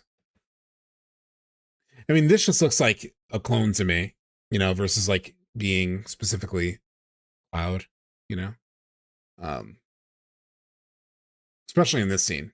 In this scene, it's just a robe guy, I think. Yeah. Ben is asking, when's your Sephiroth video coming out? I'm dying here. I don't know. I haven't written it yet. I was waiting for I'll give you a Sephiroth video update. I was waiting for the Ever Crisis stuff to wrap up, which it has now. And I wanted to create a couple other videos, non-FF7 videos, before I go to the Sephiroth one, which I will be doing. So an Expedition 33 video is coming at the very least. I was considering a Dispatch one. I'm not sure if I'll still do that, but I was thinking about it at one point, and I might still, because there's something about that game I want to chat about. And because I do want to expand and not just do only FF7 stuff, but then the Sephiroth will be after that. It'll at least be after the Expedition video.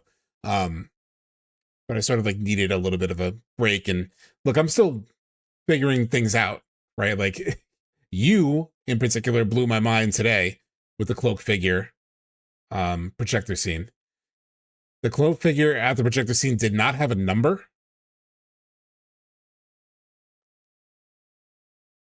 Did you see his arm? So in Rebirth. Oh, remake, sorry. Chapter 17. No.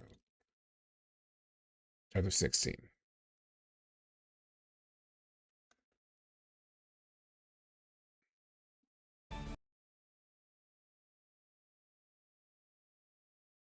Can you see his arm? It's covered. It's covered.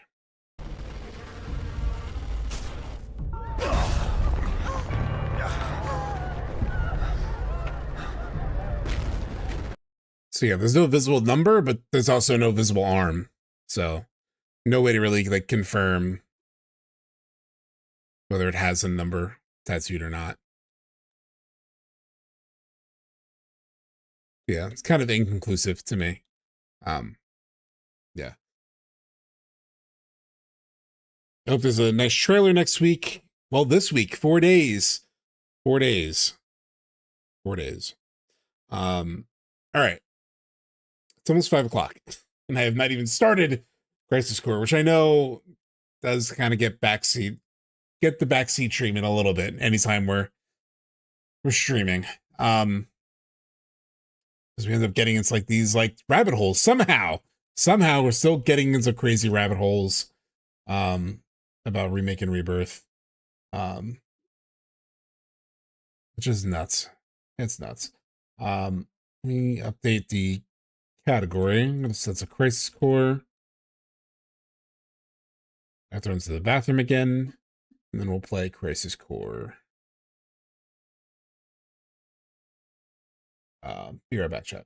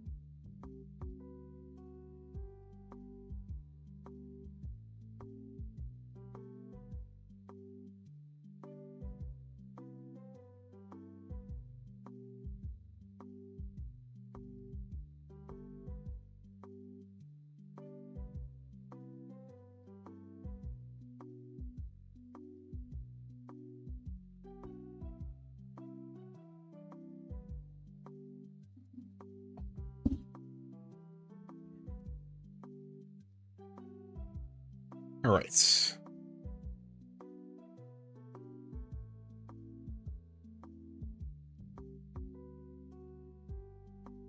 Still can't believe that's Cloud. Still can't believe that's fucking Cloud.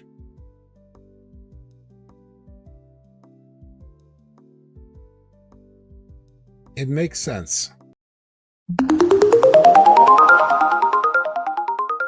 alerts drive me crazy. I don't even know where it comes from exactly. Well, it comes from this thing. I'm pretty sure the follower sub count thing. But I don't know how to turn it off.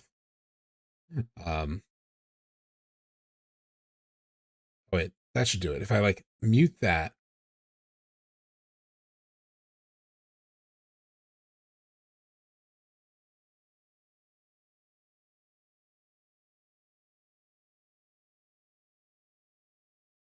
That should work. I hope. Now it's gone. I don't know why it's completely gone. Shouldn't be completely gone. Either way. Okay. We're back to Crisis Core. Some way, somehow. It'd be interesting that dream world where Cloud saves Aerith as the last hiding spot. Aerith, well, Sephiroth's Sunsinger.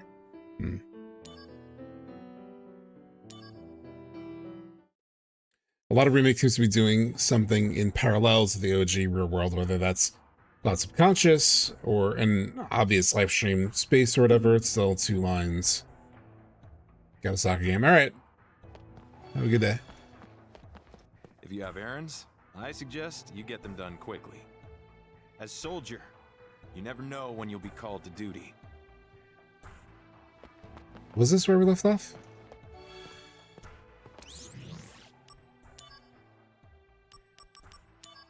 Yeah, because we came back to the Shinra building. Yeah. After Genesis flew us over. I finally got a chance to show what I'm made of during that attack on Midgard the other day. I can't let you take all the glory after all. I don't want to be a second forever, you know. We were talking about who the most beautiful woman in Midgard is, in our opinion. And I think, the Information Center girl? Information Center girl? It's funny because in Remake, the Information Center girl is like a projection. No, right? No. Don't tell her I said that. Please don't. The most beautiful woman in Midgard has to be Director Scarlet in arms development. I wouldn't mind being stepped on by those heels. Wow, they really ran with this idea, didn't they? In Remake. I'm trying to look through previous streams because I'm sure I mentioned the Cloud robe once in the past and it got lost in chat. I'm good at mystery crafting this game, yeah. Yeah, I definitely missed it. If you brought it up, which I'm sure you did, I definitely missed it. Or maybe I didn't connect the dots. You know, maybe I saw it and didn't really like think about it, or like connect the dot in the moment and like didn't, because it didn't click. You know, Zach, who do you think is the hottest? Tifa? Oh, I can't say Tifa. Are you for real? I don't. You should just have that Dami mommy energy, yeah. Now you're making me think it. It's funny. Step on. Angry? Well, sorry. My bad. Wait, what did he say? Sorry. I didn't really clock what he said.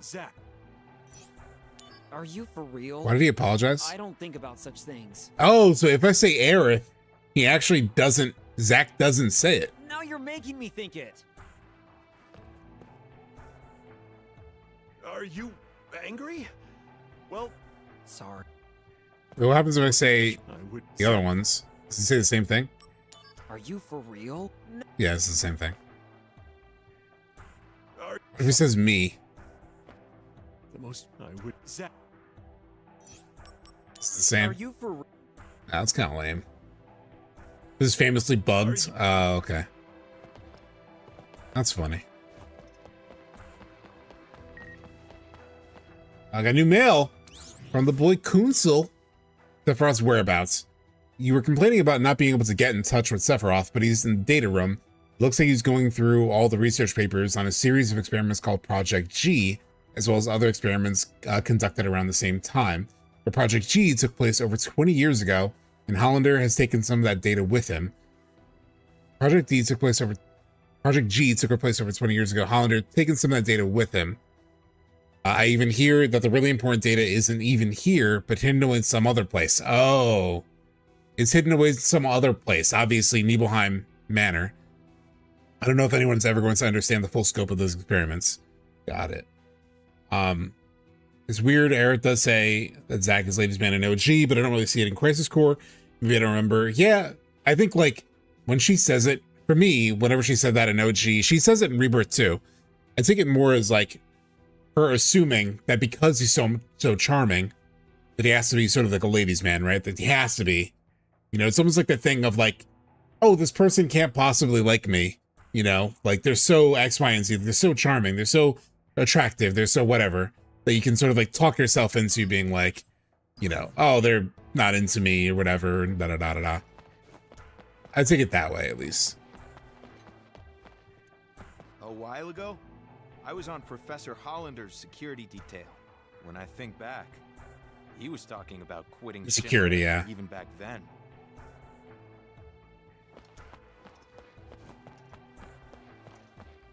It's in the training room.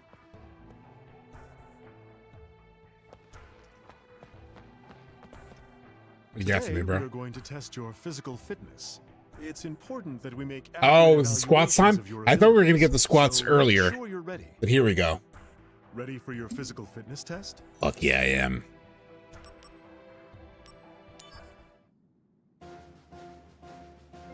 Squats. All right, see how many squats you can do in 1 minute. Every time you perform a series of successful squats, your pace will go up. If you fail a squat, you'll be put on hold temporarily. So be careful. The optimal timing. So does triangle. Okay.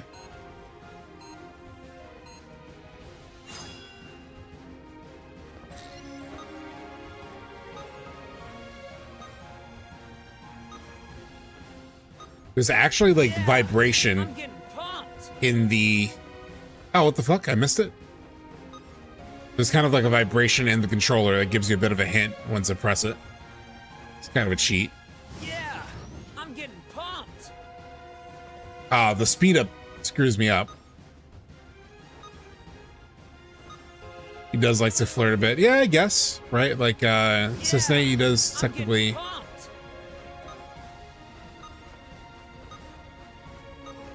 Yeah, I'm getting pumped. Yeah, it does speed up. Okay. Yeah, I'm getting pumped. He's such a bro. Yeah, I'm getting pumped.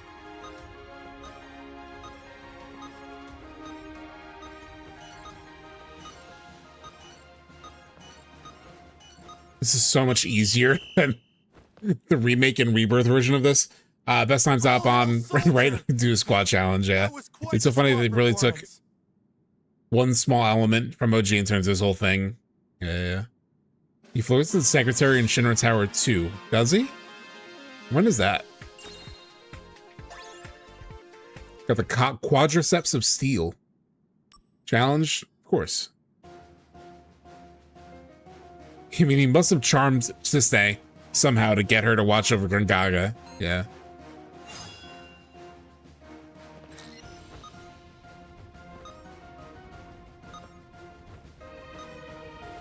Yeah, Siste in Rebirth. I'm getting pumped. She's quite cute. Yeah, I'm getting pumped. Yeah, I'm getting pumped.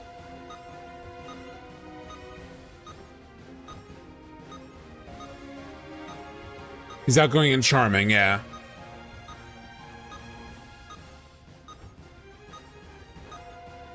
Like, it's just natural. He's not, like, actively trying, you know? Ah, fuck.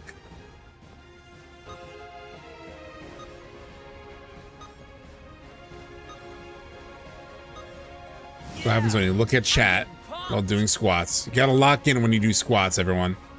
Whenever you're in that gym, hitting those squats, you gotta lock in. You gotta lock in like Zach. Keep you looking at chat. If I weren't eating dinner, I'd be squatting too. A good match. It wasn't even, you're not, but you were not a worthy opponent, okay? New record. All right, give me the next chump. Give me the next chump. What is this, a soldier 3rd class? Please. Yeah. Some punk. Yeah, I'm getting pumped.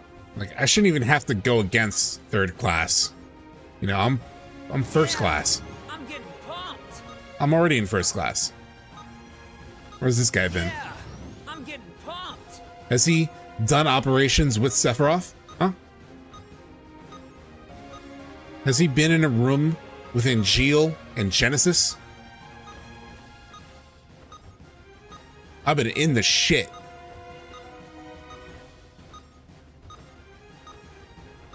I'm offended that I have to be put against this guy. Oh shit. As soon as I fucking shit.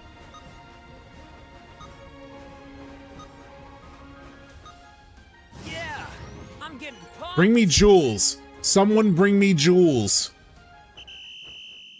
This guy's not even on Kate Sith level. Yeah, look how Kate Sith handled. Kate Sith handled the Temple of the Ancients while skipping leg day. He skipped leg day. Still could hold the temple up. You know? Zach, as I said, everyone, no one cares that he treated Biggs like gold. And it's also a girl, and then he's a player. Yeah, yeah. He just sort of talks to everyone the same way, right?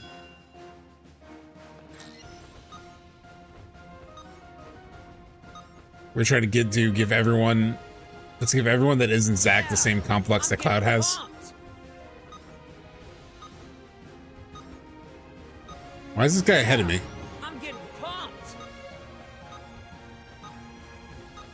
Yeah, I'm getting pumped.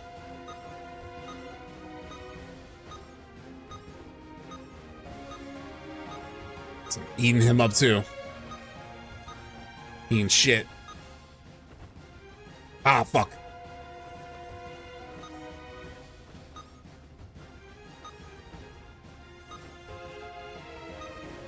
Yeah, I'm getting pumped. Come on. Yeah, I'm getting pumped.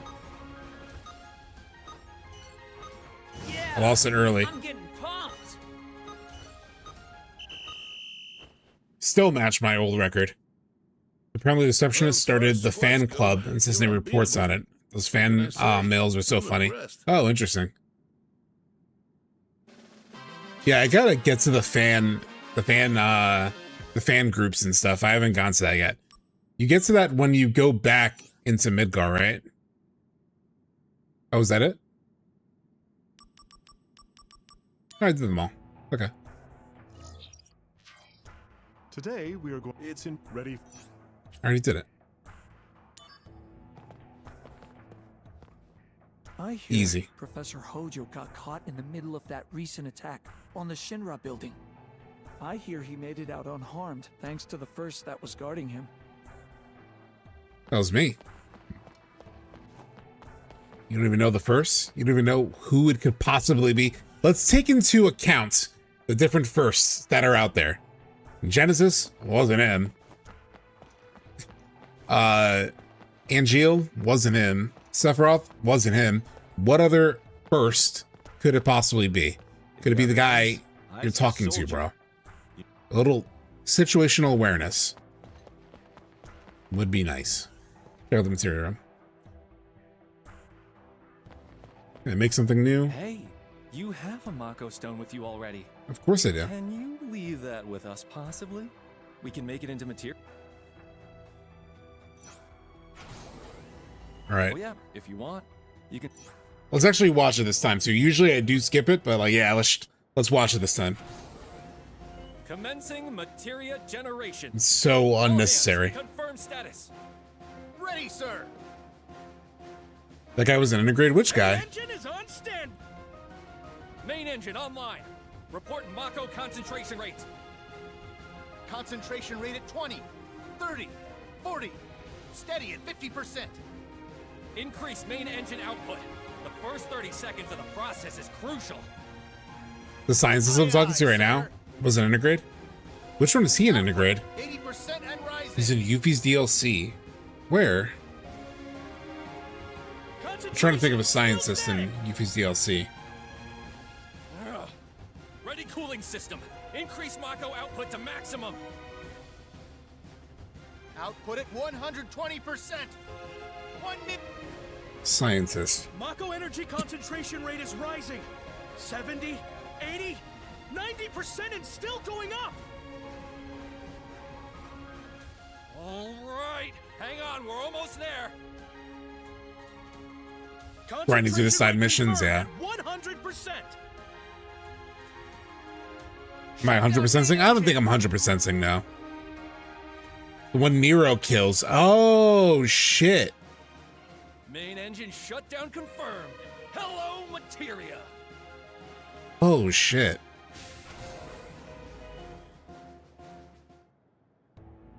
Now that we're mass producing quality materia, the plan to shut us down has been completely scrapped. I want to try and 100% every single FF7 thing, but Remake is murdering me.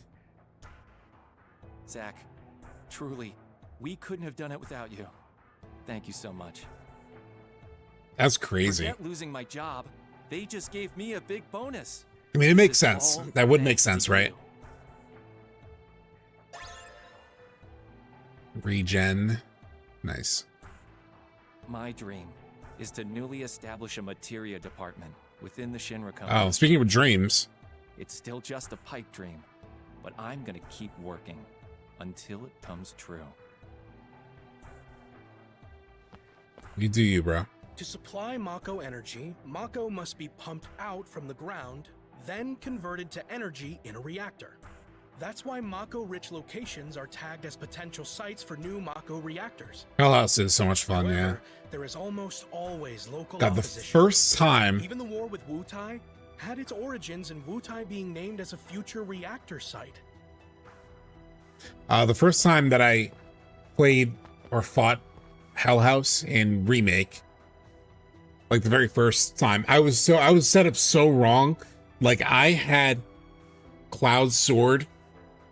I had Fire Elemental on his sword because it worked in like all the other fights leading up to it. So then I got to the Hell House fight, and whenever it turned into like fire form, I couldn't attack it because I had to heal it.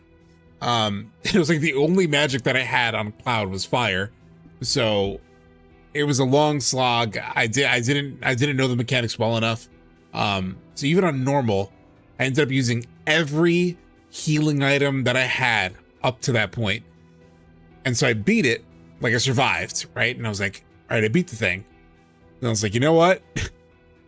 I have no healing items. I was like, I can't I can't continue this same way. So I just reloaded back to before the fight, did the fight a second time, and I handled it much better. I still had tons of potions and Phoenix Downs and stuff like that. I was worried about not having enough items for the rest of the game. When I was in the science department, because I went through I everything. was listening to Professor Hollander gripe once. High potions, maybe even the one elixir that I had. I don't know. And he said he was going to blow the Shinra building to smithereens one day. Does Rebirth have a boss that comes close to Hell House in terms of like that initial difficulty? I can't remember like which bosses gave me a hard time the first time through on Rebirth. Maybe like I can't remember now if like Ginatak was hard on normal or if it was only hard mode, you know? Temple of the Ancients, yeah. The definitely in the temple I had issues with the fucking tortoise of all things. Rufus, yeah. Yeah, I guess Rufus and the tortoise, which isn't even like a main boss, but the stupid tortoise in the Temple of the Ancients was rough for me. The first time like on Dynamic. I feel like maybe Galleon Beast might have been hard. You know who's hard actually? First time through was figuring out Roche the second time. The first time, you know, with the jazz band and everything, was like that was relatively easy. But the second fight with him in Nibelheim, I remember having a hard time with him that first time because you really need to like really master your like dodges and parries with him in that fight. Like the timing in that fight is really important. Because he has some moves that are kind of unavoidable unless you really time them well. At the time, I thought it was the drinks talking, but it turns out he was serious. What did he say the first time? When I was in the science department, I was listening to Professor Hollander gripe once, and he said he was going to blow the Shinra building to smithereens one day. Oh shit, didn't we catch this? At the time, I thought it was the drinks talking, but it turns out he was serious. Yeah, Hollander is not cool with Shinra. That Roshi's Dragoon Dive, Sid's Limit Break, which I always find interesting. Oh, does he really? Huh. With the first Roche fight, there's so much downtime. I felt I must be doing something wrong. Yeah, in the first Roche fight, I would be in Punisher mode, holding block, just waiting for him to run by, like to drive by. Where's the Hojo room? Is there a Hojo room? Oh, I was in the Hojo room already. The training room. But he's not there anymore. The Tortoise and Chimera, yeah. That was the one that kicked my ass. Mostly just the Tortoise, though. Let's go to the exhibit room. Doubt there's anything new here. Sid has supposedly begun training already, but really? It should be me in there. Shinra took away my dreams of going to space. What? And that Who is this guy? I do not forgive. The latest Shinra Arch tweets, were they the FF8 ones? I know they were tweeting a lot of stuff about FF8. I never realized that this guy was like jealous of Sid. Interesting. FF7? Let me see. Shinra Archaeology.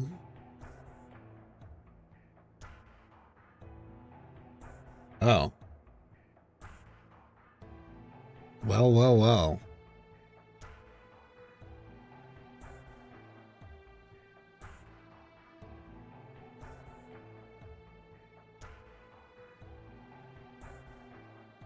Hold on, chat. We might have some news.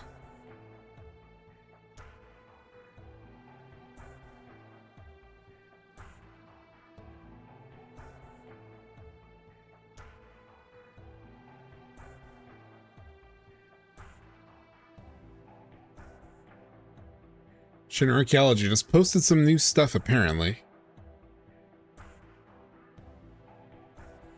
Naoki Hamaguchi says that while making FF7 Remake, the team debated giving Cloud a more realistic version of the Buster Sword, since there was this aspect of the weight and how Cloud swings it around with one hand, and that sort of felt like it would weaken the sense of realism. That's lame. Hamaguchi, and with that too, while making Remake, there is this aspect of the weight and how Cloud swings it around with one hand that sort of felt like it would weaken the sense of realism. You know, he's a super soldier at this point, at this point, right? So at the time when we were making Remake, there was some sort of discussion about whether we should give Cloud a more realistic version of the Buster Sword, but it was just too iconic, and if we made it just a regular old sword, players wouldn't accept it. Hell no, we wouldn't. There were some antics with a baguette, which could have been a good substitute, but in the end, we stayed faithful to the OG, and a whole new generation of people fell in love with it, so I think it was the right call, obviously. The fact that you even considered that, Hamaguchi says one of the really important keywords this time is high wind. Remember all the conversation about like what is the keyword? This one is like he's saying one of the keywords. So the keyword thing is like fast and loose. But Hamaguchi says one of the really important things this time is high wind. And already at this point, he said the gameplay experience itself is basically complete. And they're really now in the phase where they're seriously building things out to completion. This is from a French interview. Hamaguchi, I personally, as far as delivering an experience to players over the course of the trilogy, have never had any intention to make all three games into the same experience using the same design.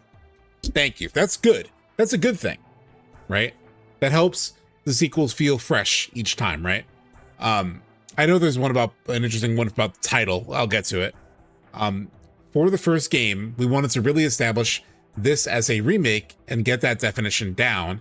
And then with part 2, we wanted to expand things further and include this open world experience, scaling up the experience from the previous one. Like you said, oh wait, I'm like covering part of this. Shit. Oh shit.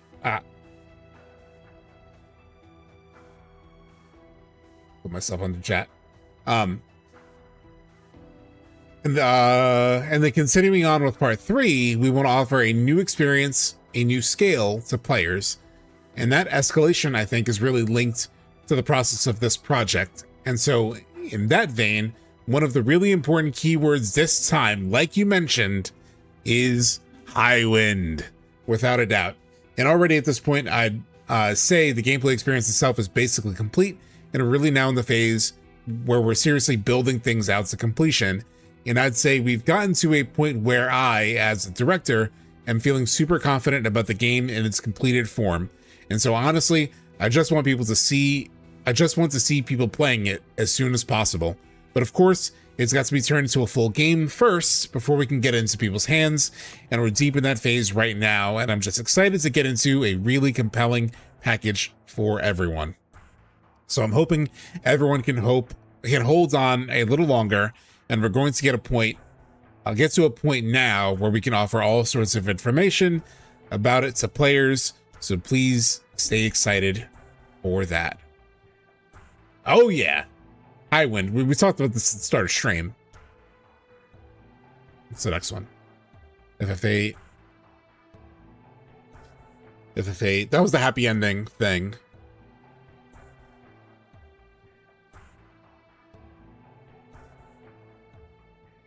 Where's the one about ending? Or about the name?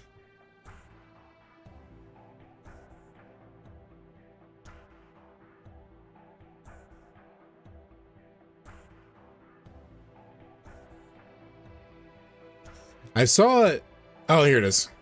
Regarding the title of FF7 Remake Part 3, Naoki Hamaguchi says he and Tetsuya Nomura have talked about it and narrowed it down to 2 possibilities,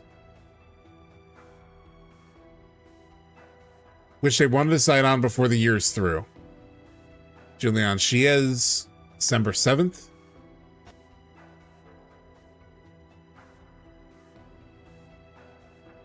I mean, the interview, I don't know when exactly the interview happened, like when it was recorded, but premiered 6 hours ago.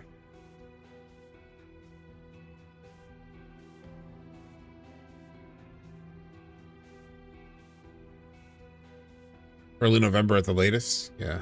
I think it might be like in French, so. This is like him and the Expedition 33 director chatting. Unfortunately, it's in French, so doesn't do anything for us, but holy fuck. 2 possibilities.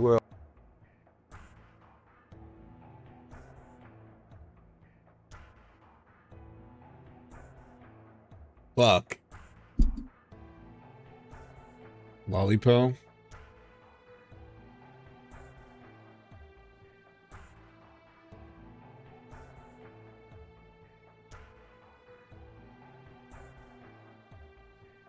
Let's see. About a Game Awards trailer for Remake Part 3, Hamaguchi said, "Indeed, it would be a great place to make an announcement." Oh my god.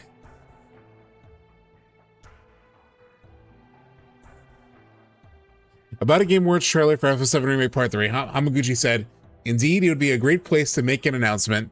I don't know if we'll do it this year. For you were good for trying to make me tell things. You consider the TGAs 2023 as a Rebirth announcement, by the way."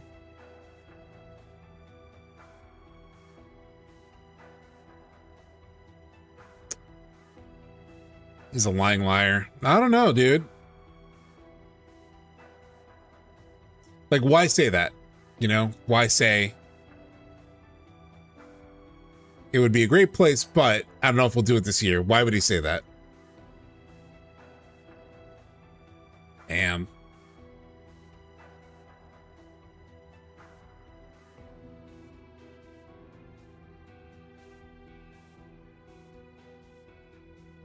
I'm going to do a live translation thread of Julian Chias's interview, because why not? So let's go.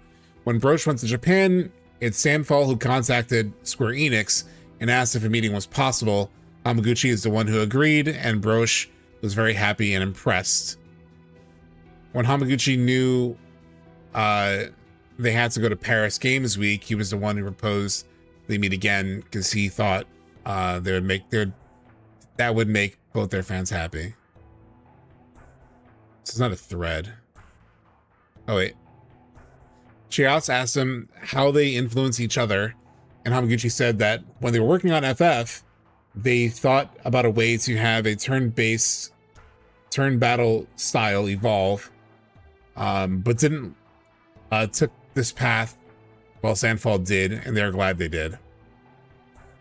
So at one point, I guess Remake sort of considered it.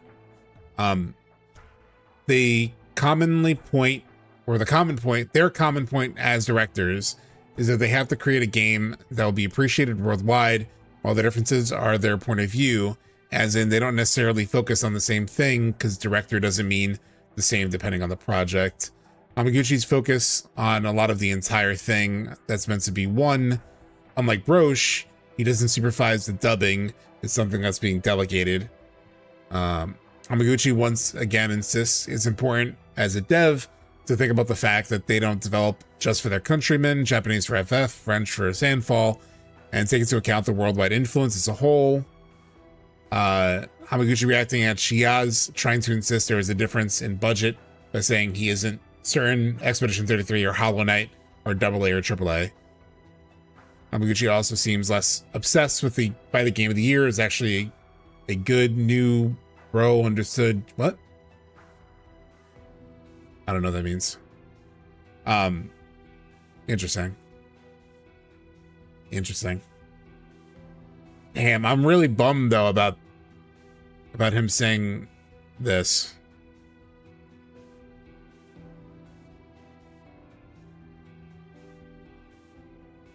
I mean, they apparently were still deciding the name, right? Fuck.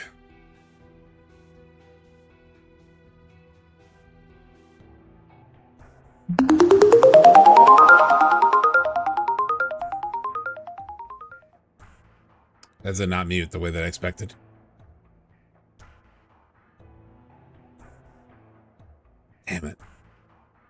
Deb's line, people run with it. Well, Ectogambit, I don't think that's like, I think like a lie, usually from a dev is like a lie of omission, right? Like it's linked to Advent Children, you know, and like the wording of it and the way, but like, I don't think he would say, I don't think we're going to do it there, right? Like I don't think it's a lie. 100% is getting announced now. It's marketing 101. I mean, I fucking work in marketing. Like, he would, what he would say, I think, in my opinion, he would say, you know, we're hoping to, you know, show something as soon as we can, right? There's still hope. He was vague, and it's a translation. I don't know. That's cope.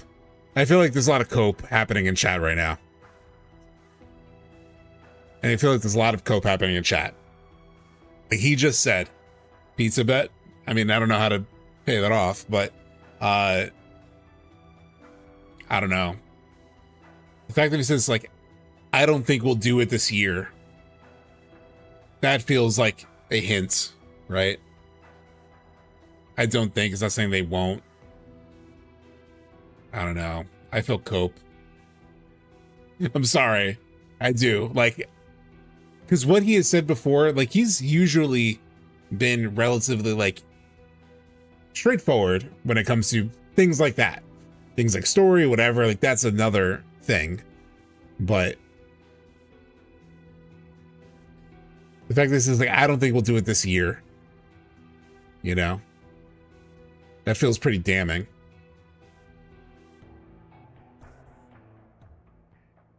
The near future crapola, yeah. Well, what does he consider near future, I guess? It's not Game Awards. Just to clarify that, they never said they decided on the title. They said they decided on the keywords. Oh, okay. So the title news, wait, the title news that you guys posted was that, wait, so they weren't saying that there were multiple titles? That they were down to 2? You're saying that they were down to 2 keywords? What did you guys tweet?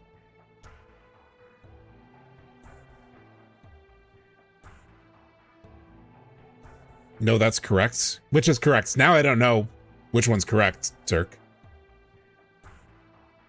Because I said both things.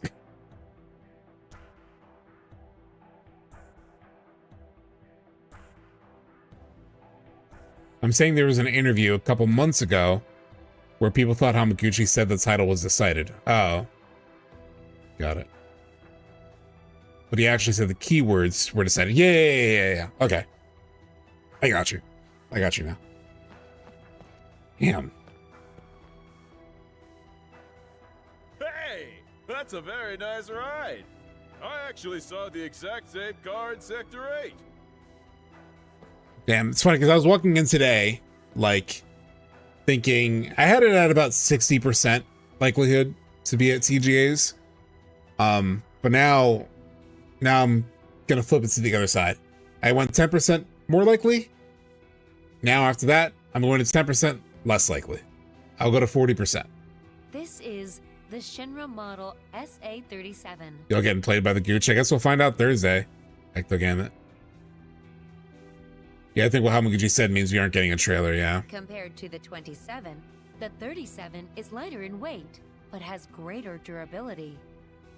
I could see us maybe getting like a developer statement. I don't know if it would happen at TGAs, but some kind of like Twitter thing where they post one of those like letters from Katase, you know, saying the project's going well and we look forward to showing you next year or whatever.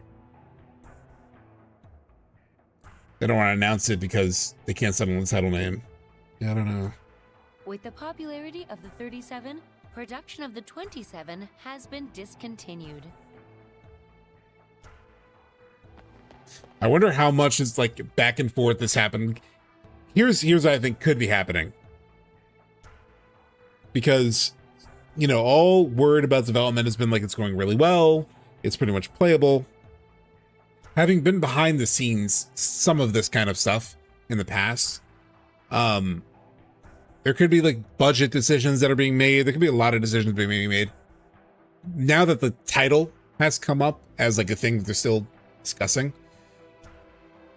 I wonder if they're like, if it's a matter of like them and like marketing, right? Like having conversations where they're even like putting into research, you know, like which name, you know, we have these like names that we're considering.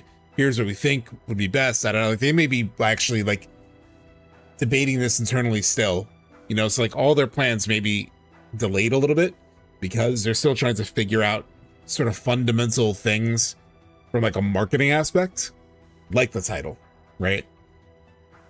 Maybe there's debate. Maybe certain stakeholders want a certain title, maybe others want a different title. That stuff could happen, and that could push things back. And here's the thing. They have until 2027 to release this game. So they have runway. Late 2028? I don't think so. No. The release date's still set. Like it'll be 2027, early 2027. They might just be having debates, you know, about certain elements of the marketing plan or titling or other stuff like that.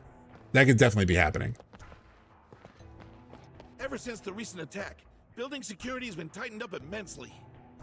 Nomura also said at the EC event that they had the title and marketing all lined up. We were originally going to see something by September. Yeah, I do remember something like that. Well, I think that's what Turquoise Hammer is like. Maybe I think that's what he was clarifying, was that like there was an interview where they said it kind of like went into the headlines that the title was decided, but I think that it was actually the keyword, but the keywords guiding the development were what was decided. That might have been the mix-up. It might depend when they were aiming for a release. It could be near end of 27, just still 2 years away. Everyone seems to think it'll be earlier. It's 2027. I think that's possible, especially with like how they keep talking about development's going well. Here's the thing. The actual development of the product could be going amazing. And then all of the marketing stuff could still be delayed, right? Like the marketing stuff could be delayed without the game being delayed. That's totally 100% possible, you know, because they're definitely two different things with two different like owners, you know. Please let me know if you see anything suspicious. 27, we'll love to get surprised. It'll be 27. Only way they might delay is GTA 6, because they're delay pushing it to the same year. Yeah, maybe. What do they mean by keywords? So they had this interview where they talked about like different keywords that they had for the games. So for example, in Remake, their keyword was reunion, apparently. So it was like the players reuniting with FF7, and like characters reuniting, I guess, like Cloud Tifa, etc. So like reunion was sort of like a guiding, that reunion with FF7 essentially as a whole was, I think, the major thing. It was like reuniting with the world, like you as the players coming back to FF7. So like reunion was a big keyword for them. Then in Rebirth, their keyword was bonds. So that's why the game is like so centered around giving you so much time to get to know all the characters, hang out with all the characters, do side quests with the characters, build relationships, like the literal like relationship mechanic with all the different characters. Like bonds was the major sort of keyword. And so the third, so saying like the keyword for the third one, we don't know yet, except for apparently now one of them is apparently Highwind. Series director Naoki Hamaguchi shared fresh details about the third installment, confirming that development is still underway and that its official title has already been decided. So let's mosey. Turquoise Hammer earlier in chat refuted that, because he said, I'm saying there was an interview a couple months ago where people thought Hamaguchi said the title was decided, but he actually said the keywords were decided. So basically there was poor reporting that reported that as the title being decided, but it was actually the keywords. There was a mistranslation. There was something off with it. And people thought he confirmed the title, but he said, that's not what he said. Yeah, I don't buy it all that they don't have a title. Nomura said like a year or two ago they had a title for all three. I don't know. Either way, I'm dooming over TGAs.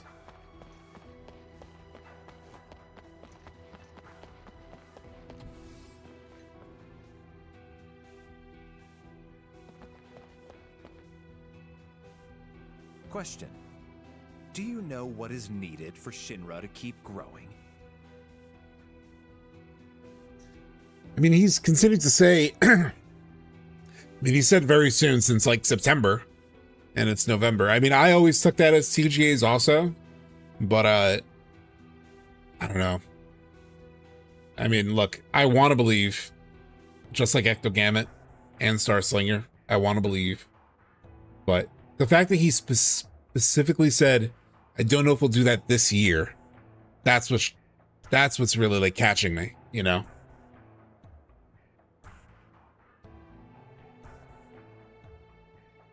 Charlie Wild, I'm just saying what they said, you know? I'm literally just fucking talking about, sorry, I don't mean to like yell at you specifically, but it's like people are acting like I'm making something up. Could they be lying? Sure. Let's just say they're lying. But it's being reported that the fucking guy said, like, we're debating titles, you know?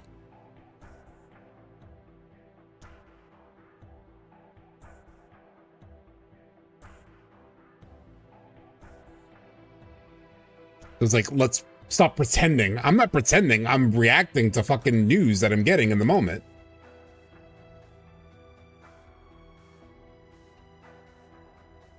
As of December 7th, right?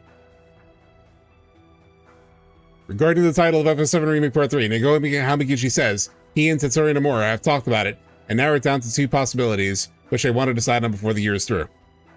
Julianne Chase, December 7th. That's the latest information I've received.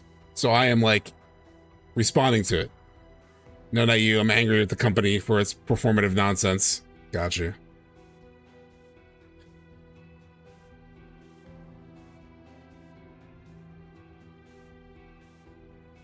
Maybe they are debating it though, you know?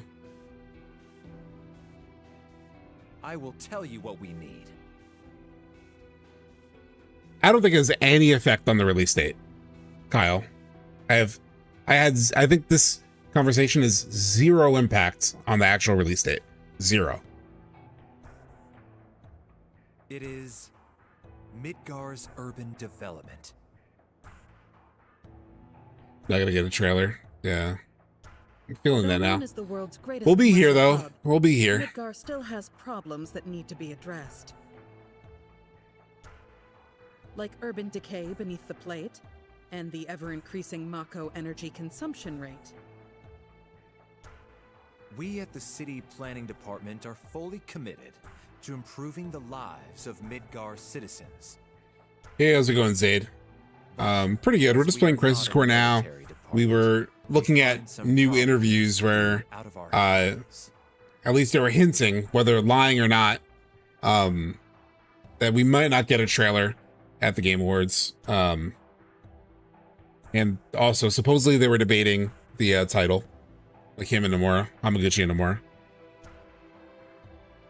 But as we are not a military department, we find some problems to be out of our hands. Provide assistance. He delights in trolling you all. I don't know. I think Kitase does. Midgar's urban I development. haven't seen Hamaguchi be a troll, you know? I've seen Kitase be a troll. I haven't really seen Hamaguchi be a troll. So I'm also taking that into account when I respond to this stuff. I'd be happy to help you guys. Just let Like me if this know were, whenever you here's need the things. If this were Kitase saying it, for one, or if this interview were like in July or August, right? Like, then it could be, you know, him saying in August, oh, we're not sure if it's going to be this year. You know, then I'd be like, well, there's still a possibility. Still several months. They could sort of get to a point. Him hinting at an interview in like November/December that they may not do it this year.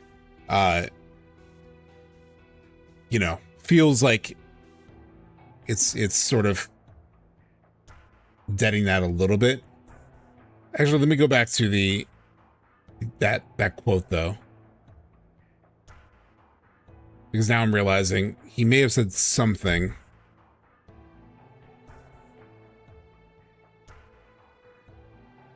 Here we go. Maybe I can cope with you guys. Depending on what's said here. Lollipopo.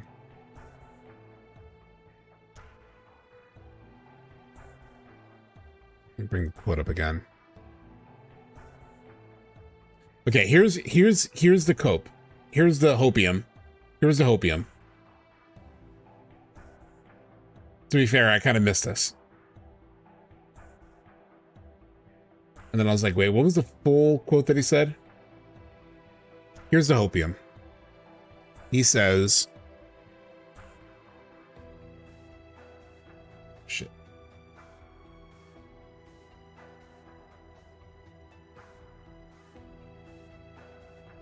For a bit of hopium.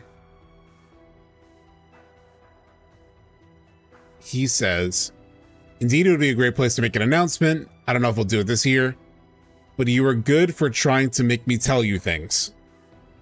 You know? So maybe here, that can also show his hand a little bit, right? That he's maybe, so maybe it's less about trolling us. Maybe it's about trolling the interviewers in terms of throwing them off the path, right? Like, you have to consider the context of this interview is that he's in the middle of this conversation between him and someone else, right? And so he's like, you know, I see you trying to get me to say things, right? It'd be interesting to see. I wouldn't even know when to look for it though. It's in French, so I don't even know when in the video it's said, you know?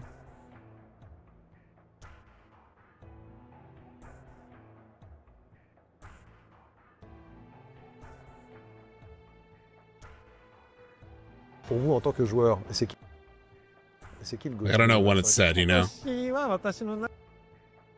vous en tant que joueur, c'est qui le Was it at the very beginning? I saw something.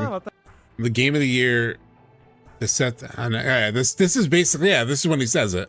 This is when he says it. Like I said, it's only in French, so. quelque chose pour vous. Ne regardez pas. Ok. Regardez, voilà. Ah shit, that was just a teaser. Le reveal du score métacritique qui au tout début est à 95. De vous accueillir, directeur. Allez.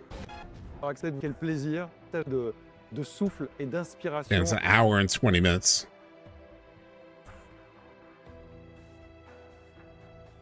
Where are they sitting when he says? Regardez pas. Ok. Pour vous en tant que The game of the year joueur, thing. Gauthier 2025. They're like sitting at a sort of stand-up bar.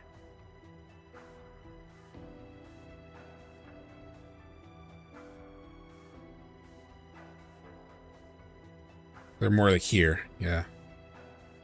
Potentiellement vous faire réagir. Wish I understood French, de manière but instinctive. Et alors on va commencer. La France, juste pour un an. Instigates. France, こういうテーブルの上とかに。Comment on annonce le temps, The baguette. en fait de voir. See if we can find when he says Game Awards.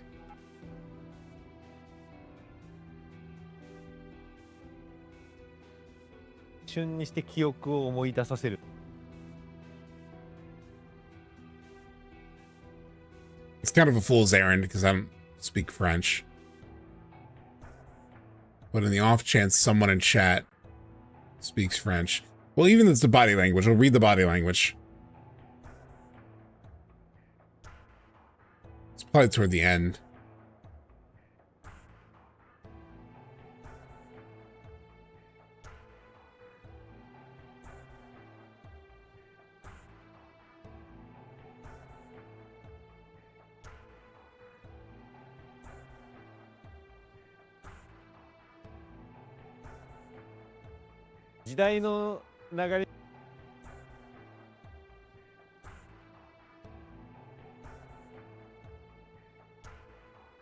Oh no, it's not the end. Shit, I don't know. I can't quite find it. If anybody finds the I'll post a link in chat. If anybody could find the minute, the timestamp, like when that happens. Use Copilot. Oh, Rollin, yeah, I do think Rollin does speak French. There goes the link. So if you find where it's said,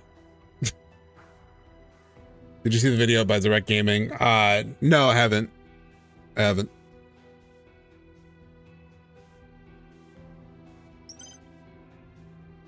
Yeah, Rollin, I don't know where it is in the video exactly. I don't know where in the video it is. I wonder if that tweet has the video. No, it didn't. It didn't.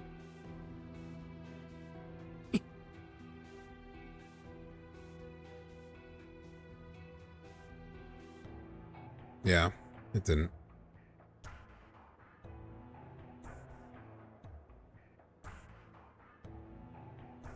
Yeah. Yeah, so if anybody finds dreams for Midgar's future development. If anybody finds the timestamp, sorry about that. If anybody finds the timestamp,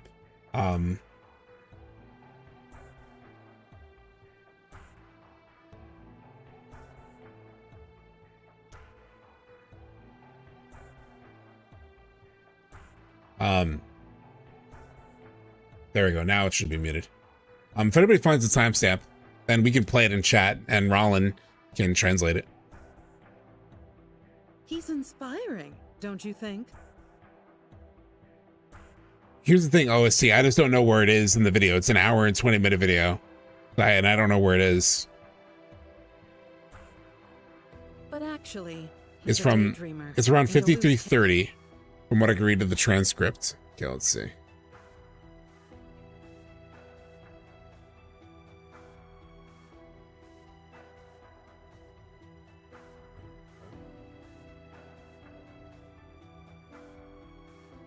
History. Concept, en fait, le temps passe et il est précieux et c'est important.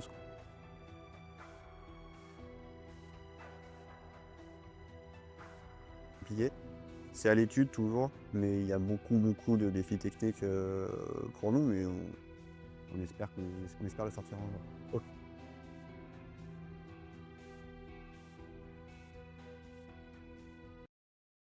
Crisis Core.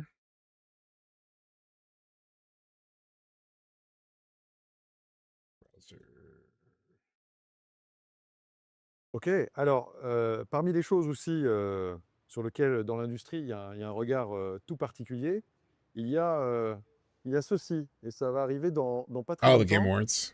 Ça s'appelle... Rollin, are you here? Sounds a little low. Oh yeah, my bad. Les Game Awards.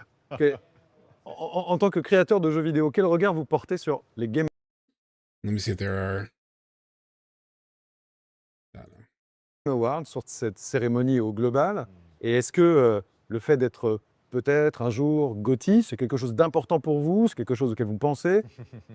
Pas tant que ça en fait. 何かアワードを取るためにやっぱものづくりをしているわけじゃなくて、やっぱりこう自分で作ったゲームがやっぱり多くのユーザーにこう触っていただいて、やっぱそれによって何かこう心に残すもの、それは単純にエンタメとして楽しいでもいいし、何かこうその人の人生の Is there anything from this initial set do you find becoming a game of the year important? Okay.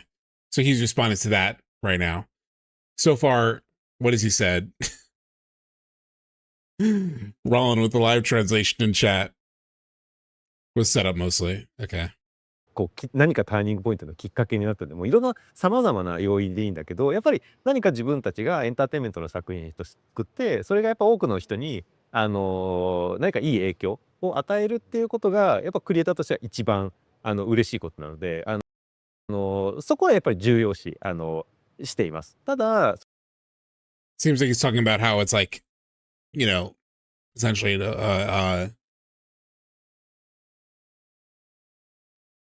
you know, an accomplishment. He said he's happy when his game stays in the hearts of players.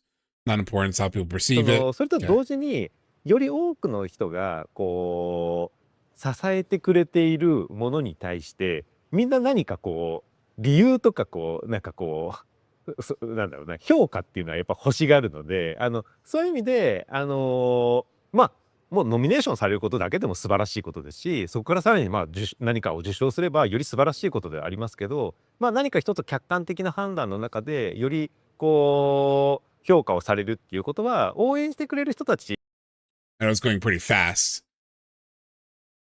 More people need to play it to bring it to further and being recognized. Okay. So it doesn't necessarily say he would be at TGA. He's getting to it, I think. At first, he was asked about like what he thinks of the TGAs. Being nominated is good enough. Okay. がよりなんだろうな応援しやすくなるっていう意味では非常に意味があることだなとは思いますがただ本当にやっぱり業務が言った通りでそのアワードを取るために我々が作ってるわけじゃなくてやっぱりより多くの人々に届けるためにゲームは作っててそれのをより評価分かりやすい形で評価するっていう意味で非常にいいイベントだと思いますしAnything else from this realm? Like I know it's hard going so fast. I know. That's why I'm trying to like pause at different times. Being nominated is good enough. It's rough. It's roughly fast, yeah, translating. Appreciation of the game is more important. Okay. You don't make a game for having a prize, but for the people to play it. Yeah. Both Remake and Rebirth are nominated, so they should be happy. Yeah, getting nominated is a huge, yeah. 今後我々もチャレンジをしていきたいなっていう No, all good with the typos. Yeah, I know it's going very quick. 気持ちは常に持っています。 He hasn't gotten to the announcement thing either, so. Nous, de notre côté, en fait, c'est tellement quelque chose qu'on n'envisageait pas du tout avant, mais vraiment pas du tout. Hein, Keeps them motivated. Okay. On voit un peu ça comme une récompense, mais pas comme un objectif du tout. In English, needs to fully analyze to understand him. In Japanese, you barely got to do that. Nous, l'objectif, c'est de faire les meilleurs jeux possibles et avoir cette résonance émotionnelle avec les joueurs qu'on a déjà tellement eu, en fait, enfin, on a reçu tellement de messages, en fait, personnels de joueurs, même quand on va à leur rencontre.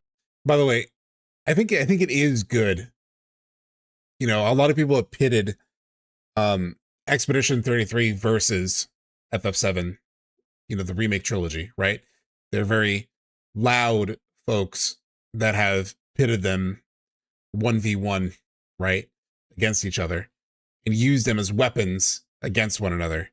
And so it's such a nice thing that Guillaume, or I forget his name, I don't know how to pronounce his name, but the director of E33, you know, has been so outwardly, you know, supportive of FF7 and Hamaguchi and has done interviews with him and talked with him in spaces like this and really aligned, you know, they're like, we're good with this. You know, we respect these guys. If you like Expedition 33, I don't know how outright he said it, but the sort of like takeaway that you get as a person is like the people behind Expedition 33, which will be Game of the Year this year, most likely, and has been a huge hit this year, regardless of whether they win or not. Very successful, very well respected. They are buddies with this other project, and you know it communicates to people that they're aligned. You know, like if you like this thing, you might like that thing. So that's good. You know. Aux concerts, aux événements, qui nous disent que le jeu les a vraiment aidés, les a marqués, les a... It's crazy how they weaponize E33, and I think it's so great that the E33 devs themselves have not played into that weaponization, right? They've talked about how like Ubisoft was a problem, you know, trying to make this like Ubisoft might be a problem. But they haven't been like, yeah, fuck the industry. This is the way we should be doing RPGs. This is the way it should be done. It's like, no, I'm sitting next to a guy who's reinventing it in a more action-oriented way. 5940 is when they talk about it, okay. 中で、その、まあ E3 が、やっぱり It seems like there's more Donc, ouais, donc, context. le There's something show, about ouais, le E3. restreint, le Game Awards, je pense, mais aujourd'hui. Alors, j'ai pas les chiffres, hein, mais je pense que c'est peut-être le plus gros show. C'est le plus gros show, ouais, de très loin. Donc, oui, en fait, moi, ça remplace un peu ce que l'E3 était à l'époque, où on annonçait les jeux et que ce soit très, très, très visible, quoi. Après, nous, on l'a pas fait. I don't think there is an auto. There's no like auto translate here. From what I could tell, like the subs is only a Japanese option. Yeah. Je sais pas trop me prononcer. Pour l'instant. そうですね。やっぱり今、世の中で、その、まあ So E3 we were がない E3. 中、最もこうゲームファンの方に届ける、こうイベントの媒体としては、やっぱり、Here it is. The Game Awards. I'll pause it here. Rollin. With each thing he says, I'll pause it so you can help take it in. But he says something. The Game Awards. ザ・ゲームアワードが、 He's getting close to it, I 最も最 think. 適だ Or announcement. Yeah. とは思いますし、まあ我々も、こう、ファイナルファンタジー、 Says TGA is a big event, so yes, we'd love to be there. Yes, it's a good place to announce FF7R Part 3. I don't know if it will be this year, but it would be ideal. You were good to make me talk. Okay, that's a little bit of a different vibe. Arswa, Celine. That's a bit of a different vibe than what it took from that one tweet. I don't know if it'll be this year, but it would be ideal. All right, some hope restored, I think. のこう最も最適だとは思いますし、まあ我々もこうファイナルファンタジーのこう Yeah, with the way that Celine translated it, it feels more like what where was it? What Drake is saying. I don't know. Could mean he's just trying not to spoil it. リバース、セブンのリバースの時にはそこでオーケストラのこう出したりとか歌を歌ったりとかっていうやっぱりこう特殊なイベントをすることでより多くのファンの人たちに認知してもらうっていう意味では非常にI'm pausing a little bit for Rollin.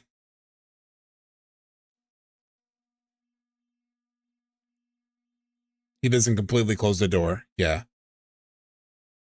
Rebirth was announced. The first announcement for Rebirth, Amana, was at the 25th anniversary. Yeah, a lot of people are watching. So it was at the 25th. They had a 25th anniversary event where they announced Crisis Core Reunion that we're kind of playing. And they announced Rebirth. 意味のある有意義な回だとは思います。Monsieur Hamaguchi, ce serait pas un bon endroit pour annoncer la troisième partie de Final Fantasy VII Remake? C'est Game Awards 2020. I think that's what I think he's asking now. I think he's asking now. まあLook at his face. Look at Hamaguchi's face. Final Fantasy VII Remake? C'est Game Awards 2025? まあ発表するとき He's like searching for how to answer. Hold on. I just want to move my face, speaking of faces. C'est Game Awards 2025? Look at his face. The swallow. まあ発表 The little smile, the little smoke, the little smirk. He's trying to hide the smirk. There's some す smirk there. るときには非常にいいイベン Okay, he's not hiding it anymore. He's smiling straight up here. トでしょ。まあPartie de Final Fantasy I'm sorry. VII Remake? C'est Game Awards 2025? まあ発表するときには非常にいいイベントでしょうね、そこは。はい。今年それが発表するかどうかは分かりませんが。うまいですね、誘導が。Okay, this context is different, right? The context does seem different. All right, let me see if we can grab the exact subtitles, right? Drake is saying I think it gets revealed. Pour annoncer 意義な形に認知して歌うっていうのはSorry. C'est Game Awards 2025? まあAll right. Lures. I know I'm probably offending the French speakers, but I'm going to write it down to make it easier for you all. to translate.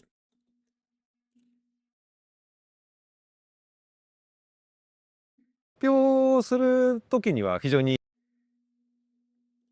not really looking at chat right now, so you guys may have already cracked it, but いいイベントでしょうね、そこは。はい。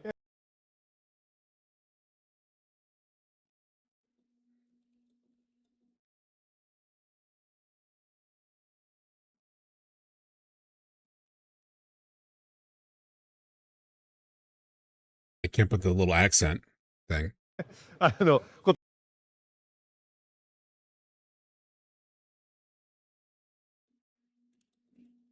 This is how desperate we are for any scrap that we can get.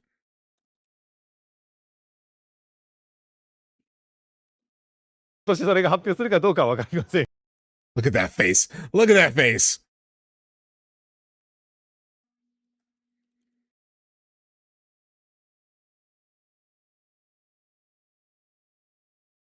All right, this is missing accent marks.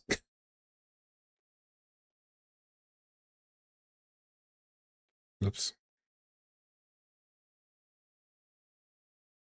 That's missing accent marks, but okay, I think Celine posted something earlier. Yes, it's a good place to make this kind of announcement. I don't know if it will be this year, but it would be ideal.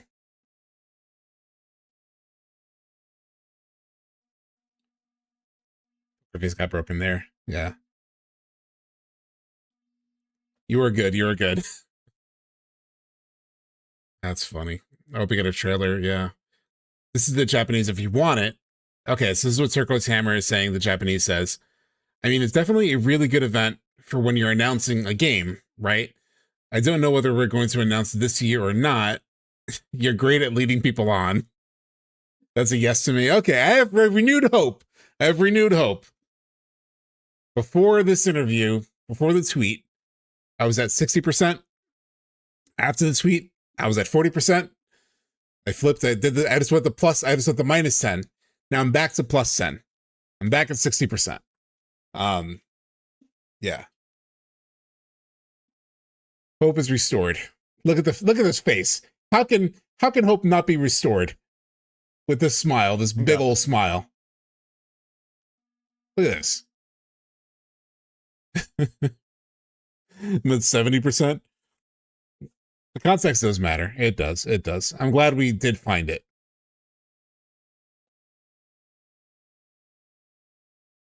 Localization strikes again. And thank you so much to Celine in chat, to Roland, and anybody else who was helping with the translating that in real time. That's the face of someone who's proud of what he's making. That's the most important thing, Ben, right? You know, regardless of if it's coming out, regardless of if we get the trailer on the 11th, I'm upgrading my chance to 110%. The face of someone who's proud of what he's making is, I think, the most important thing. I hope it's vague because he doesn't want to get in trouble or something. Of course, oh yeah, of course.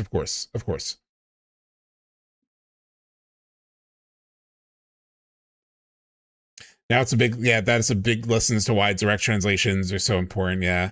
And even like the translation isn't quite enough, right?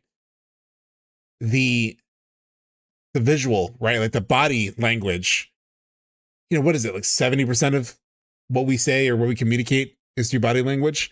Whatever that sort of like saying is. You can definitely feel that here. Next sentence is, you know very well how to make me say things. So yeah, he felt pressure in that moment. He didn't know how to respond. This response though. I'm betting my car now. Look at him. The look down, the swallow.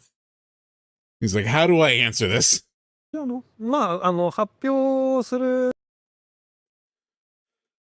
right. Hopium is back. Hopium's back. The quip gets me like, oh shit, he asked it. Yeah. Oh, I gotta go back to the game. Oh, fuck. Never seen an Adam's apple get so big. He seems nervous, for sure, for sure. I really, really hope this guy has a major role in future FF. After Rebirth, I would trust him with anything. Yeah. I'm now in debt until the Game Awards. Dumb apples. Gulp. Oh, she's daydreamer and a loose cannon. Sorry, lady. We totally missed everything you said. Yeah, great teamwork, chat. So my boss is enormous streams. It's so hard to go back to the game after that, isn't it? He's inspiring, don't you think? But between this stream and last stream, we're like making no progress in Crisis Core. It's terrible. On behalf of the City Planning Department, I thank you. I will make an official request for if you start.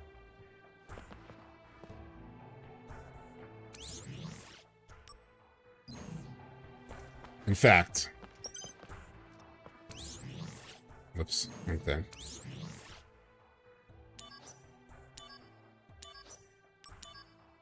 I have an idea.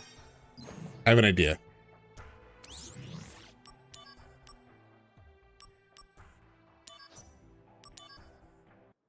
Good idea.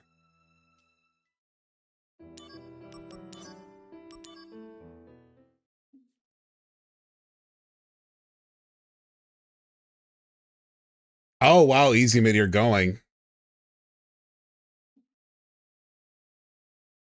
I have an idea. Last time I tried to stream this with the dual stream, it didn't go so well. Stream started to chug. Now it's preparing shaders. That's a good sign.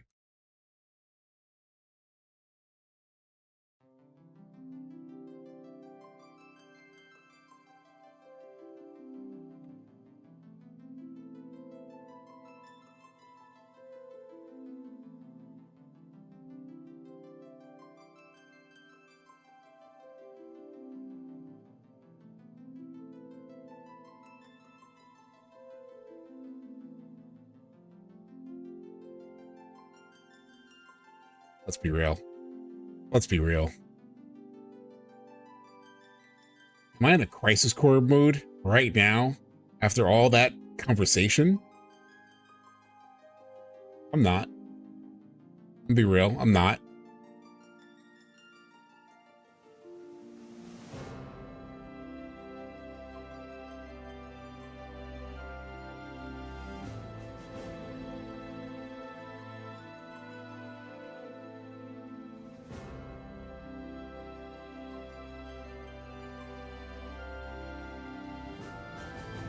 Oh, and Hamaguchi said his go-to is E33. Yeah, that's not surprising. I think he said that in other interviews, actually.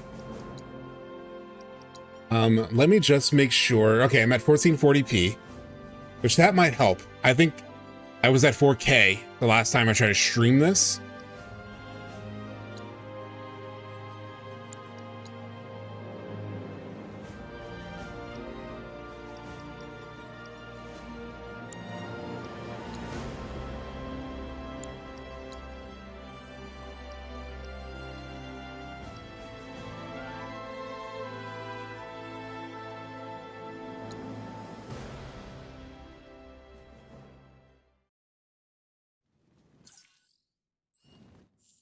Let me see if I can.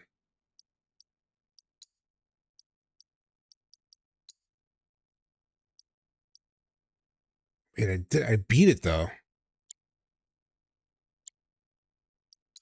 Shit.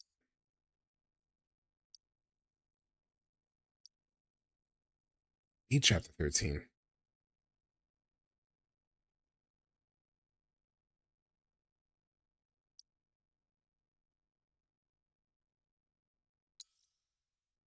This one?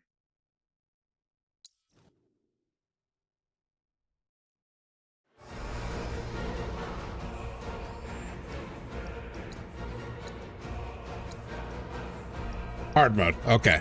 Yeah. I don't think I want to do this right now. I don't think I want to do chapter 14 right now. Why are these ones? I remember getting my ass whooped. But they sure don't like us. Hold on, it's loud.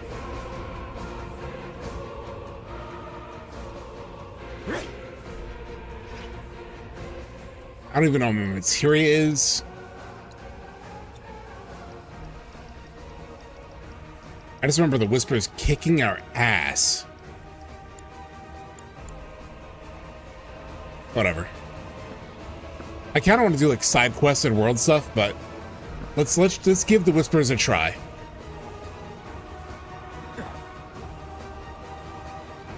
Heads up. Let me know how the streams holds up, because last time I had trouble with like it stuttering.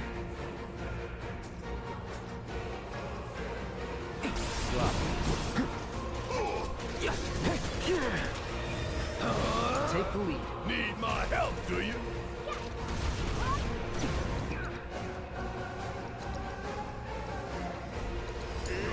Oh, let's go. Gotcha. Bring it.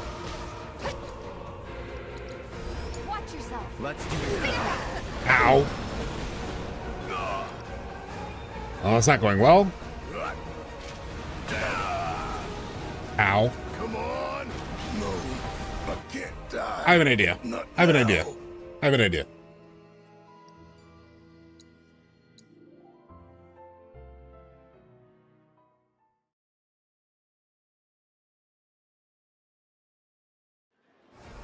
I need fire elemental on me defensively.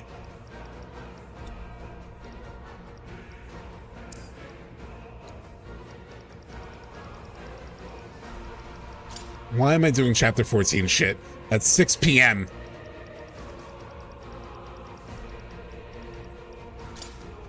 Am I insane?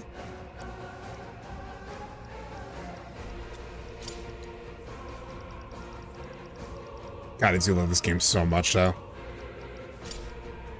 Fucking love this game.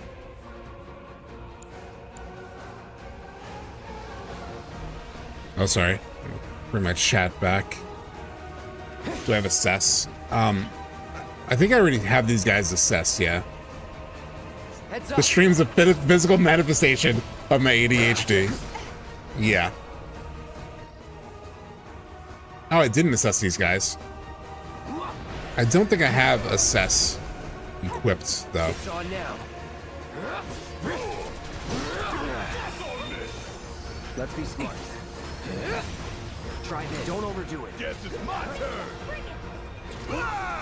Bring in the heat. Give them hell. Let me handle this. Here. Gotcha. Bring it. Give him your all. Bitch. Come on. I see it. Cut your number. Ow. My turn. I'm not going out like this.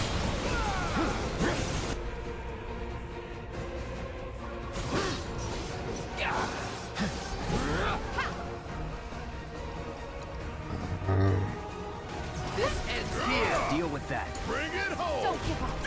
Bring it. This fight's not over yet. Ah, shit. Ow. That was quick.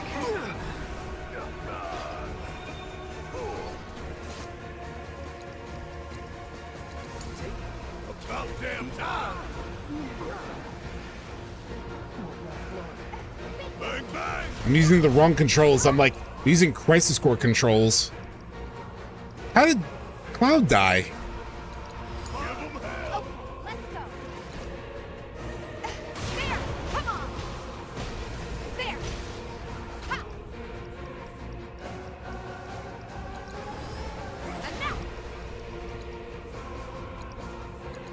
Fuck it. Ow.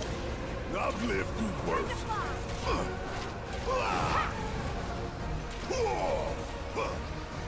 Bring in the heat. You ain't getting out of this. Seizing the opening. Barrett.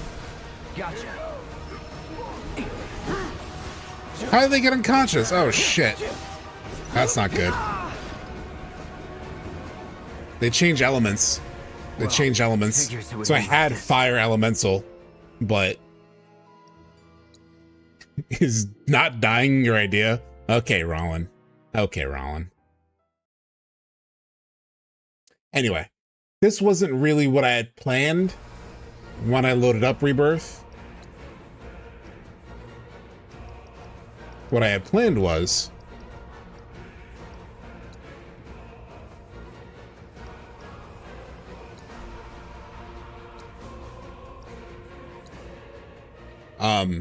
going into the world.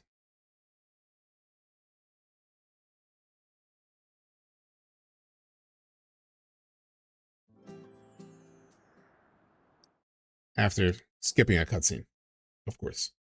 Oh shit, is my cam freezing up? Kind of looks like my camera was freezing up at least.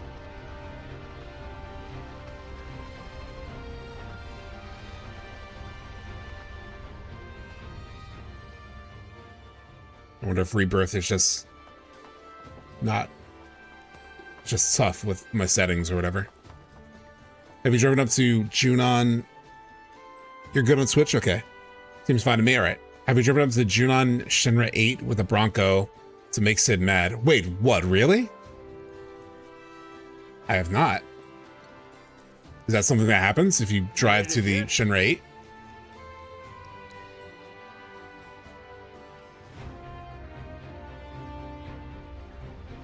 This here's your captain speaking. Outside your windows, you'll see open waters. Be advised there may be sudden ocean swells. How was that? Just kill me now. This thing's practically a paddle boat. Sea could swallow us whole on a whim. So we're sticking to the he's doing story dialogue right now. In Junon. Oh. Shoot, where do I need to go for that? It's across the ocean then, right? Where do I go to cross the ocean? Like, are there deep parts where I can't cross? Or can I just go across? I actually haven't explored the world that way. Directly opposite, yeah. It's all traversable. Okay. Yeah, I've not really done the whole, like, sea... I haven't done all the sea stuff. I haven't done all the ocean stuff, actually. I'm going a little bit too north. A little too north.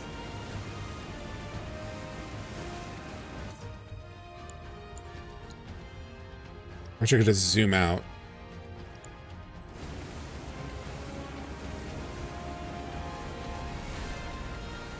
Like the sea, like the ocean water. SEA, sea. I have not platinumed it, actually.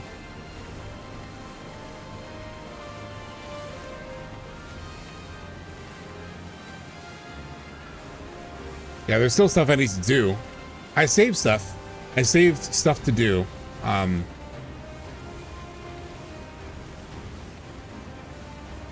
This twink bottom swell.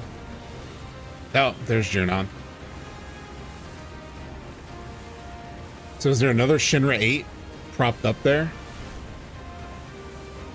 I was floored that you can cross the ocean. I remember thinking, yeah.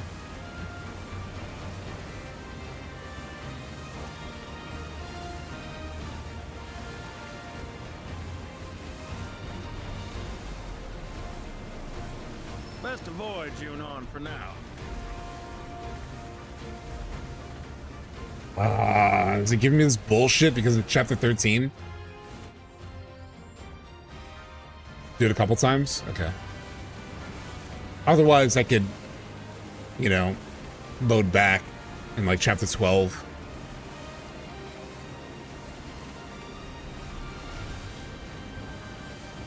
Before Shinra lays eyes on us, I say we skedaddle. Yeah, he just thinks to get away. I wonder if I need to be like chapter 12 versus like chapter 13. One more time? Okay.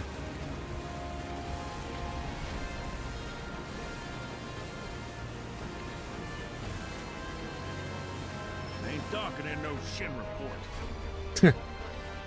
Was that it? No docking?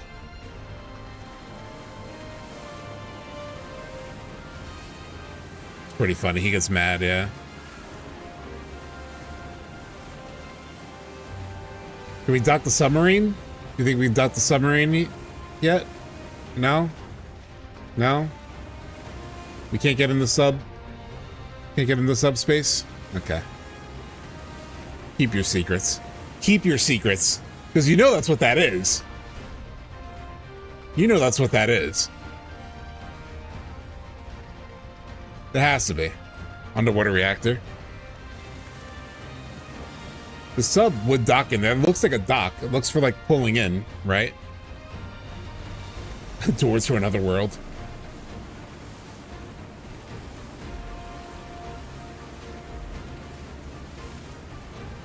Oh, you could dock here.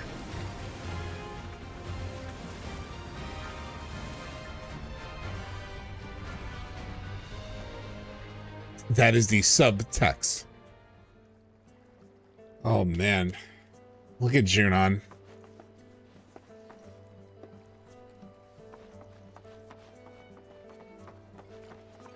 Believe it or not, there's a reactor at the bottom of this bay, sucking Mako from the seabed like a man dying of thirst. And all that energy gets used for, you guessed it, weapons production. The music. Unsurprisingly, that makes it a prime target if we got into another war with Wutai. Bet we'll be hearing rumors of ninjas here soon. After that, won't be long until kaboom. I love where Vincent is standing at Junon. Oh, where does he stand?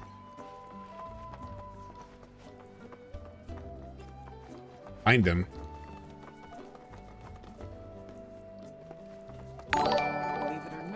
Thank you so much for Lazone. They wouldn't start trouble here. Like a man dying of thirst. In the old days, you could make ends meet just fishing off the shore. I love this like lore that you get here. The bay to get yourself a nibble. Of course, if you trawl the waters with a company ship, you're bound to rake it in. Ain't any easier or more efficient way to fish. True. But if you ask me, it's like biting the hand that feeds. I respect the sea. Anybody know where Vincent is standing in Junon? Or I work a Shinra ship. Jump in the water by the ship. He should be on the other.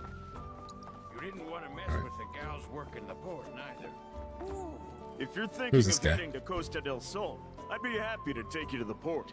You Oh, gotta no. book a ticket on the ferry, but once you're aboard, it's a straight shot to paradise. Well, you coming? Give me a shout whenever you want to hitch a ride. In the old days, Believe it or not. I'm gonna jump in the water. Oh yeah, he's over there.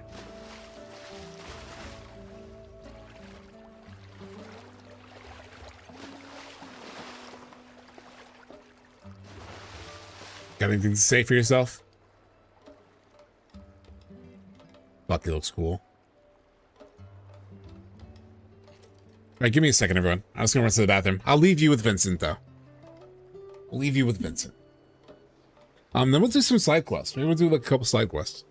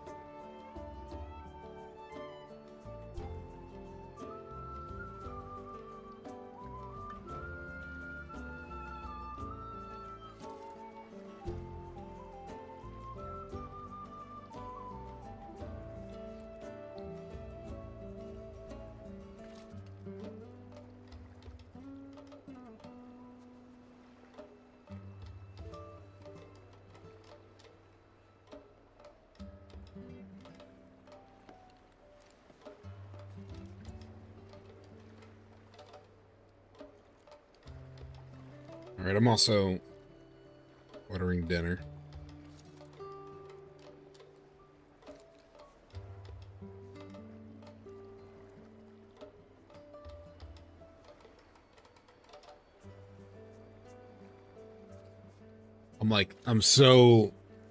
I'm really excited to be playing Rebirth again, I must admit. Just because it's been so in my head in the lead up to TGAs and stuff, obviously, like everything we've talked about beginning of stream.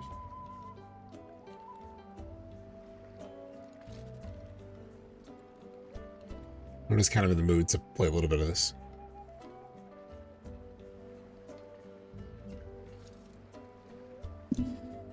Alright, let's go somewhere fun. Where have I not done some quests? Quest, you're non-region. I have 3 of 6 done here. There's Dreaming of Blue Skies. We talked about that earlier in stream. Well, it's currently locked, so I have to unlock it. Is it like on the quest board? It must be.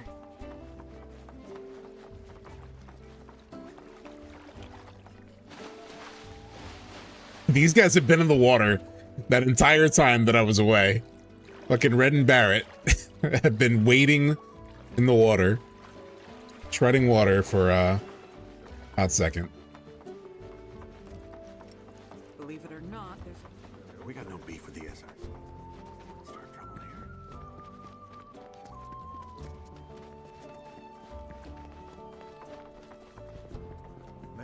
I'm getting a little frame rate issues here and there. That's just a game though. It's not stream, I don't think. Here it is.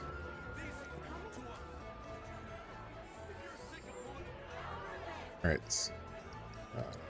Tides of War and Worry. Where's that? Priscilla. So where are the other quests? Where I have to go.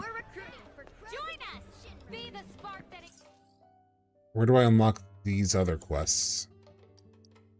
Is it after doing of Tides of? Like, how do I get to Dreams of Dreaming of Blue Skies? Maybe it needs to go to. Oh, maybe it's at the hideout place, right?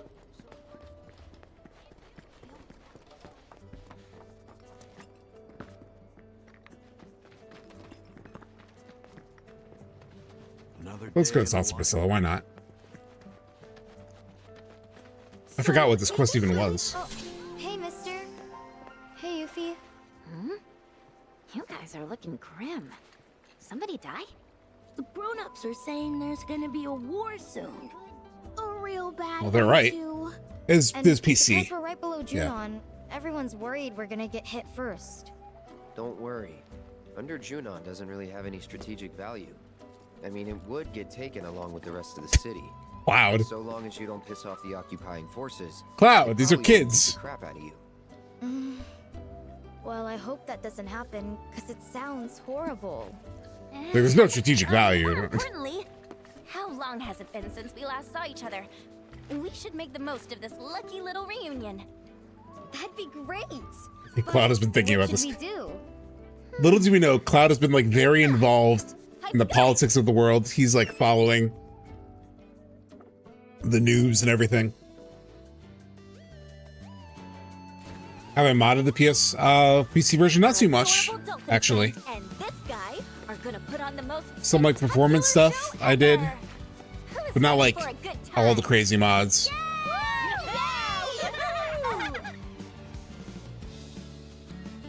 I'm kind of boring like that. At some point I may do the mods, like outfits and shit, but I just haven't really looked into it yet. Is this really just a obstacle course thing? I forgot the controls. Oh shit. Shake it off.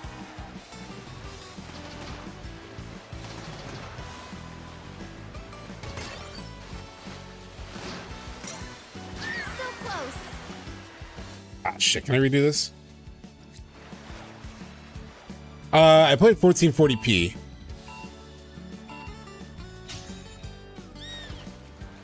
It is like high settings, or like whatever the highest settings could be, but it's at 1440p.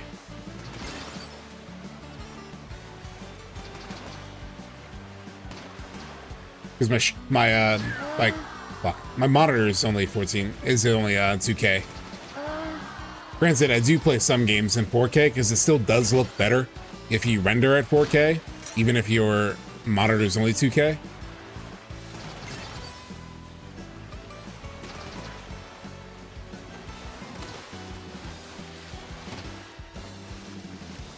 I feel like these beach balls are slowing me down at this point.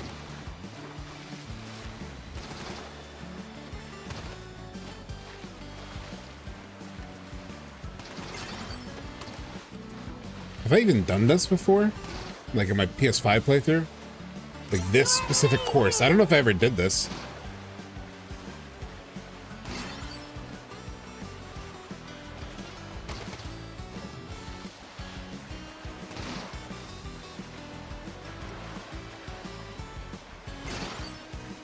Ah, shit. Awesome.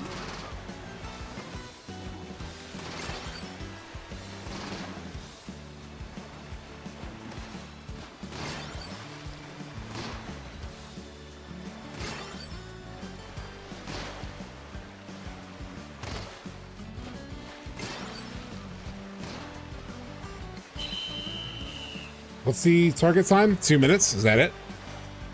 On my second playthrough, I did a lot of quality of life mods, no outfits and things like that. Definitely did all the 4K textures and performance mods. Destroyer, are you in the Discord by any chance? If you could just like post a list of like any mods that you recommend, I would take it for sure. Is that the top time possible? No more Priscilla wanted to marry Cloud. I didn't know Mr. Dolphin could do that. That's a bit like a Yuffie, Zack thing though, right? Like childhood crush sort of thing. Rank S is the top, okay. What we really need is a couple of super duper powerful orbs. I wonder if I needed to beat 140. Like, did I just miss it? I feel like I may have just missed it. Maybe. We hope you enjoyed the show, but even if you didn't, you still gotta pay. That'll be 1 orb apiece, kiddos. Pony up. What? But I don't have any. What a ripoff! Hey, without paying? Thanks a bunch, mister. You better come back and put on another show sometime. Yeah, Elixir, rank 1, rank 2. Yeah, so I didn't get rank 3. Alright, what's rank 3? What time is rank 3? For an encore. Yeah, I'm in. Yeah, I gotta beat 140. I was so close. By the way, anybody in chat know where the second magnify materia was? Somebody mentioned that. It says only 140. I was 27 seconds off. Yeah. But I know there's a second magnify materia, and I think you get it through a side quest. Somebody mentioned it multiple times on stream.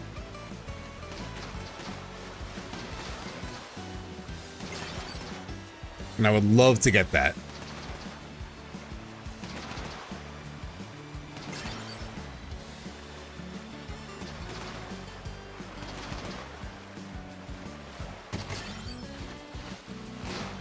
You're amazing!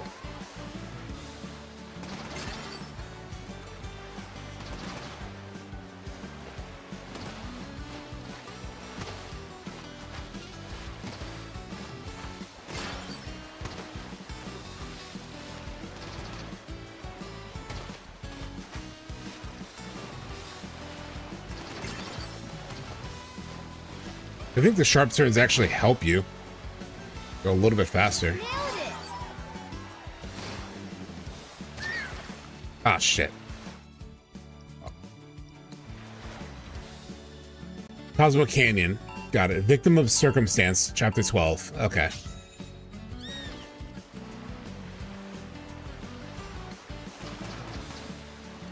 Because the second Magnify will really help with the Chapter 14 hard mode anyway.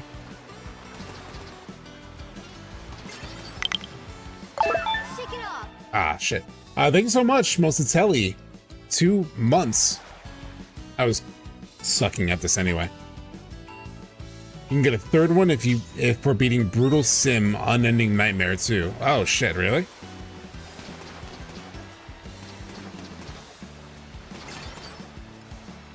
That might be worth doing for sure.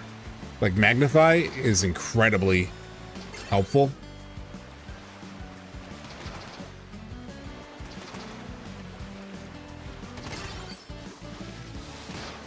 Awesome.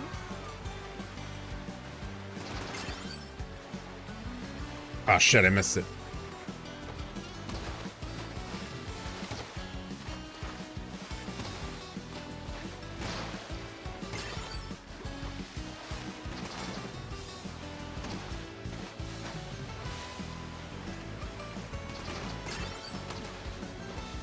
Speed boost.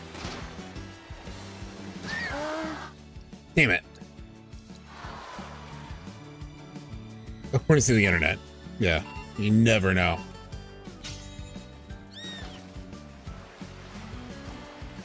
The water looks really good, actually. Is it just me? It's like, damn, actually, graphically, the water looks really good.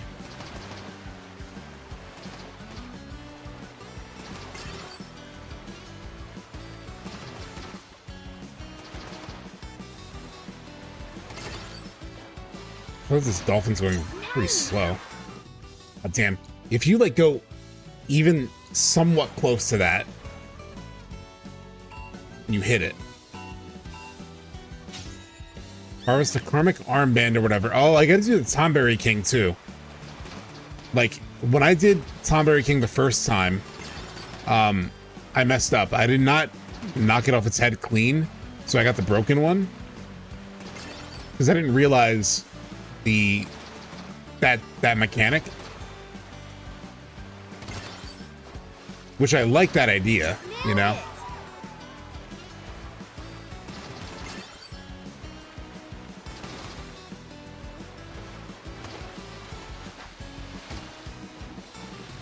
But yeah, I did not get the clean Tomberry King crown.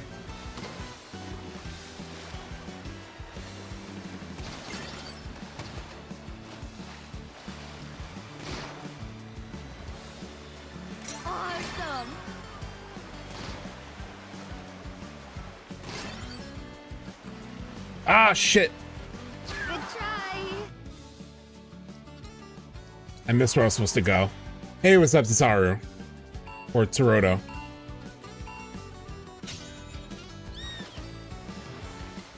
We switched up what we were doing on stream today. We got really hyped on part 3 stuff. Then we got really de-hyped on part 3 stuff because we read a Twitter summary of a French interview where it sounded like Hamaguchi was saying, you know, oh yeah, Game Awards is really cool, but I doubt we'll be there this year. And then we watched the actual interview, and then helpful people in chat, namely Rollin and Celine, gave us a accurate, well, 2 things. There was like the body language of the interview, which it really seemed like Hamaguchi was like, you sons of bitches. I don't know if we'll be there, but that would be ideal. And yeah, we got a more accurate translation of that interview. And we have renewed hope. We have renewed hope for the Game Awards. Ah, shit, I missed it. Keep it up, guys.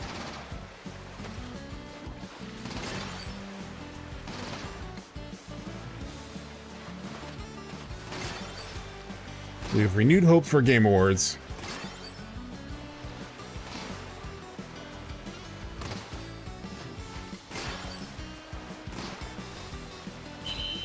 beat it. Fight it a few times for those karmic armbands. Really good accessories for hard mode. The souped up version and fortitude rings give plus 60 to defense, which are plus immune to stop and instant death. Oh, interesting.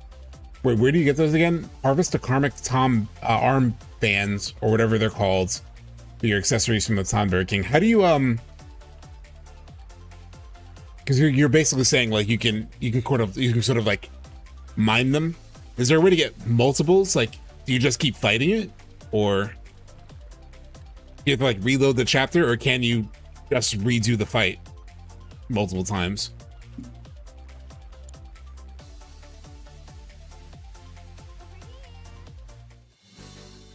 Because I know you can just sometimes you can just press triangle to like redo the fight.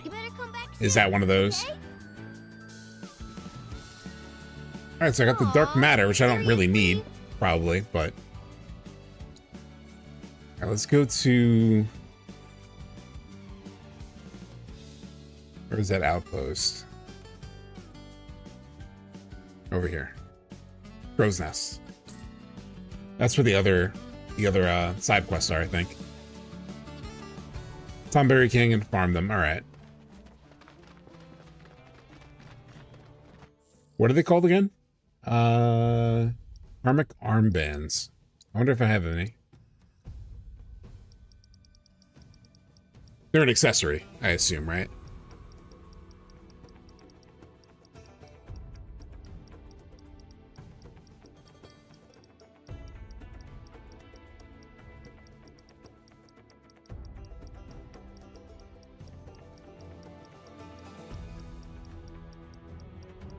I don't think I have any. Karmic cowl. Yeah, I don't have any. Shit. Karmic cowl? No, I think it might be a different thing. Upgrade 1 in the gold saucer, and then can't remember where you get the fortitude rings. Interesting. Yeah, the karmic cowl is slightly different. That's a plus 60 to defense. Thank you so much, Origami, for subscribing. We're just hanging out, doing a little like Rebirth side questing. You have an enhanced one. Oh, it is Karmic Cowl? Yeah, I have one.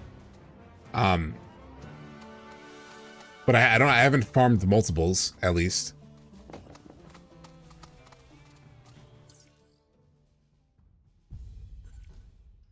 Is the cowl different than the armband? I can't go in here with the Chocobo, can I? Oh, I can. Oh, no, I can't. Welcome to the Crow's Nest. In the enhanced version, you can redo the boss. Heard Wu-Tai's making moves again. Like, look at this. We know we were talking earlier about the details, right, of the world that they built. But this whole little community they built, like they built in the Junon region, they basically made like 3 town areas, right? Under Junon, Upper Junon, Crow's Nest. Like the level of effort and detail that they put into this world, let alone the sections of the open world. My favorite part of Junon was when I first got to Junon, I just explored everything. And I just remember taking the black chocobo up, like climbing up a mountain, and then like I crested over this hill, and then suddenly all these like waterfalls. And I was just like, and it was gorgeous. That area is beautiful. And I was like, oh my God.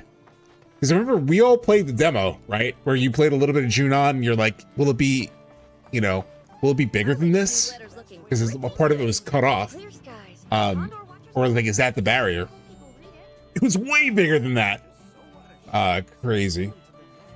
Hard to sell, sure. Show me your blue skies. Okay, our beloved Condor has not graced the skies above Junon in quite some time. We worry for her welfare and wish to hire someone to prepare a culinary feast that she will find too tempting to resist. Those willing to provide assistance are invited to join us on the Condor Hill. So there's the lighthouse. Oh yeah, the Kyrie quest. Yeah. Like looking down from the cliffs is so cool, yeah. Thanks for streaming. Thank you, Fat Music. It's been nice to rejoin and see Stupid still going. We are still going. We're getting caught up in the hype is the problem. As I am wont to do. We're getting caught up in the hype. I don't want a war. So where do I go for this first quest? Toby's request. That's the hardest sell. Where do I go for? Here we go. Under watching. You know what? Let's run out there. Let's go the long way. I'm cool going the long way. Let's go get our chocobo. Right over. Appreciate it the same. I'm living the Final Fantasy VII Rebirth hype. Yeah. Now we're in part 3. We're in part 3 hype time.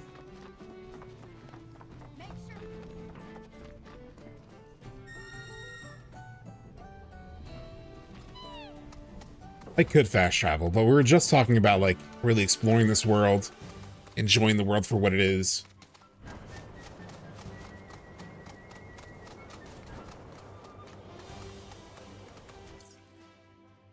Where are we going? I went past where I need to go. Shit.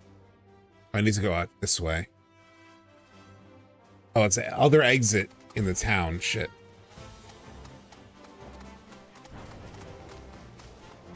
We are here, been like 30 years. Yeah.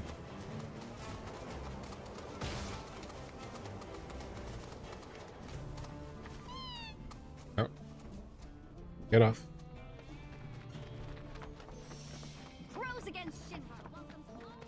We're gonna reclaim these. I have a friend in Avalanche. It's like a side exit, looks like. Oh, over here. If there ended up being games of Advent in all those parts, I'd be this invested. Yeah. I wonder what they do, you know, like if they do make games beyond part 3, right? They've openly talked about, where's the Discord link? It should be the pinned comment destroyer. It should be pinned on the in the chat on YouTube.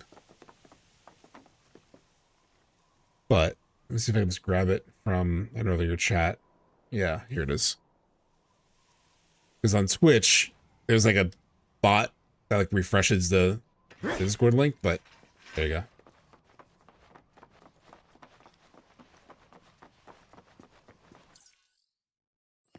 Oh, it is just here.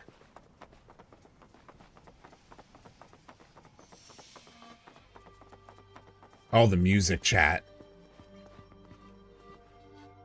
I do love this song. I used it in my video at one point. Hold on. Let's make it louder.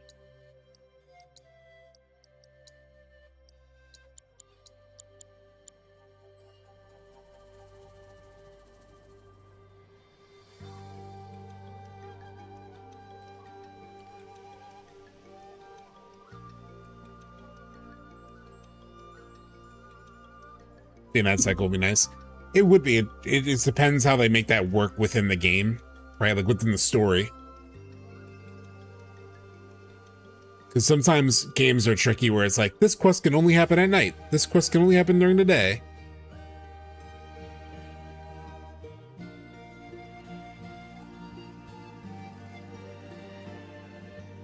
Such a pleasant song.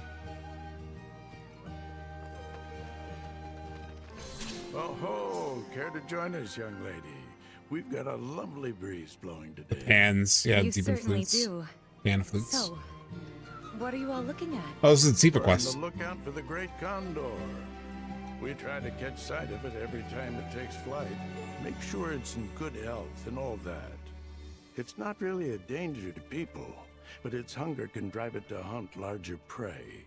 Let's just hope it never develops a taste for us. Surely you've seen our newsletter, haven't you? It's filled with fun facts Oh, about shit. a beloved bird. I'm quite proud of it. Sir, I don't think the condor is going to show today. Maybe we should head back. This is like us with the trailer. We don't think it's gonna show today. That bird's got me a bit worried. Haven't seen it in a fair I haven't seen I haven't seen a part 3 trailer. I'm just like this guy. To eat after all. Perhaps. I put a post up on the notice board asking for help, but, Well, That's what we're here about. If you're still looking for volunteers, we'd be more Not than doing happy the to Siva help. quest. Well, far be it from me to turn down... My such an first offer. playthrough, I did everything. This is just a special situation. Let me grab my food, which just arrived. Give me 1 second.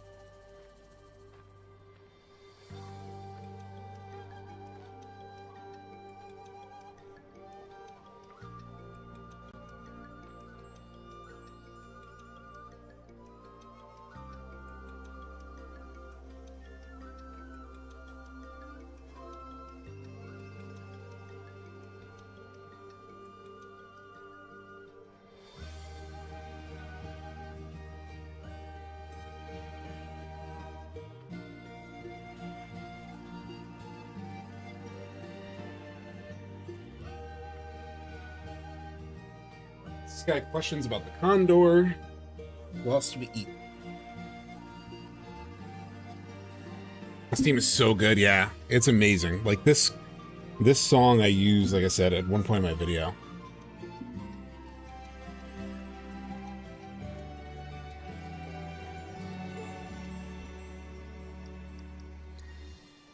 It's a grand old bird. Makes its nest in a small island just a stone's throw from here. Even saved my life back when I was a lad. If you could I got believe pad it. thai. I got Thai The food. condor was looking out for me that day, so I thought I should start looking out for it. Keep tabs on its well-being and whatnot. Shit. Can you repeat that? Sorry, I wasn't really paying too much attention. It's a grand old bird. Makes its nest in a small island just a stone's throw from here. Even saved my life back when I was a lad, if you can believe it. The condor was looking out for me that day, so I thought I should start looking out for it. Keep tabs on its well-being and whatnot. It's funny because, like, I don't think I really. Hey, what's up, Kuya? Because I don't think I really took. I don't know. It's so overwhelming. The game is so overwhelming at times that I think there were times I was doing side quests, especially in Junon, where I started thinking of like, man, I really want to. Maybe I should be pushing forward on story. No.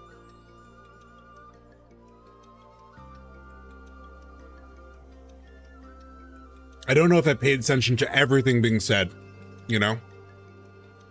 Like his story of like being saved by the condor, that why he has like such a relationship with it. I didn't pick up on that at all. It's a proud creature, a hunter at heart. We've tried to feed it before, but it seems to prefer catching its own prey.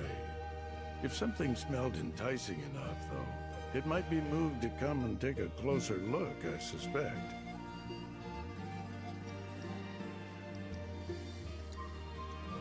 It's good after you're done with the story to slow down, you know? When one of them got me in the back, I fell to the ground. I thought I was done for, until that bird snatched me up and flew me to the next town over. I sometimes wonder if it mistook me for its supper. I never managed to regain the use of my legs, unfortunately. But I feel my spirits soar when I watch that condor fly. I may be stuck here, but at least they're still free. Thank you. I appreciate it. One of the condor's favorite hunting spots is in the woods nearby. You'll need a chocobo that can manage the climb to get there. It's pretty tough.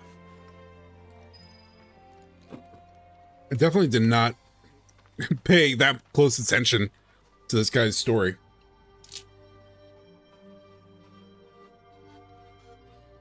The first time through.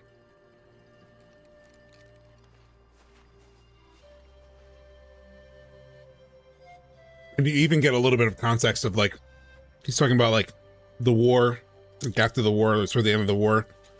That's when that happened. And that's the whole like Junon versus Shinra conflict, you know.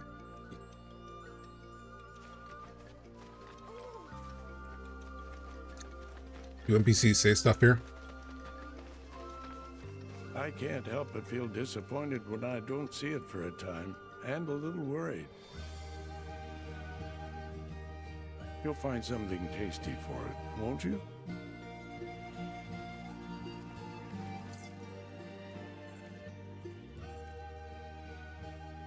It's a hunting spot. Like I said, let's go by foot. Let's do some of the stuff by foot. Really appreciate this world that they created, you know? That's another thing is like, thank you, Destroyer. I'll definitely check that out. Because I feel like I should do some more mods. But that's like one thing we don't,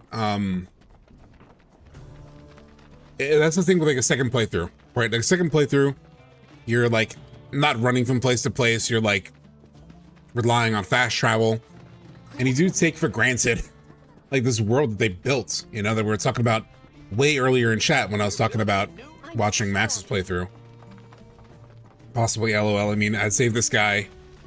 I mean, it saved this guy, so maybe he's like, I know some people will help you. When I play, I rarely fast travel just for this reason. It's a beautiful setting. The music is perfect and thoughtful. Love taking it in, yeah. I wish I could say the same for me, you know? But I definitely have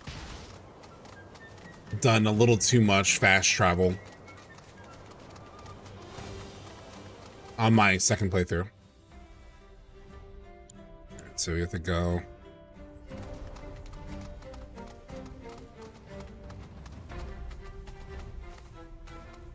Is it this way? Yeah, we have to go up a little bit. I'll never play hard mode. Yeah, I definitely do hard mode. I love hard mode. Fucking love the Junon music too. I passed it? Fuck, I passed it.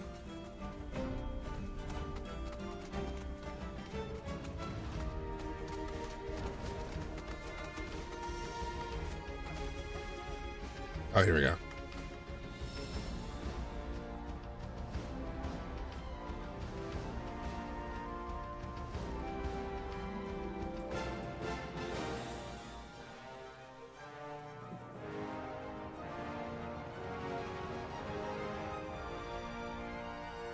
There goes the Condor's dinner. Maybe we can track its scent.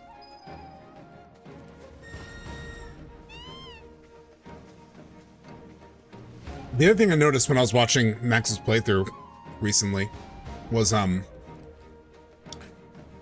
the little things that they give you, the little mechanics in the side quests, like this, the sniffing, for example, or when they give you a little map to like sort of find where you're like the thing that you are looking for.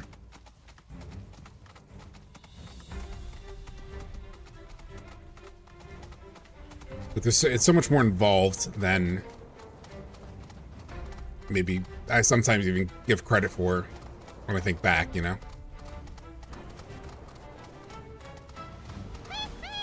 Isn't that it? Oh, you gotta save it. Meat to ice. Okay. Don't Snow overdo flurry. it. Bundle up.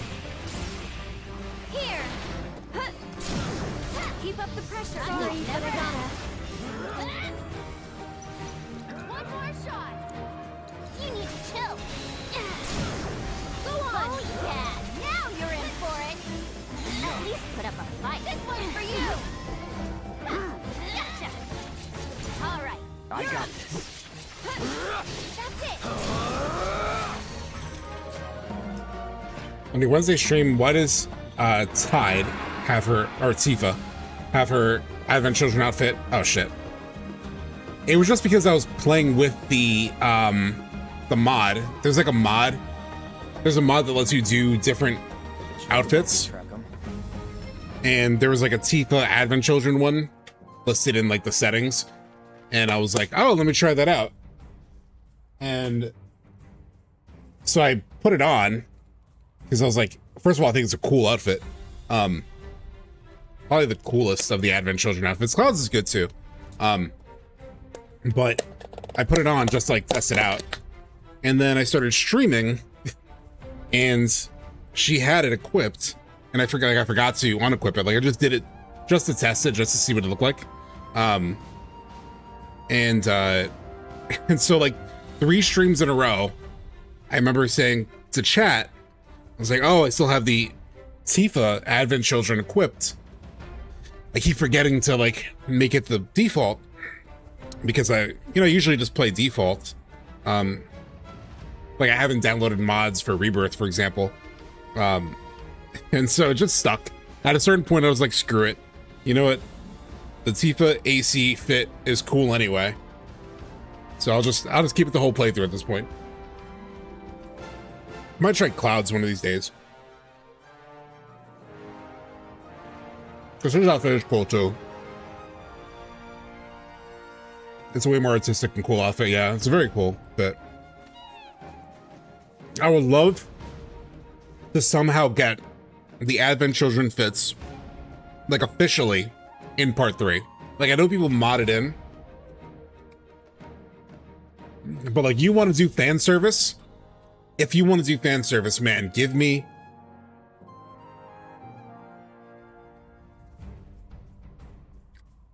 the AC fit.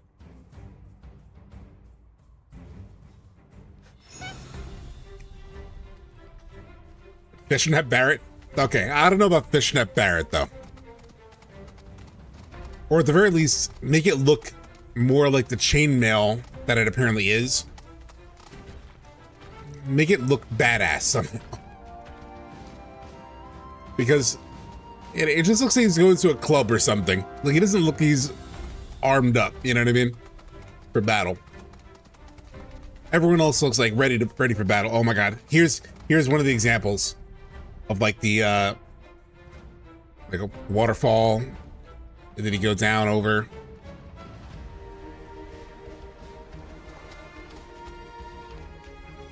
Oh shit. Okay, it's this way.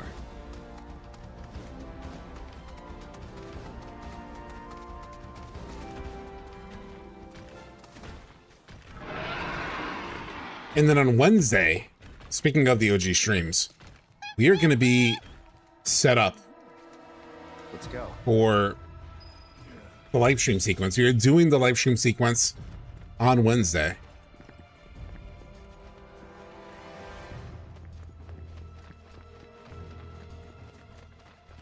Oh shit, I thought it was like right in here. Oh, here it is.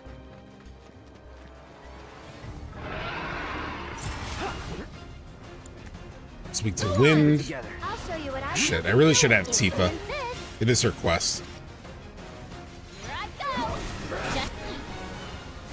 I just forgot to switch it up.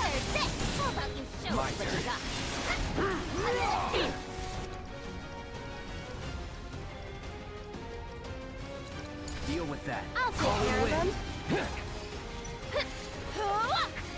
I'm gonna need Arcane Ward. Let's get serious. Do I have Wind? Oh, I do. Why don't you lead the way? You're in good hands now.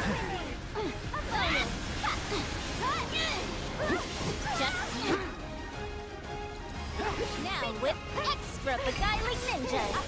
Got you now. How do you like this? Get him. Give me Windstorm, baby. Taking over.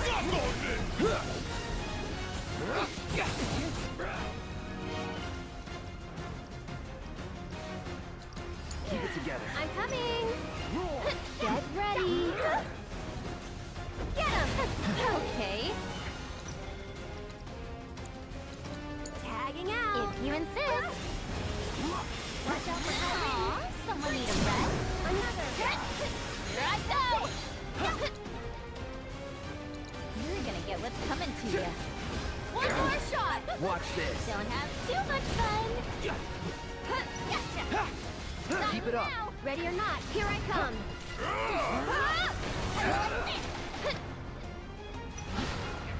Kinda hurt. Yuppie. My turn. You owe me one.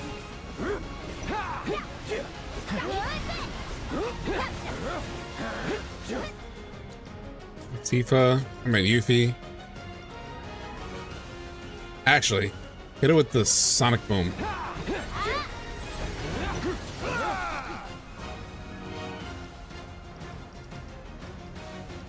Enough! Don't overdo it. I forgot all my shortcuts. Taking over. Yuffie's dead. That's not good. You're done. This one's for you. Don't stop now. I'll take care of this. Cool. Roberto Ferrari has been the one doing a lot of the designs. Maybe get his take on them. Oh, that could be interesting.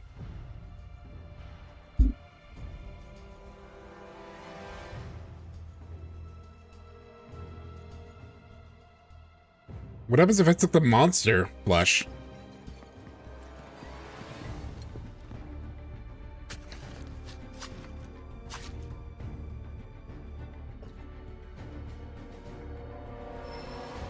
Like, could you fail this quest if you take one of the other two things? I assume so.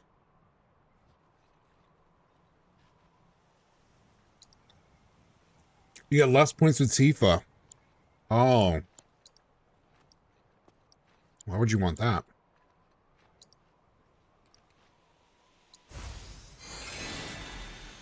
Okay.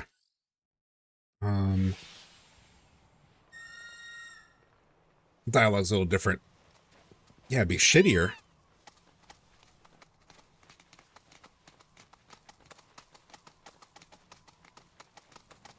Yeah, see, usually chat, I would just fast travel back over, you know? It's not the time that I'm on right now. But nothing worth noting, yeah. I assume nothing worth doing, in fact. Oh shit, how did I get here? Oh, I gotta go back up. Well, look at this area down here. Look at this shit.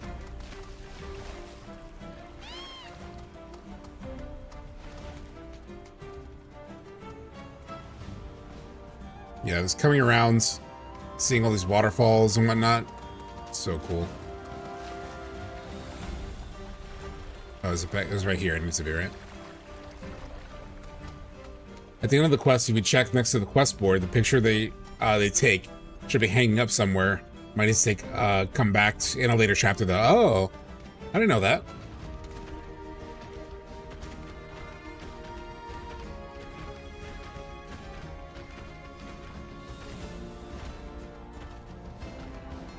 Shit, did I just go back? Wait, what did I just do? I think that's right. Kind of looks like I'm moving back to... Okay, here we go.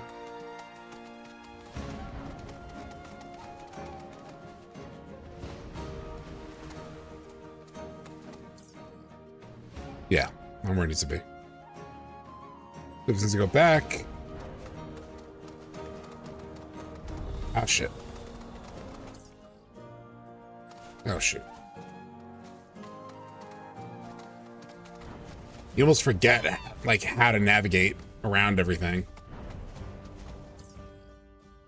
Let me go back through. Like, it's been so long since I've had to navigate this world. I think it's up this way. Yeah, it's way straight. Right. Oh, you only discovered it the other day? See, we're still discovering stuff way later, right?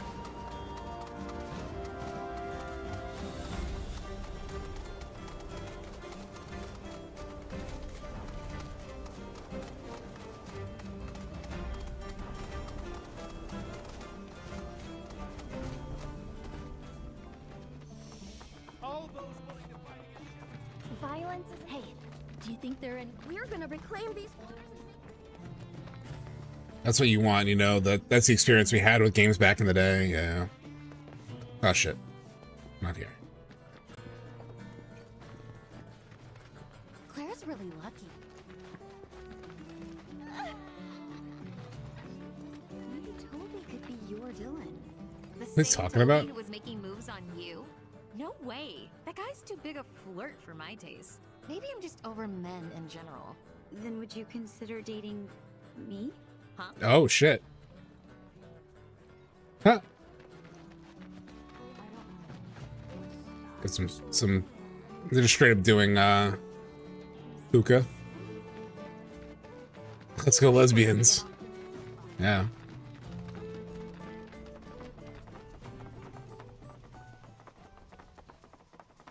It's so easy to miss those little conversations though, right? Alright.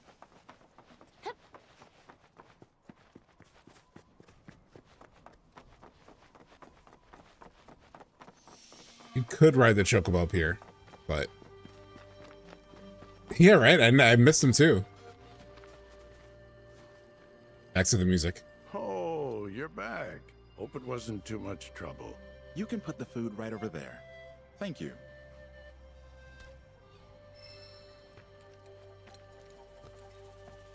This is quite the cut of meat. I've no doubt the bird will be unable to resist the call of such fine dining.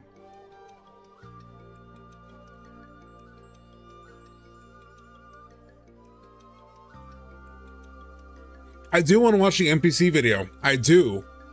I've had it on my like watch list for weeks or months at this point. Beats a steel one, that's for sure.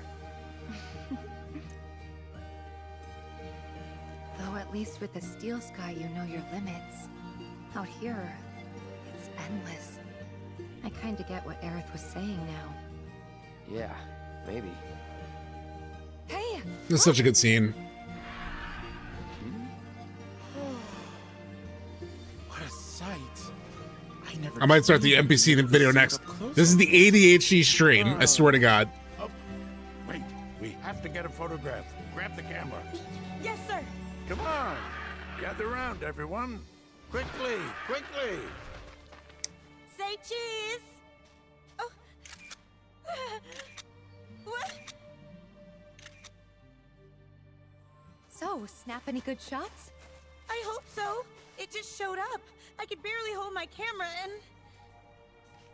Really? Couldn't tell from a shot like this. I was always missing one photograph from the photographer, like collection thing. Well, I haven't looked this. I think it might be in the ocean or something. It's precious moments like these that make Condor watching so exhilarating. You never know what to expect. Well, Scouts, let's finish writing up today's report and start preparing for our next fateful encounter. Sir! And hopefully next time we'll be able to snap a clear picture of that bird. Sir, miss, I'd like you to have this as a souvenir. FF7 tangents, yeah. Nice face, Cloud. What face is he making? I miss his face. The photo is on a community news board and a restaurant bit in Junon. So it's not on the side quest board here in the crow's nest. I blew it again, just like I always do. I really am nothing but a colossal failure. Oh, come on, girl. But that ends today. Next time I'm gonna snap the perfect shot. Oh, Prompto, yeah. I blew it again, just like I always do. We haven't had a sighting like that in who knows how long. And it's I'm gonna definitely do free cam over to check out the Condor. You know, I ought to get a nice frame for that photograph. We haven't had a sighting. Or you can give it to me so I can put it on the board. I've had the privilege of seeing a condor up close like that before. My heart is still pounding. Although, it's strange for the condor to come this far down. I'd hate to think beings have been messing with its food supply. Poor bird's got enough problems. All right, let's check this out.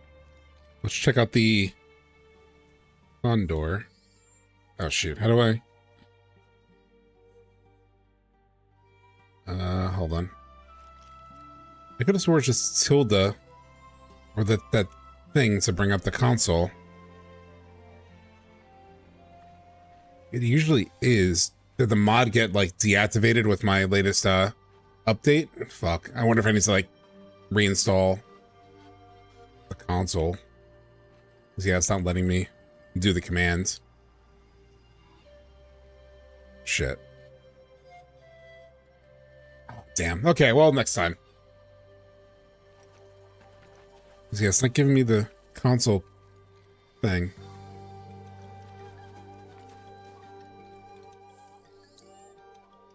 Let's see how far we can get. Not very far, obviously. I don't know why it's not letting me do the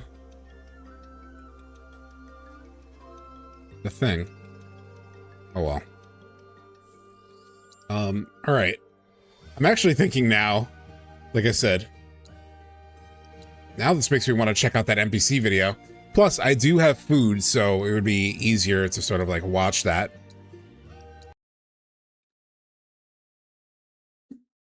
While I'm eating. I'm just chasing vibes at this point. Like I said, ADHD stream.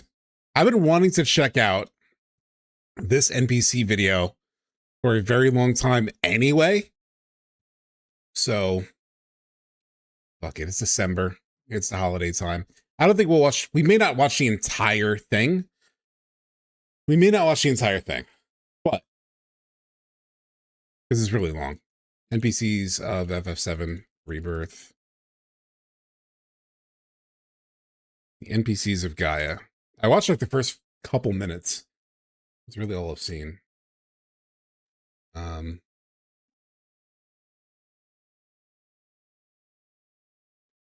We just browser.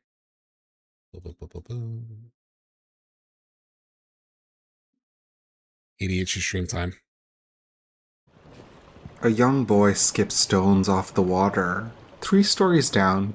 Oh, the link. Yeah. This is the link we're watching. It's called What I Learned Photographing NPCs in FF7 Rebirth by Solid Arf. This was sent to me a long time ago, actually. I watched the first few minutes and it was good. Well, I think I may have watched like 15 By the minutes, riverbank, another seems to be fishing them out. Players of the card game Queen's Blood all hold different actual cards from the game, instead of a generic duplicated one. Pretty cool. An employee at the Haunted Mansion Hotel warns you she's been bitten recently. She doesn't have much time left. Come back later in the game, and she's really turned into a monster. These are just a small selection of the kinds of weird and sometimes strangely meaningful details you can expect from the NPCs of Final Fantasy VII Rebirth. Let's get into it. Dialogue, design, animation, and annotation. NPCs fill the worlds of our favorite video games in a multitude of ways. I happen to like people watching in games, and I also like virtual photography, aka the use of in-game photo modes and camera tools to frame and compose interesting shots. So at the intersection of those two things, I've been photographing NPCs as my subjects of interest for some time now. I talk to them when I can, follow them around. It's like a very cool idea for a video. It also reminds me of, there's this other guy who does these really cool videos that get like, I don't know, 1 million each at the very least, but they're all like very weird ideas. Like one of them is not, I swear to God, this is not like a long, I just want to show this. It's like, how are the power lines of Red Dead 2 connected? Something like that. Yeah. Annie Austin, what's his name? And all of his videos are like these obscure like ideas, but they're amazing. Right? Like, do Red Dead Redemption 2's power lines connect to anything? And to the power of a single line of Red Dead 2, he does like all tips and type of games, but they're usually like an obscure topic, but they're really they're kind of interesting. Which is why he has like millions of views on everyone. Hey, could you put the link for the Hamaguchi interview about TGA? The French one? Yeah, give me 1 second. Let's see. Actually, this one. I could just go to history. It's right here. I have nothing for you, Siri. What are you talking about? This is the French interview.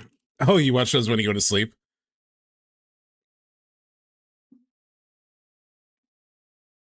And I imagine what their lives might be like. I pay extra attention to their clothing, character design, behavior patterns that I think might go unnoticed by the average player. And here's what I learned. In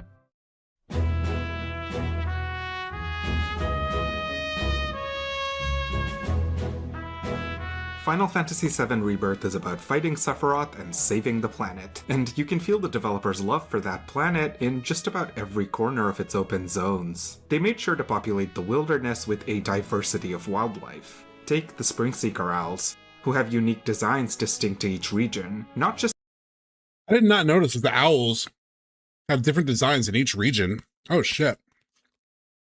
in terms of recolors, but also the flourishes on their ear tufts. It makes sense that they would do that, though. The baby chocobos are no different, with tail feathers that have adapted to whatever else is going on in their region.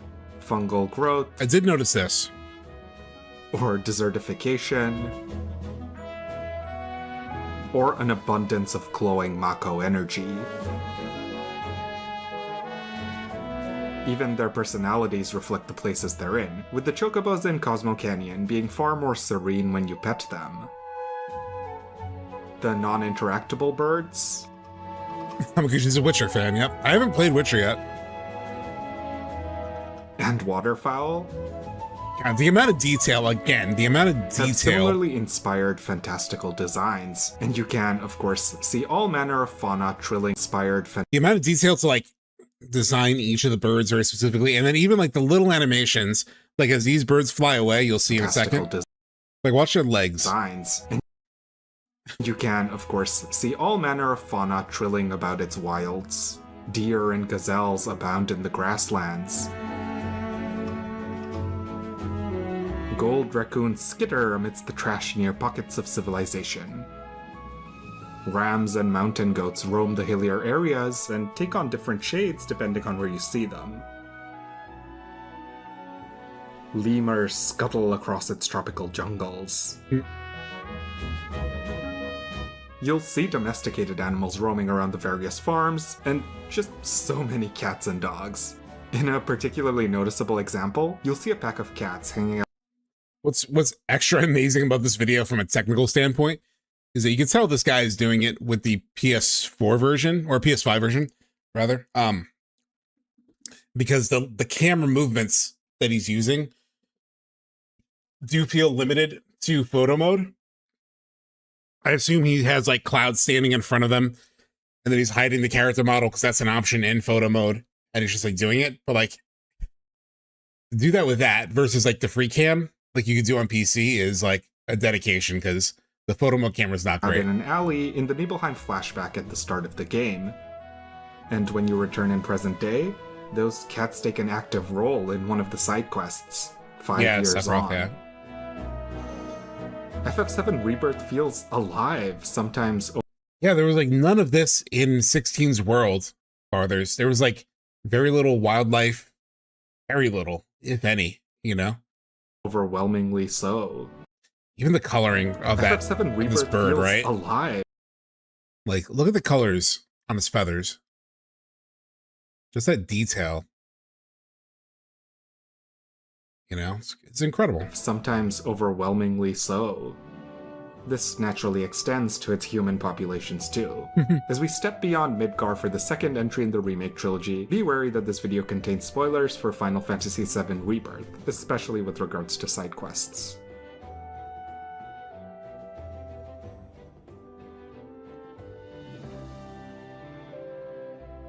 There is one caveat. Rebirth's photo mode is woefully restrictive. The camera is orbital, for one thing, meaning you're stuck in a very So yeah, he's kind of talking about the photo mode. limited radius around your player character. There is no depth of field slider, and the lighting options are passable at best, so you can't make your subject stand out from the backgrounds in I hated passable at best. So you even can't more than photo mode. I hated that when you do pop into photo mode to take these like mandatory side quest pictures, it doesn't move the sign. So you try to take these scenic photos, and there's this damn sign there that you can't make go away. Make your subject stand out from the backgrounds in a meaningful way. I see how Square Enix uses lighting and focus in the in-engine cutscenes, and I feel jealous. There is breathtaking potential in this world. The camera also likes to hover slightly overhead, so it can be a struggle to get it near ground level. For clarification, That's a cool shot. This is largely the same photo mode as FF7 Remakes, but it's somehow become more restrictive. It is a testament to just how well crafted these NPCs are that I really loved people watching in FF7 Rebirth regardless. Every town has its own culture, its own hobbies and quirks and fashion styles. Most of the ambient dialogue contributes to fleshing out those cultures. Here is a small example of what I mean. Almost every town has a musical performance breaking out in the streets, but the songs, the instruments, the crowds, and the energy forming around the bands are vastly different from one place to the next. Street musicians play in the homely streets of Calm.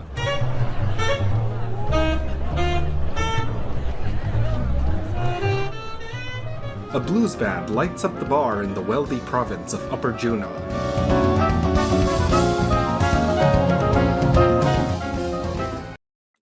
Love that band. While upbeat swing music rouses the people by the fishermen's taverns in Lower Junon.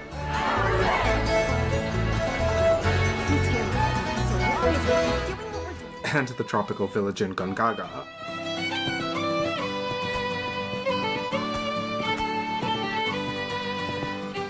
Electric guitars blare across the speakers of the Dust Bowl. It's so crazy. Tourists gather around folk musicians in the sacred town of Cosmo Canyon.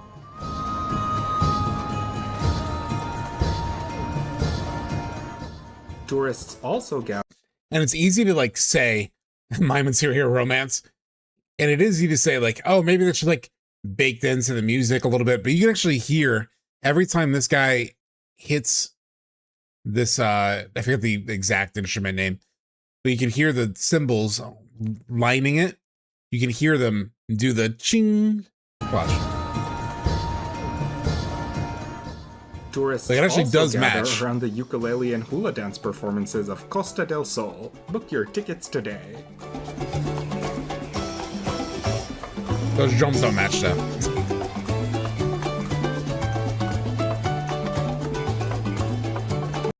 Yeah, their music feels, they look a lot slower playing the music. I think that's just world music. That's to say nothing of the Gold Saucer, FF7's iconic theme park level, which features so many dance numbers in Rebirth that it is difficult to keep Look at this track Disney of. bullshit. Enjoy the show.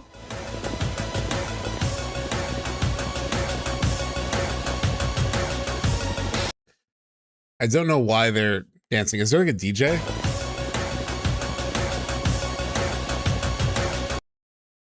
It is a little random. It is a little random. This is all lovely to watch at a distance, but my frustration with the photo mode stems from how often Rebirth's NPCs just beg to be studied, still and up close. Oh my god, Expedition 33. Some paintings going More on. critically, it stems from the fact that Rebirth wants you to think its photo mode is a bigger deal than it is. Like many other AAA games of the moment, it introduces photography side quests for the player to indulge in. Character of the moment. I love that one in introduces Spider-Man. I photography think in Spider-Man 2, you have a quest where you like take a picture of these guys doing the bodega cat wearing the Spider-Man outfit. Spider-Cat. Side quests for the player to indulge in. Characters will comment on how expert a photographer Cloud is becoming, and as you snap scenic spots, you'll unlock new filters for the mode. These filters are... So what happens when you collect all the snaps pictures? Because I've always, on my PS5, I missed one, and I never got it. Is there anything like cool that happens? passable. Most of the time you still run into the issue of your We foregrounds and Gilgamesh. backgrounds blending together. This would all be fine if the game didn't call... Gives you a photo book of the picture you took of Cloud. Oh, cool. Can you actually like look through it? Like, can you pull it up at any point and actually like flip through it? so much attention to virtual photography Oh, in shit. the strangest way. Before I talk about any other NPC, I have to cover Snaps. Because I really want to see the one I always want to see the most, like, again, is the one where he does in, like, Gangaga, where he does that thing. It's so funny. He's the resident photography quest giver. And let it never be said I can't laugh at my own expense, because I feel like he sounds like a parody of me. Brittle houses in the sea air. Paint chipping and wood bending. Time moving on. A striking work of craftsmanship, too. Every detail was seen to with such care. And I love him. Snaps is fun. He has genuinely interesting things to say about Rebirth's locales, but his quests are cursory. Most of your busy work in this game is about gathering world intel, which is a fancy way of saying you're uncovering lore and filling out a codex. But world intel does at least serve the game thematically. FF7 is a game about an ecological crisis, and you're studying and cleaning the planet you so desperately want to protect. There are clear objectives around this. On the other hand, taking pictures is an inherently exploratory process. What subject is or isn't interesting is, well, subjective. So for the game to treat it in the same way as your other side quests, with waypoints you have to visit and launch photo mode in, feels overly directed, especially when you see Cloud fiddling with his camera after the fact. Final Fantasy VII Rebirth is about fighting Sephiroth and saving the planet, but it's also, on a deeper and more moment-to-moment level, about making the most of the time you have with the people you love, while you still have it. It's about making memories. That's why quite a few quests end with your picture being taken in a cutscene. I just wish the gameplay system synergized with this too. Yeah, dude, the way that 15 does it is really cool. As they did so well in Final Fantasy 15 before it. Don't get me wrong, I'm glad the game includes a photo mode at all, because like, for example, oh my god, look at this shot. Holy shit, look at this shot. Like, that's such a cool shot. Like if you actually had that collection of like your photo mode, like if you actually had a in-game collection of the photos like FF15 did, or what else had that? There's another game that had that. Red Dead? I don't remember. it lets me take sick action. Where you can actually look through all the photos. They're like, yeah, Red Dead has like a photo manager thing.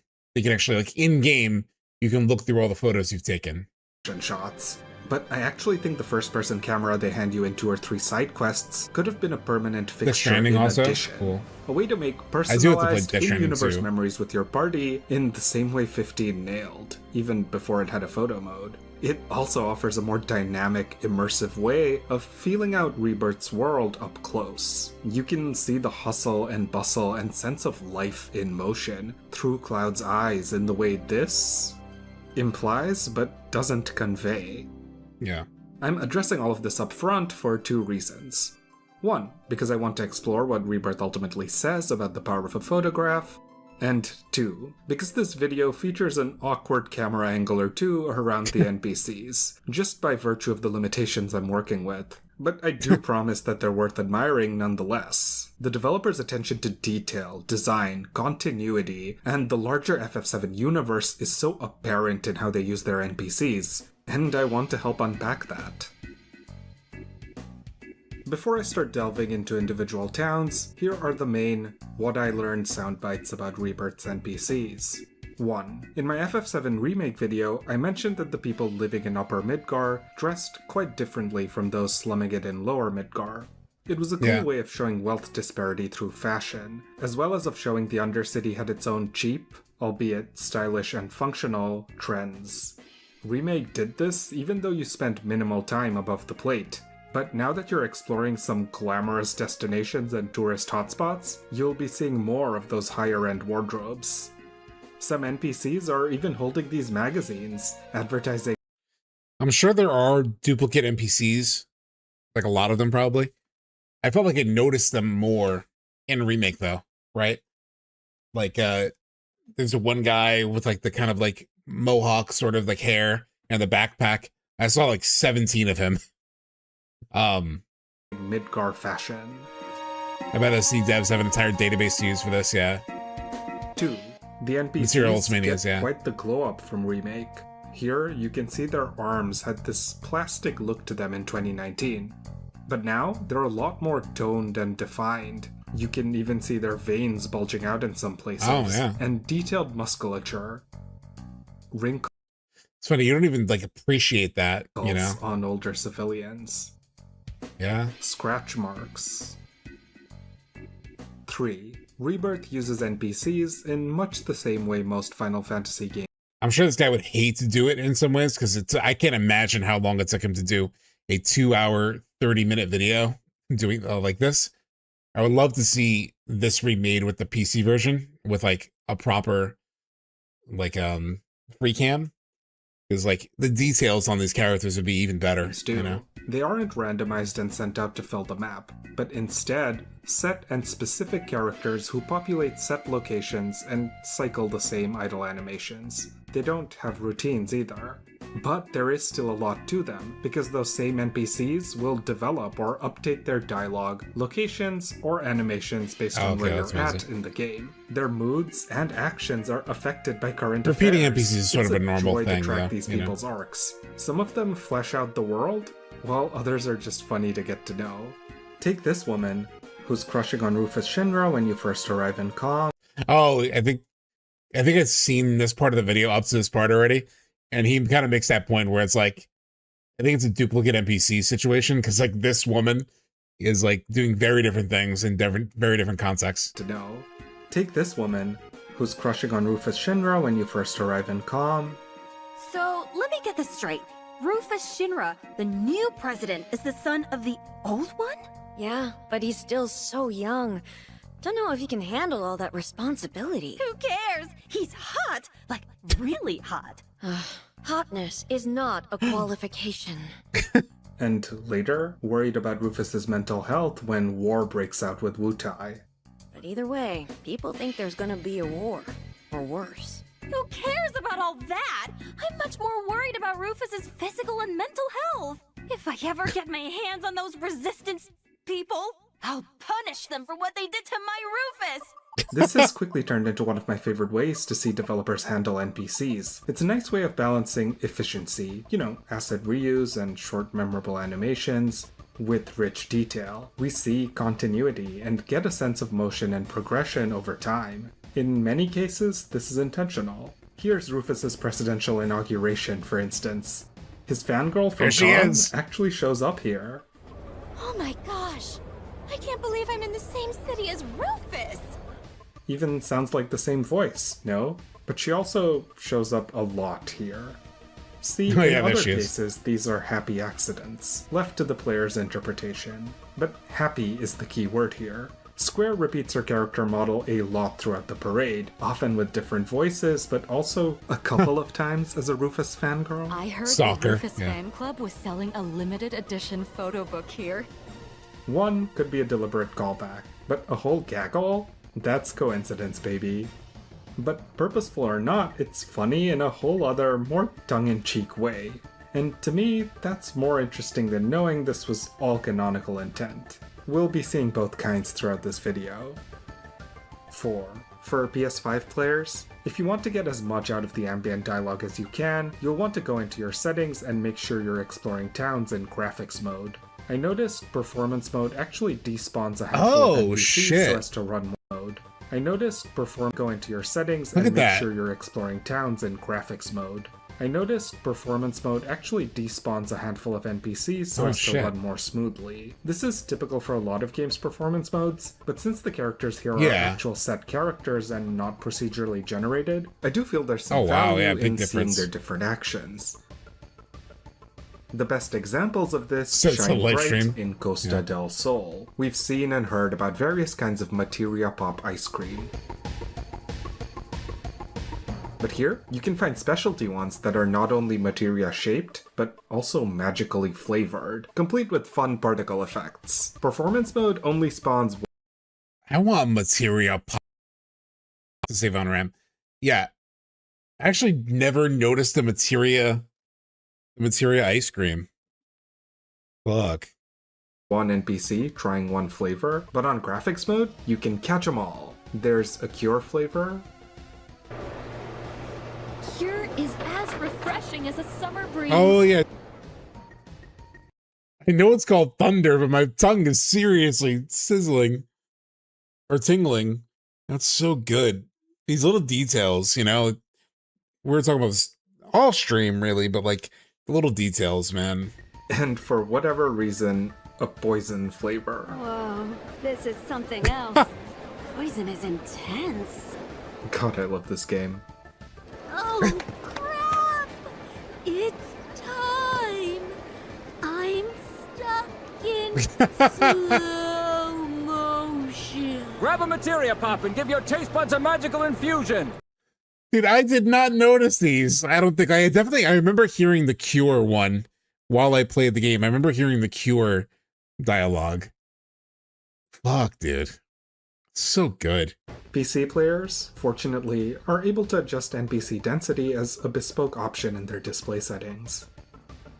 And finally, that attention to detail and continuity stretches Cloud's a beyond fan of the Rebirth tingling to feelings, include the Sephiroth. larger FF7 universe. While Rebirth won't nudge almost every NPC forward at every step of the game like Final Fantasy XVI does, it is Also the OG where he's like, my tongue is tingling, you know, or whatever. Does he say my tongue is tingling? Or my body's tingling? He says my body's tingling. During the death, yeah. more hardcore about being self-referential. There's more focus on world building and interconnectivity than on the individual NPCs themselves. It's a bit daunting in that regard. In the opening town of Calm, for instance, you can overhear a character daydreaming about the blonde he once saw perform in Walmart. I know, Origami. 2 full playthroughs and 300 plus hours and still missed a lot. Yeah. Cancel our Honeybee Inn trip? No way. It's times like this you really gotta let loose. Plus, I can't pass up a chance at seeing that blonde queen again. Which is a fun callback to the cross-dressing sequence from last game. Oh, which is a fun. Oh shit, that's right. Honeybee Inn trip? He's talking about Cloud. No way. It's times like this you really gotta let loose. Plus, I can't pass up a chance at seeing that blonde queen again. Oh shit. That's a good catch. Oh shit. Which is a fun callback to the cross-dressing sequence from last game. You can also overhear one daydreaming about the steamed buns they sell in Midgar. I'll never forget those steamed buns. That's a Traces reference. Mincemeat filling was heavenly. That's my one regret about leaving Midgar for good. No more stopping off for saturate buns. That's a Tifa. Oh my god. That's the Tifa Traces reference. I used to eat them every day. Which is an allusion to the novel Final Fantasy VII Trace of Two Pasts, where you learn about the prominence of those steamed buns. Selling them was actually Tifa's first job in Midgar. I'll miss that girl too. My little steamed I'll miss that honey girl bun. too. My little steamed honey bun. I wonder if she's still selling them. In Costa del Sol, there's a bouncer in front of a giant locked door. Dude, just like,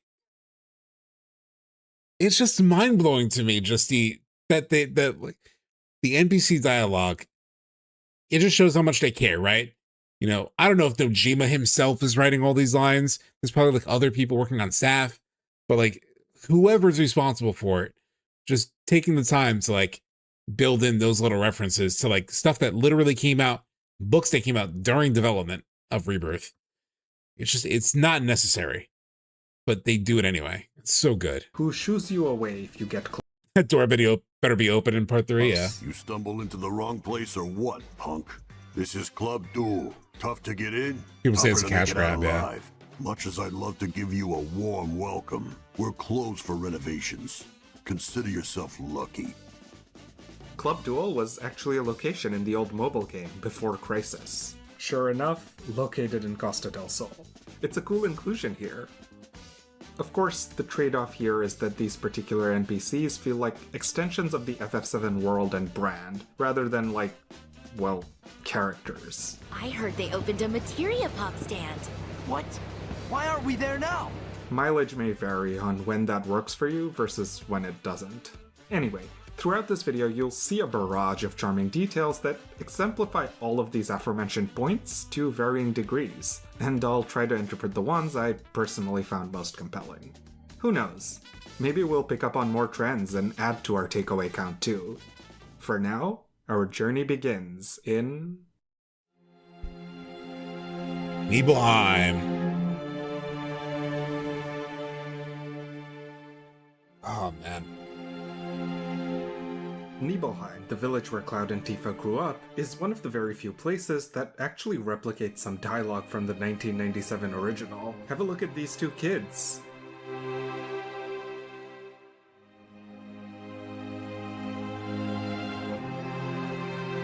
You're Shinra.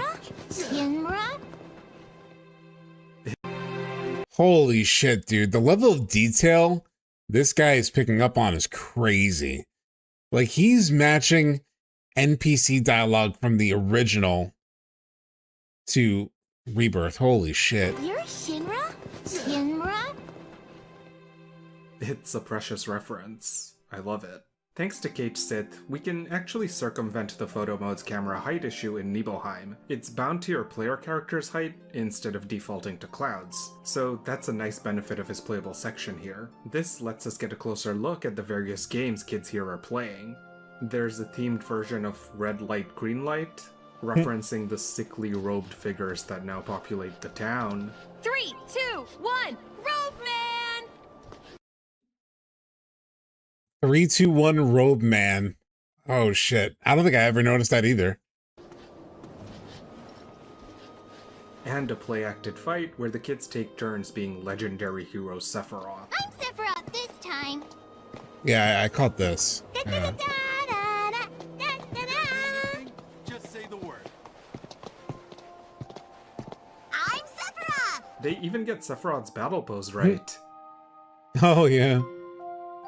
Dude, the detail, man.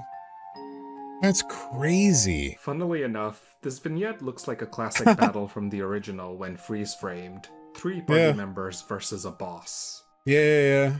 Bow wow wow, bow wow wow, he's a good boy who never stops, keeping our city safe for each and everyone.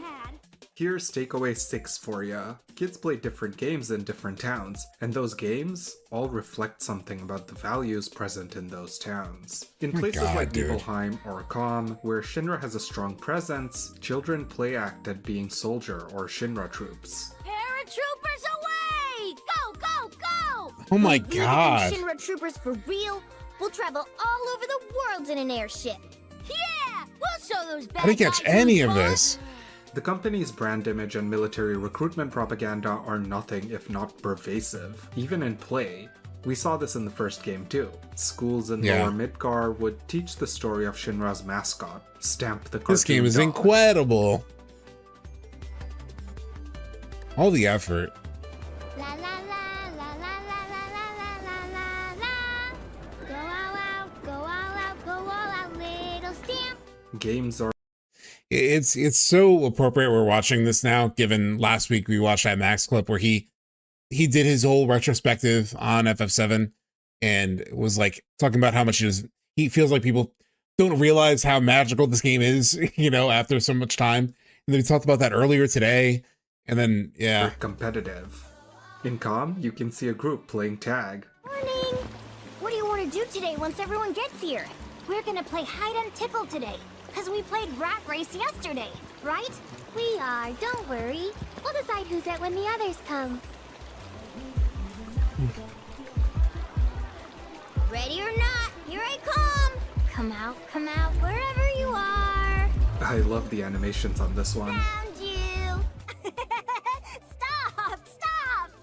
Even on the cruise ship to Costa del Sol, they'll pretend to fight each other for fun. In Upper Junon, they roam the streets looking for stamps of... well, stamp to collect.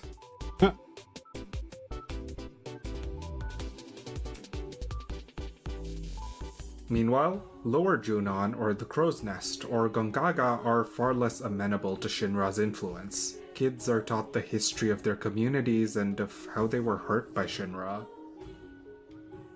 so games tend to be cooperative and more in tune with the natural environment around them. In Lower Junon, Priscilla teaches them how to communicate with the town dolphin, and they practice without her too.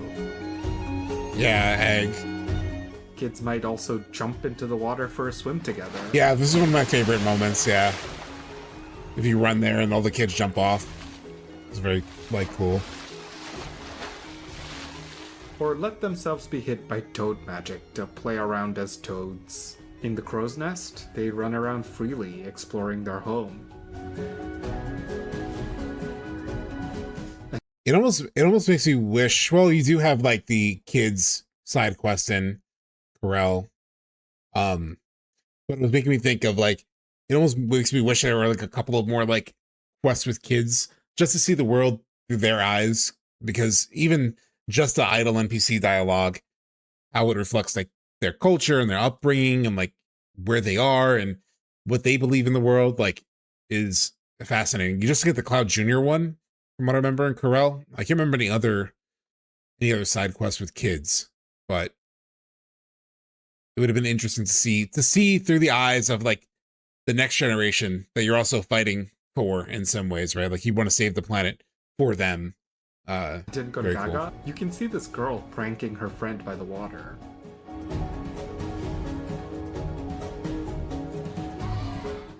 Of course, with the animation being in a loop, he looks like the most gullible boy alive. I like to think their other friend behind them already got dunked. In Corel, which was also victimized by Shinra, you can spot kids walking along the old railway tracks. Such cool animations. There's a lot of apocalyptic imagery. We had a lot with pets, yeah. I love that the kids find ways to kid around and experience joy in spite of it. They make do with whatever's around them. So, in Shinra territories, that manifests as competitive games with recognizable man-made names. Soldier, Ropeman, Hide and Tickle. And in the more independent settlements, this means just playing in nature, collaborating, and getting up to mischief. Anyway, let's return to Nibelheim.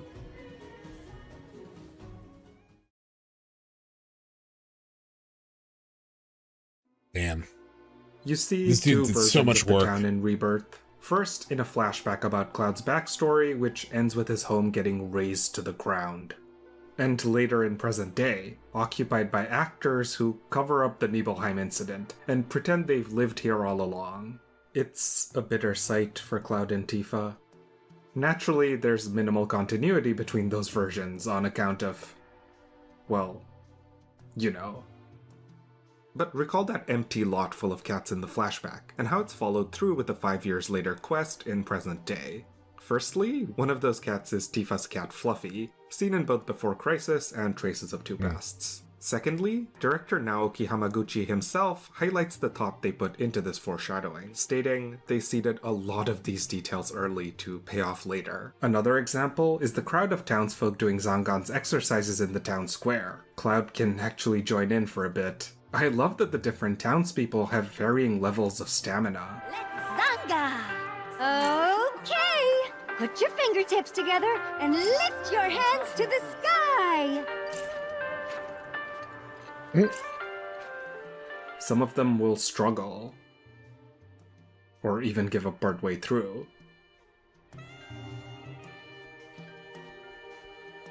If you hit the exercises before meeting Zangan, you'll see a substitute trainer. Come back after, and he'll take over the lesson himself. Skip ahead to present day, and you'll see those exercises are still going strong, now used to help the robed figures keep up with their health. By adding these things, says Hamaguchi, and even involving them in quests, we felt that it really tied together this feeling that this is an organic place, a living, breathing village. That's how we want the player to perceive it. The people of Nibelheim are simple country folk, though many dream of leaving the village like Cloud did. You know, I've been thinking about joining the military for some time now. Yeah, I caught this too. If too. you need help, just say the word. Consequently, their clothes are simple too. We see plaid shirts, vests, lots of vests, in fact. overalls.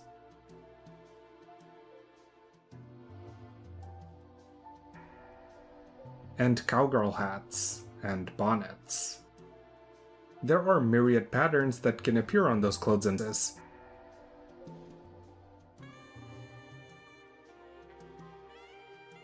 And a nice range of haircuts. Some folks wear headscarves too. The younger kids might wear graphic tees, which you can also see hung up drying here. There's a farmland aesthetic here that the original Nibelheim didn't really have. Kids can also be seen feeding chickens, or chasing them around. In the present-day version, that sense of liveliness mellows out. Robed figures who are victims of Mako poisoning stumble around FF6 the town, music? I was wondering while where the music doctors was and from. physical therapy professionals try their best to support them. Look at Cloud before he goes up. He's in Meteor Fall. Great today. Cloud pre-Meteor Fall. Apparently. Let's take a little break God and try damn. again, That's still alright? blowing my mind. Also, if you've paid attention to the general fashion sense here, you can easily distinguish who the tourists are at a glance, before even hearing their dialogue. You know, I came up around here, way back in the day. It's strange. None of the buildings look like I remember. And where did all the I remember people this who used to dialogue. live here go? Yeah. The incidental dialogue alludes to, without confirming too explicitly, the fact that everyone here is a Shinra settler, or an actor hired to cover up the town's true history, here for a limited tenure. I keep asking who moved where, but no one will tell me anything. There's nothing here, you know.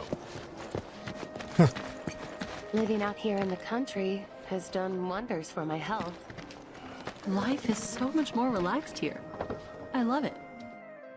The town hall is clearly Out here in the country. Yeah, you like the way that she's first of all, this guy coming through and just like randomly being like, "There's nothing here," you know. Like he's as he's passing you, he's like giving you a little nudge, like, "Hey, this is all bullshit."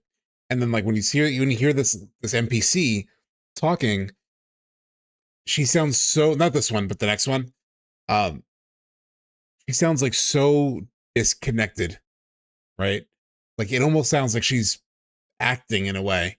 So I've heard the thing about like, oh, the Nibelheim doesn't feel the same. It doesn't have like that dark feeling of like how they're kind of a bunch of actors and sort of all that feeling in the original. Blitz wants to go in there so bad. Yeah, the feeling from the original of like how eerie it is and how fake it is, which you feel in the original, is like actually kind of weaved into the NPCs, Where? right? But no one will tell me anything. There's nothing here, you know. Living out here in the country has done wonders for my health. She's like, living out here in the country has done wonders for my health, considering how natural all the NPCs have genuinely felt everywhere else. Like this one, you could feel something feels off with her, right? Wasn't in your OG playthrough about how they would kill people who asked too many questions? Oh yeah, the cut dialogue, yeah. Life is so much more relaxed here. I love it. Biologic shoots can be toast. The town hall Yeah. is clearly run by Shinra now too. It works as an embassy of sorts between the people who settled here and wherever they're originally from. My mom needs to move in with me. I know you allow that for immediate family. Like I told you before. I remember this, yeah. By the time we finish running our mandatory background check, your term here will already be up.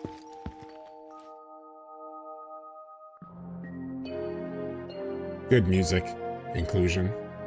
Then can I at least get an advance on my salary so I can send her the gills she needs? All contracts are paid out at the end of the term. I can offer you a loan, but... One detail I like is that when you're running around as Kate Sith, the staff's eye lines will actually travel down to match his height as they're greeting him. Oh shit! It turns out that Shinra's in charge of the treatment facilities here. Getting permission to take pictures was not easy. All my photos will be reviewed, and if Shinra sees something they don't like, it's theirs. Dude, what a cool... Spoiler warning for the original What a Final cool Fantasy video. VII. You can skip to the comms section if you're only playing the Re-Trilogy. What I love about the flashback sequence is that Cloud is an unreliable narrator, and so the NPC interactions reflect that too. Yeah, I remember he this, remembers yeah. a triumphant return. Oh my gosh, Cloud! Have you gone to see your mother yet? Are you super strong? In which his fellow Yeah. townspeople recognized him, all grown up and here to help them. Wait a minute. Is that Cloud? Well, see, this one I did see as like her seeing you in the Shinra trooper uniform, right? Because it takes her a minute. She's like, wait a minute, is that Cloud? What are we watching? We're watching this crazy video that I've heard about for a while, but I haven't seen yet. It's called What I Learned Photographing NPCs in FF7 Rebirth. And it's so cool. It's such a cool fucking video, dude. Like, the details this guy is finding are so cool.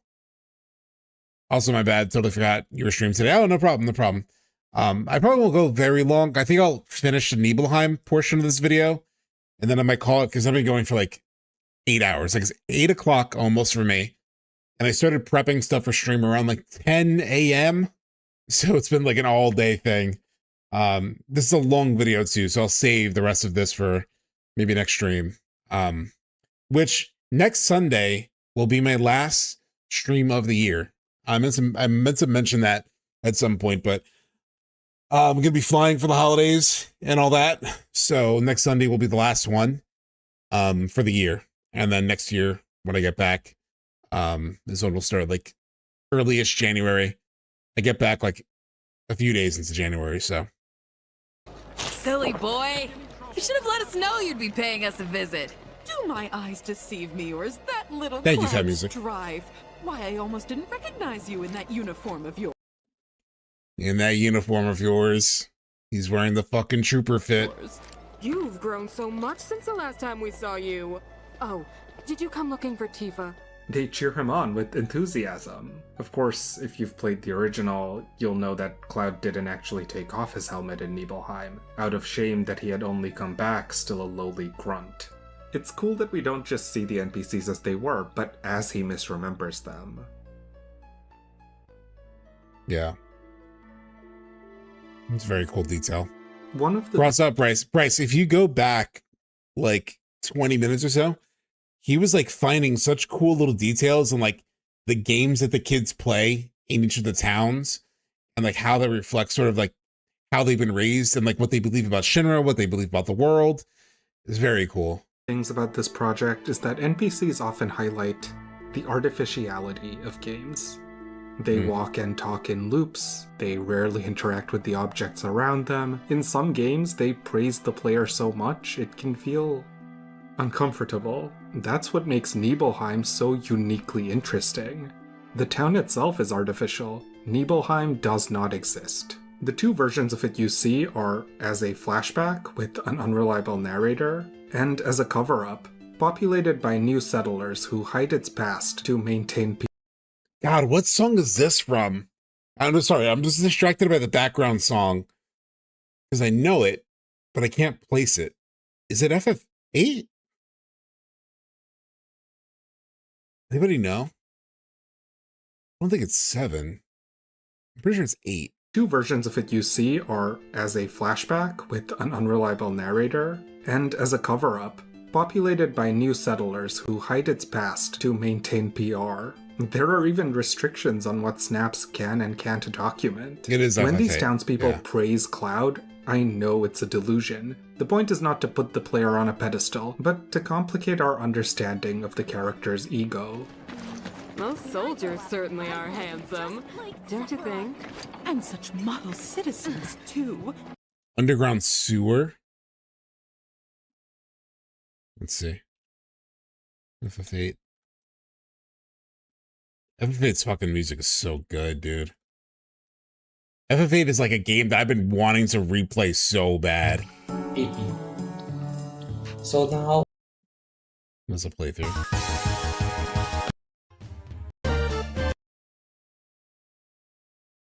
I'll look for it later. Oh, wait. That's another playthrough. It's gonna be talking through it. Never I mind. should have encouraged my son to enlist when he was younger. Likewise, when NPCs play the same game in the same spot across two completely different time periods, or follow familiar walking paths, I can assume this is some kind of trace tradition persisting across the years, even after the original townspeople passed on. Nibelheim. FF8 Find Your Way.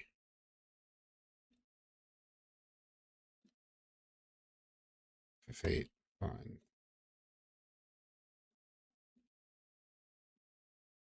Currently replaying it. Oh yeah. Is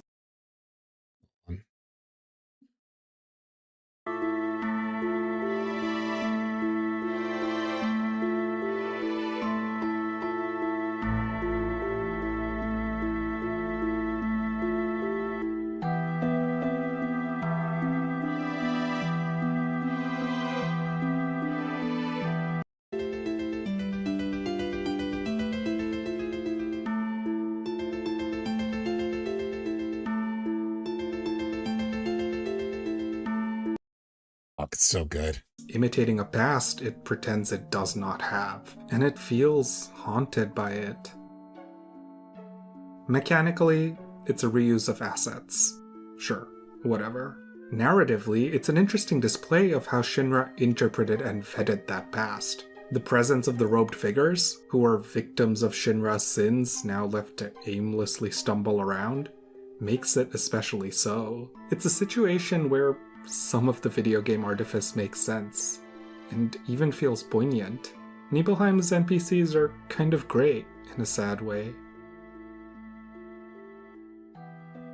I also like how the ominous Mount Nibel looms in the background, an ever-present reminder of the stink of death that haunts this place. There's an old legend about the souls of the dead resting somewhere just beyond it, and with its ragged ridges jutting into the sky. Ah, damn like it, something out of a Snaps. fantastical painting. I can't imagine the folks in those treatment centers sleep easy with Mount Nibel looming behind them. Let me handle the narration. I will not be mocked. I'm going. Earlier in the video, the guy was like, Snaps is like a caricature of me. Like, it's almost like mocking me, like talks like me sort of thing. And so like him doing that where he had Snaps take over for him is fucking hilarious. It's clever. Ragged ridges jutting into the sky. Ah, damn like it, something out of a Snaps. fantastical painting. I can't imagine the folks in those treatment centers sleep easy with Mount Nibel looming behind them. Let me handle the narration. I will not be mocked. That's funny. I'm going to take a deep breath. I am going to remain. Oh, God. Good segue. Good segue. Shit. Part of me wants to keep watching because of that segue. It was so fucking good. But there's still another 2 hours to this video. And I don't know if I have that in me. But speaking of FF8, let me show you this one thing real quick before we end stream. Like I said, I have been tempted to play FF8 so much. And I did have it installed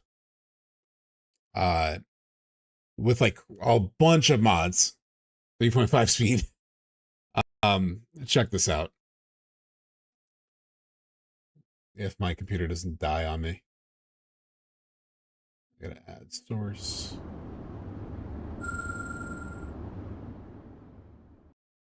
Game capture.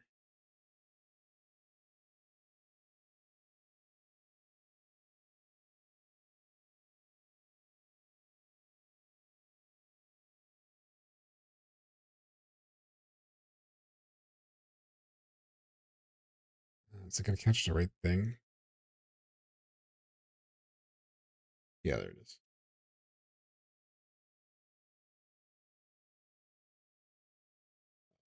Transform. Put the screen. Put it down. So check this out, chat.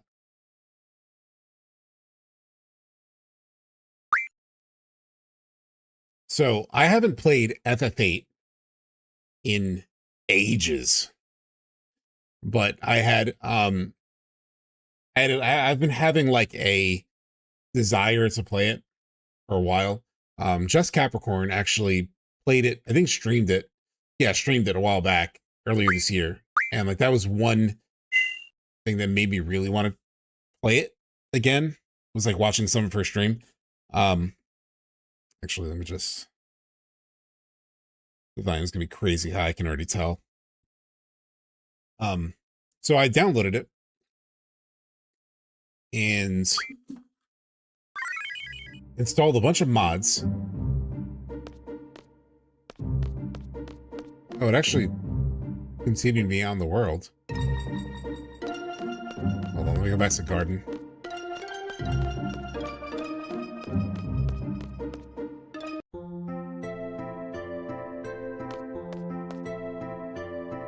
On OBS, it looks like everything's like freezing up. I noticed this when I played on regular, like without streaming. I noticed like it sort of looked like it had slowdown when I looked over at OBS, but whenever I check the footage after I finish playing, it all runs smooth. So it might run smooth for you. I don't know if it's stuttery at all, but it looks stuttery to me. But check this out.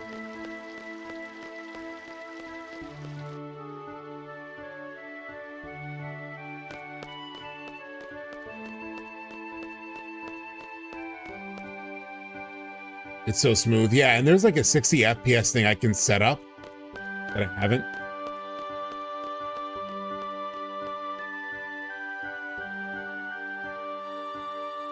Oh, oops. God damn it. Ben Star will make it happen. Yeah.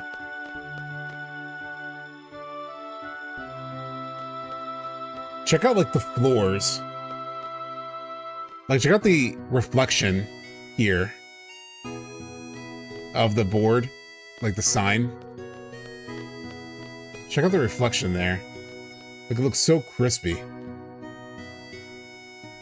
I need to find a way to make it 16:9 also. Apparently it's really hard to do from what I can tell. Because it's kind of hard-coded in a way that even FF7 isn't.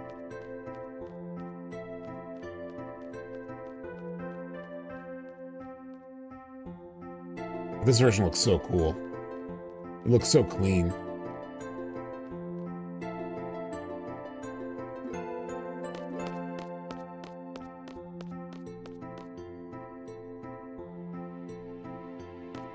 Like I said, I'm still super early in the game. Look how clean this looks, this cafeteria.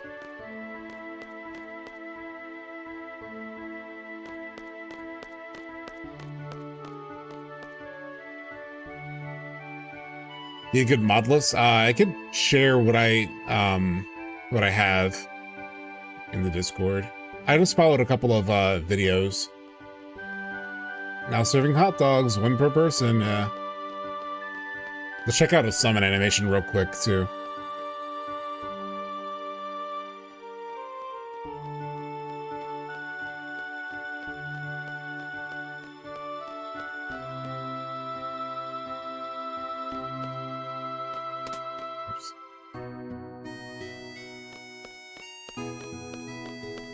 Oh, is this a fucking triple triad?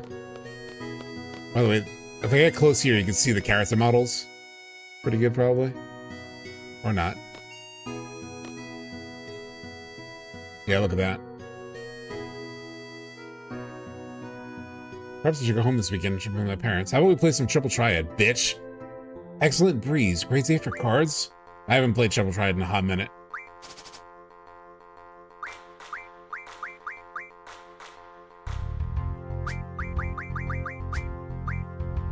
Yeah, let's lose my Ifrit. I won't save this game, so it'll be fine.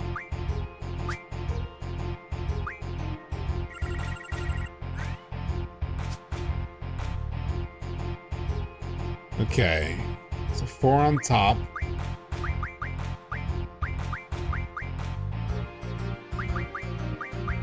So I need to beat its 4 or tie it, basically, right? I'm gonna lose the,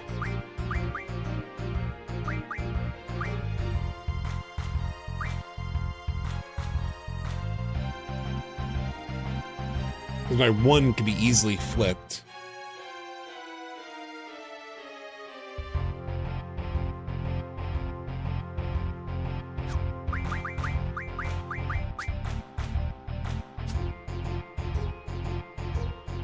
Ooh, shit. 7. He has some high cards on top.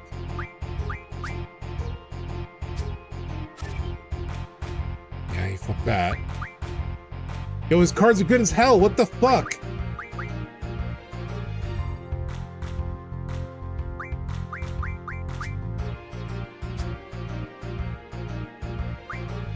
Yo, his cards are mad good.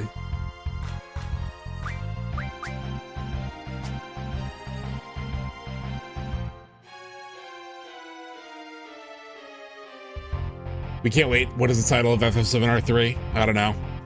But I lost my Ifrit. I'm not saving the game. It's fine. That's the one thing with FF8 though. Like, you don't know what the other guy's gonna have. I said before we started playing, I'm like, I'm gonna lose my Ifrit. I know it. It's fine. I'm not saving this game anyway.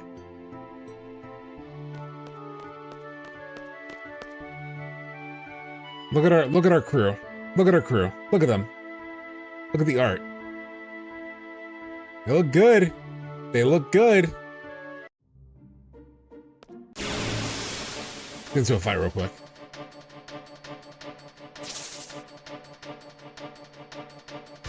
The ADHD stream continues.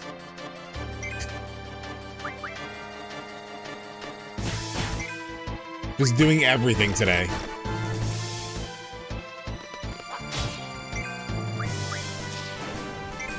Hold on, I want more enemies.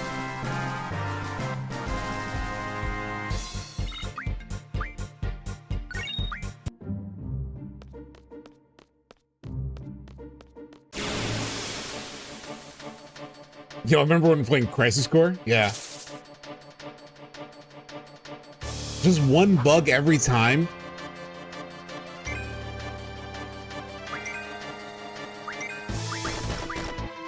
Alright, here's Overkill. Hey, what's up, Darth Clevis? We're, this is the ADHD stream. We've just been we're just jumping to a million different things. Look, it's December.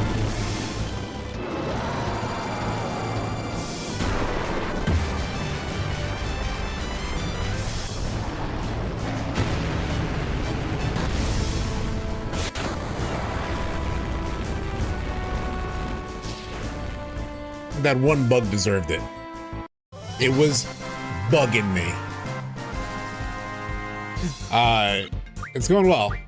It's going well. It's supposed to end. We're ending stream now. I just wanted to show people the mods that I had in FF8, because FF8 music came up as a topic, and so I just wanted to show the game a little bit, since you have it installed and modded like crazy. Bugger off, yeah. All right. It's been a long stream, but a very fun stream. That NPC video, we have to go back to that NPC video. We have to go back. The High Tops video, yeah, I'll check in Discord. Yeah. Let me just find who we will potentially raid into. Oh, Ray Laza is playing Rebirth. Not only is she playing Rebirth, I was watching her stream last night, and she's about to do Gold Saucer Chapter 12 dates. It is that time for her. She just went back to Rebirth for the first time in since April. So if you're on Twitch, definitely stick around for that. But we'll be back Wednesday, December 10th. The live stream sequence. I do think she's getting Tifa date. I believe she's getting Tifa date. So we'll raid into her. Let me set that up. Raid Laza.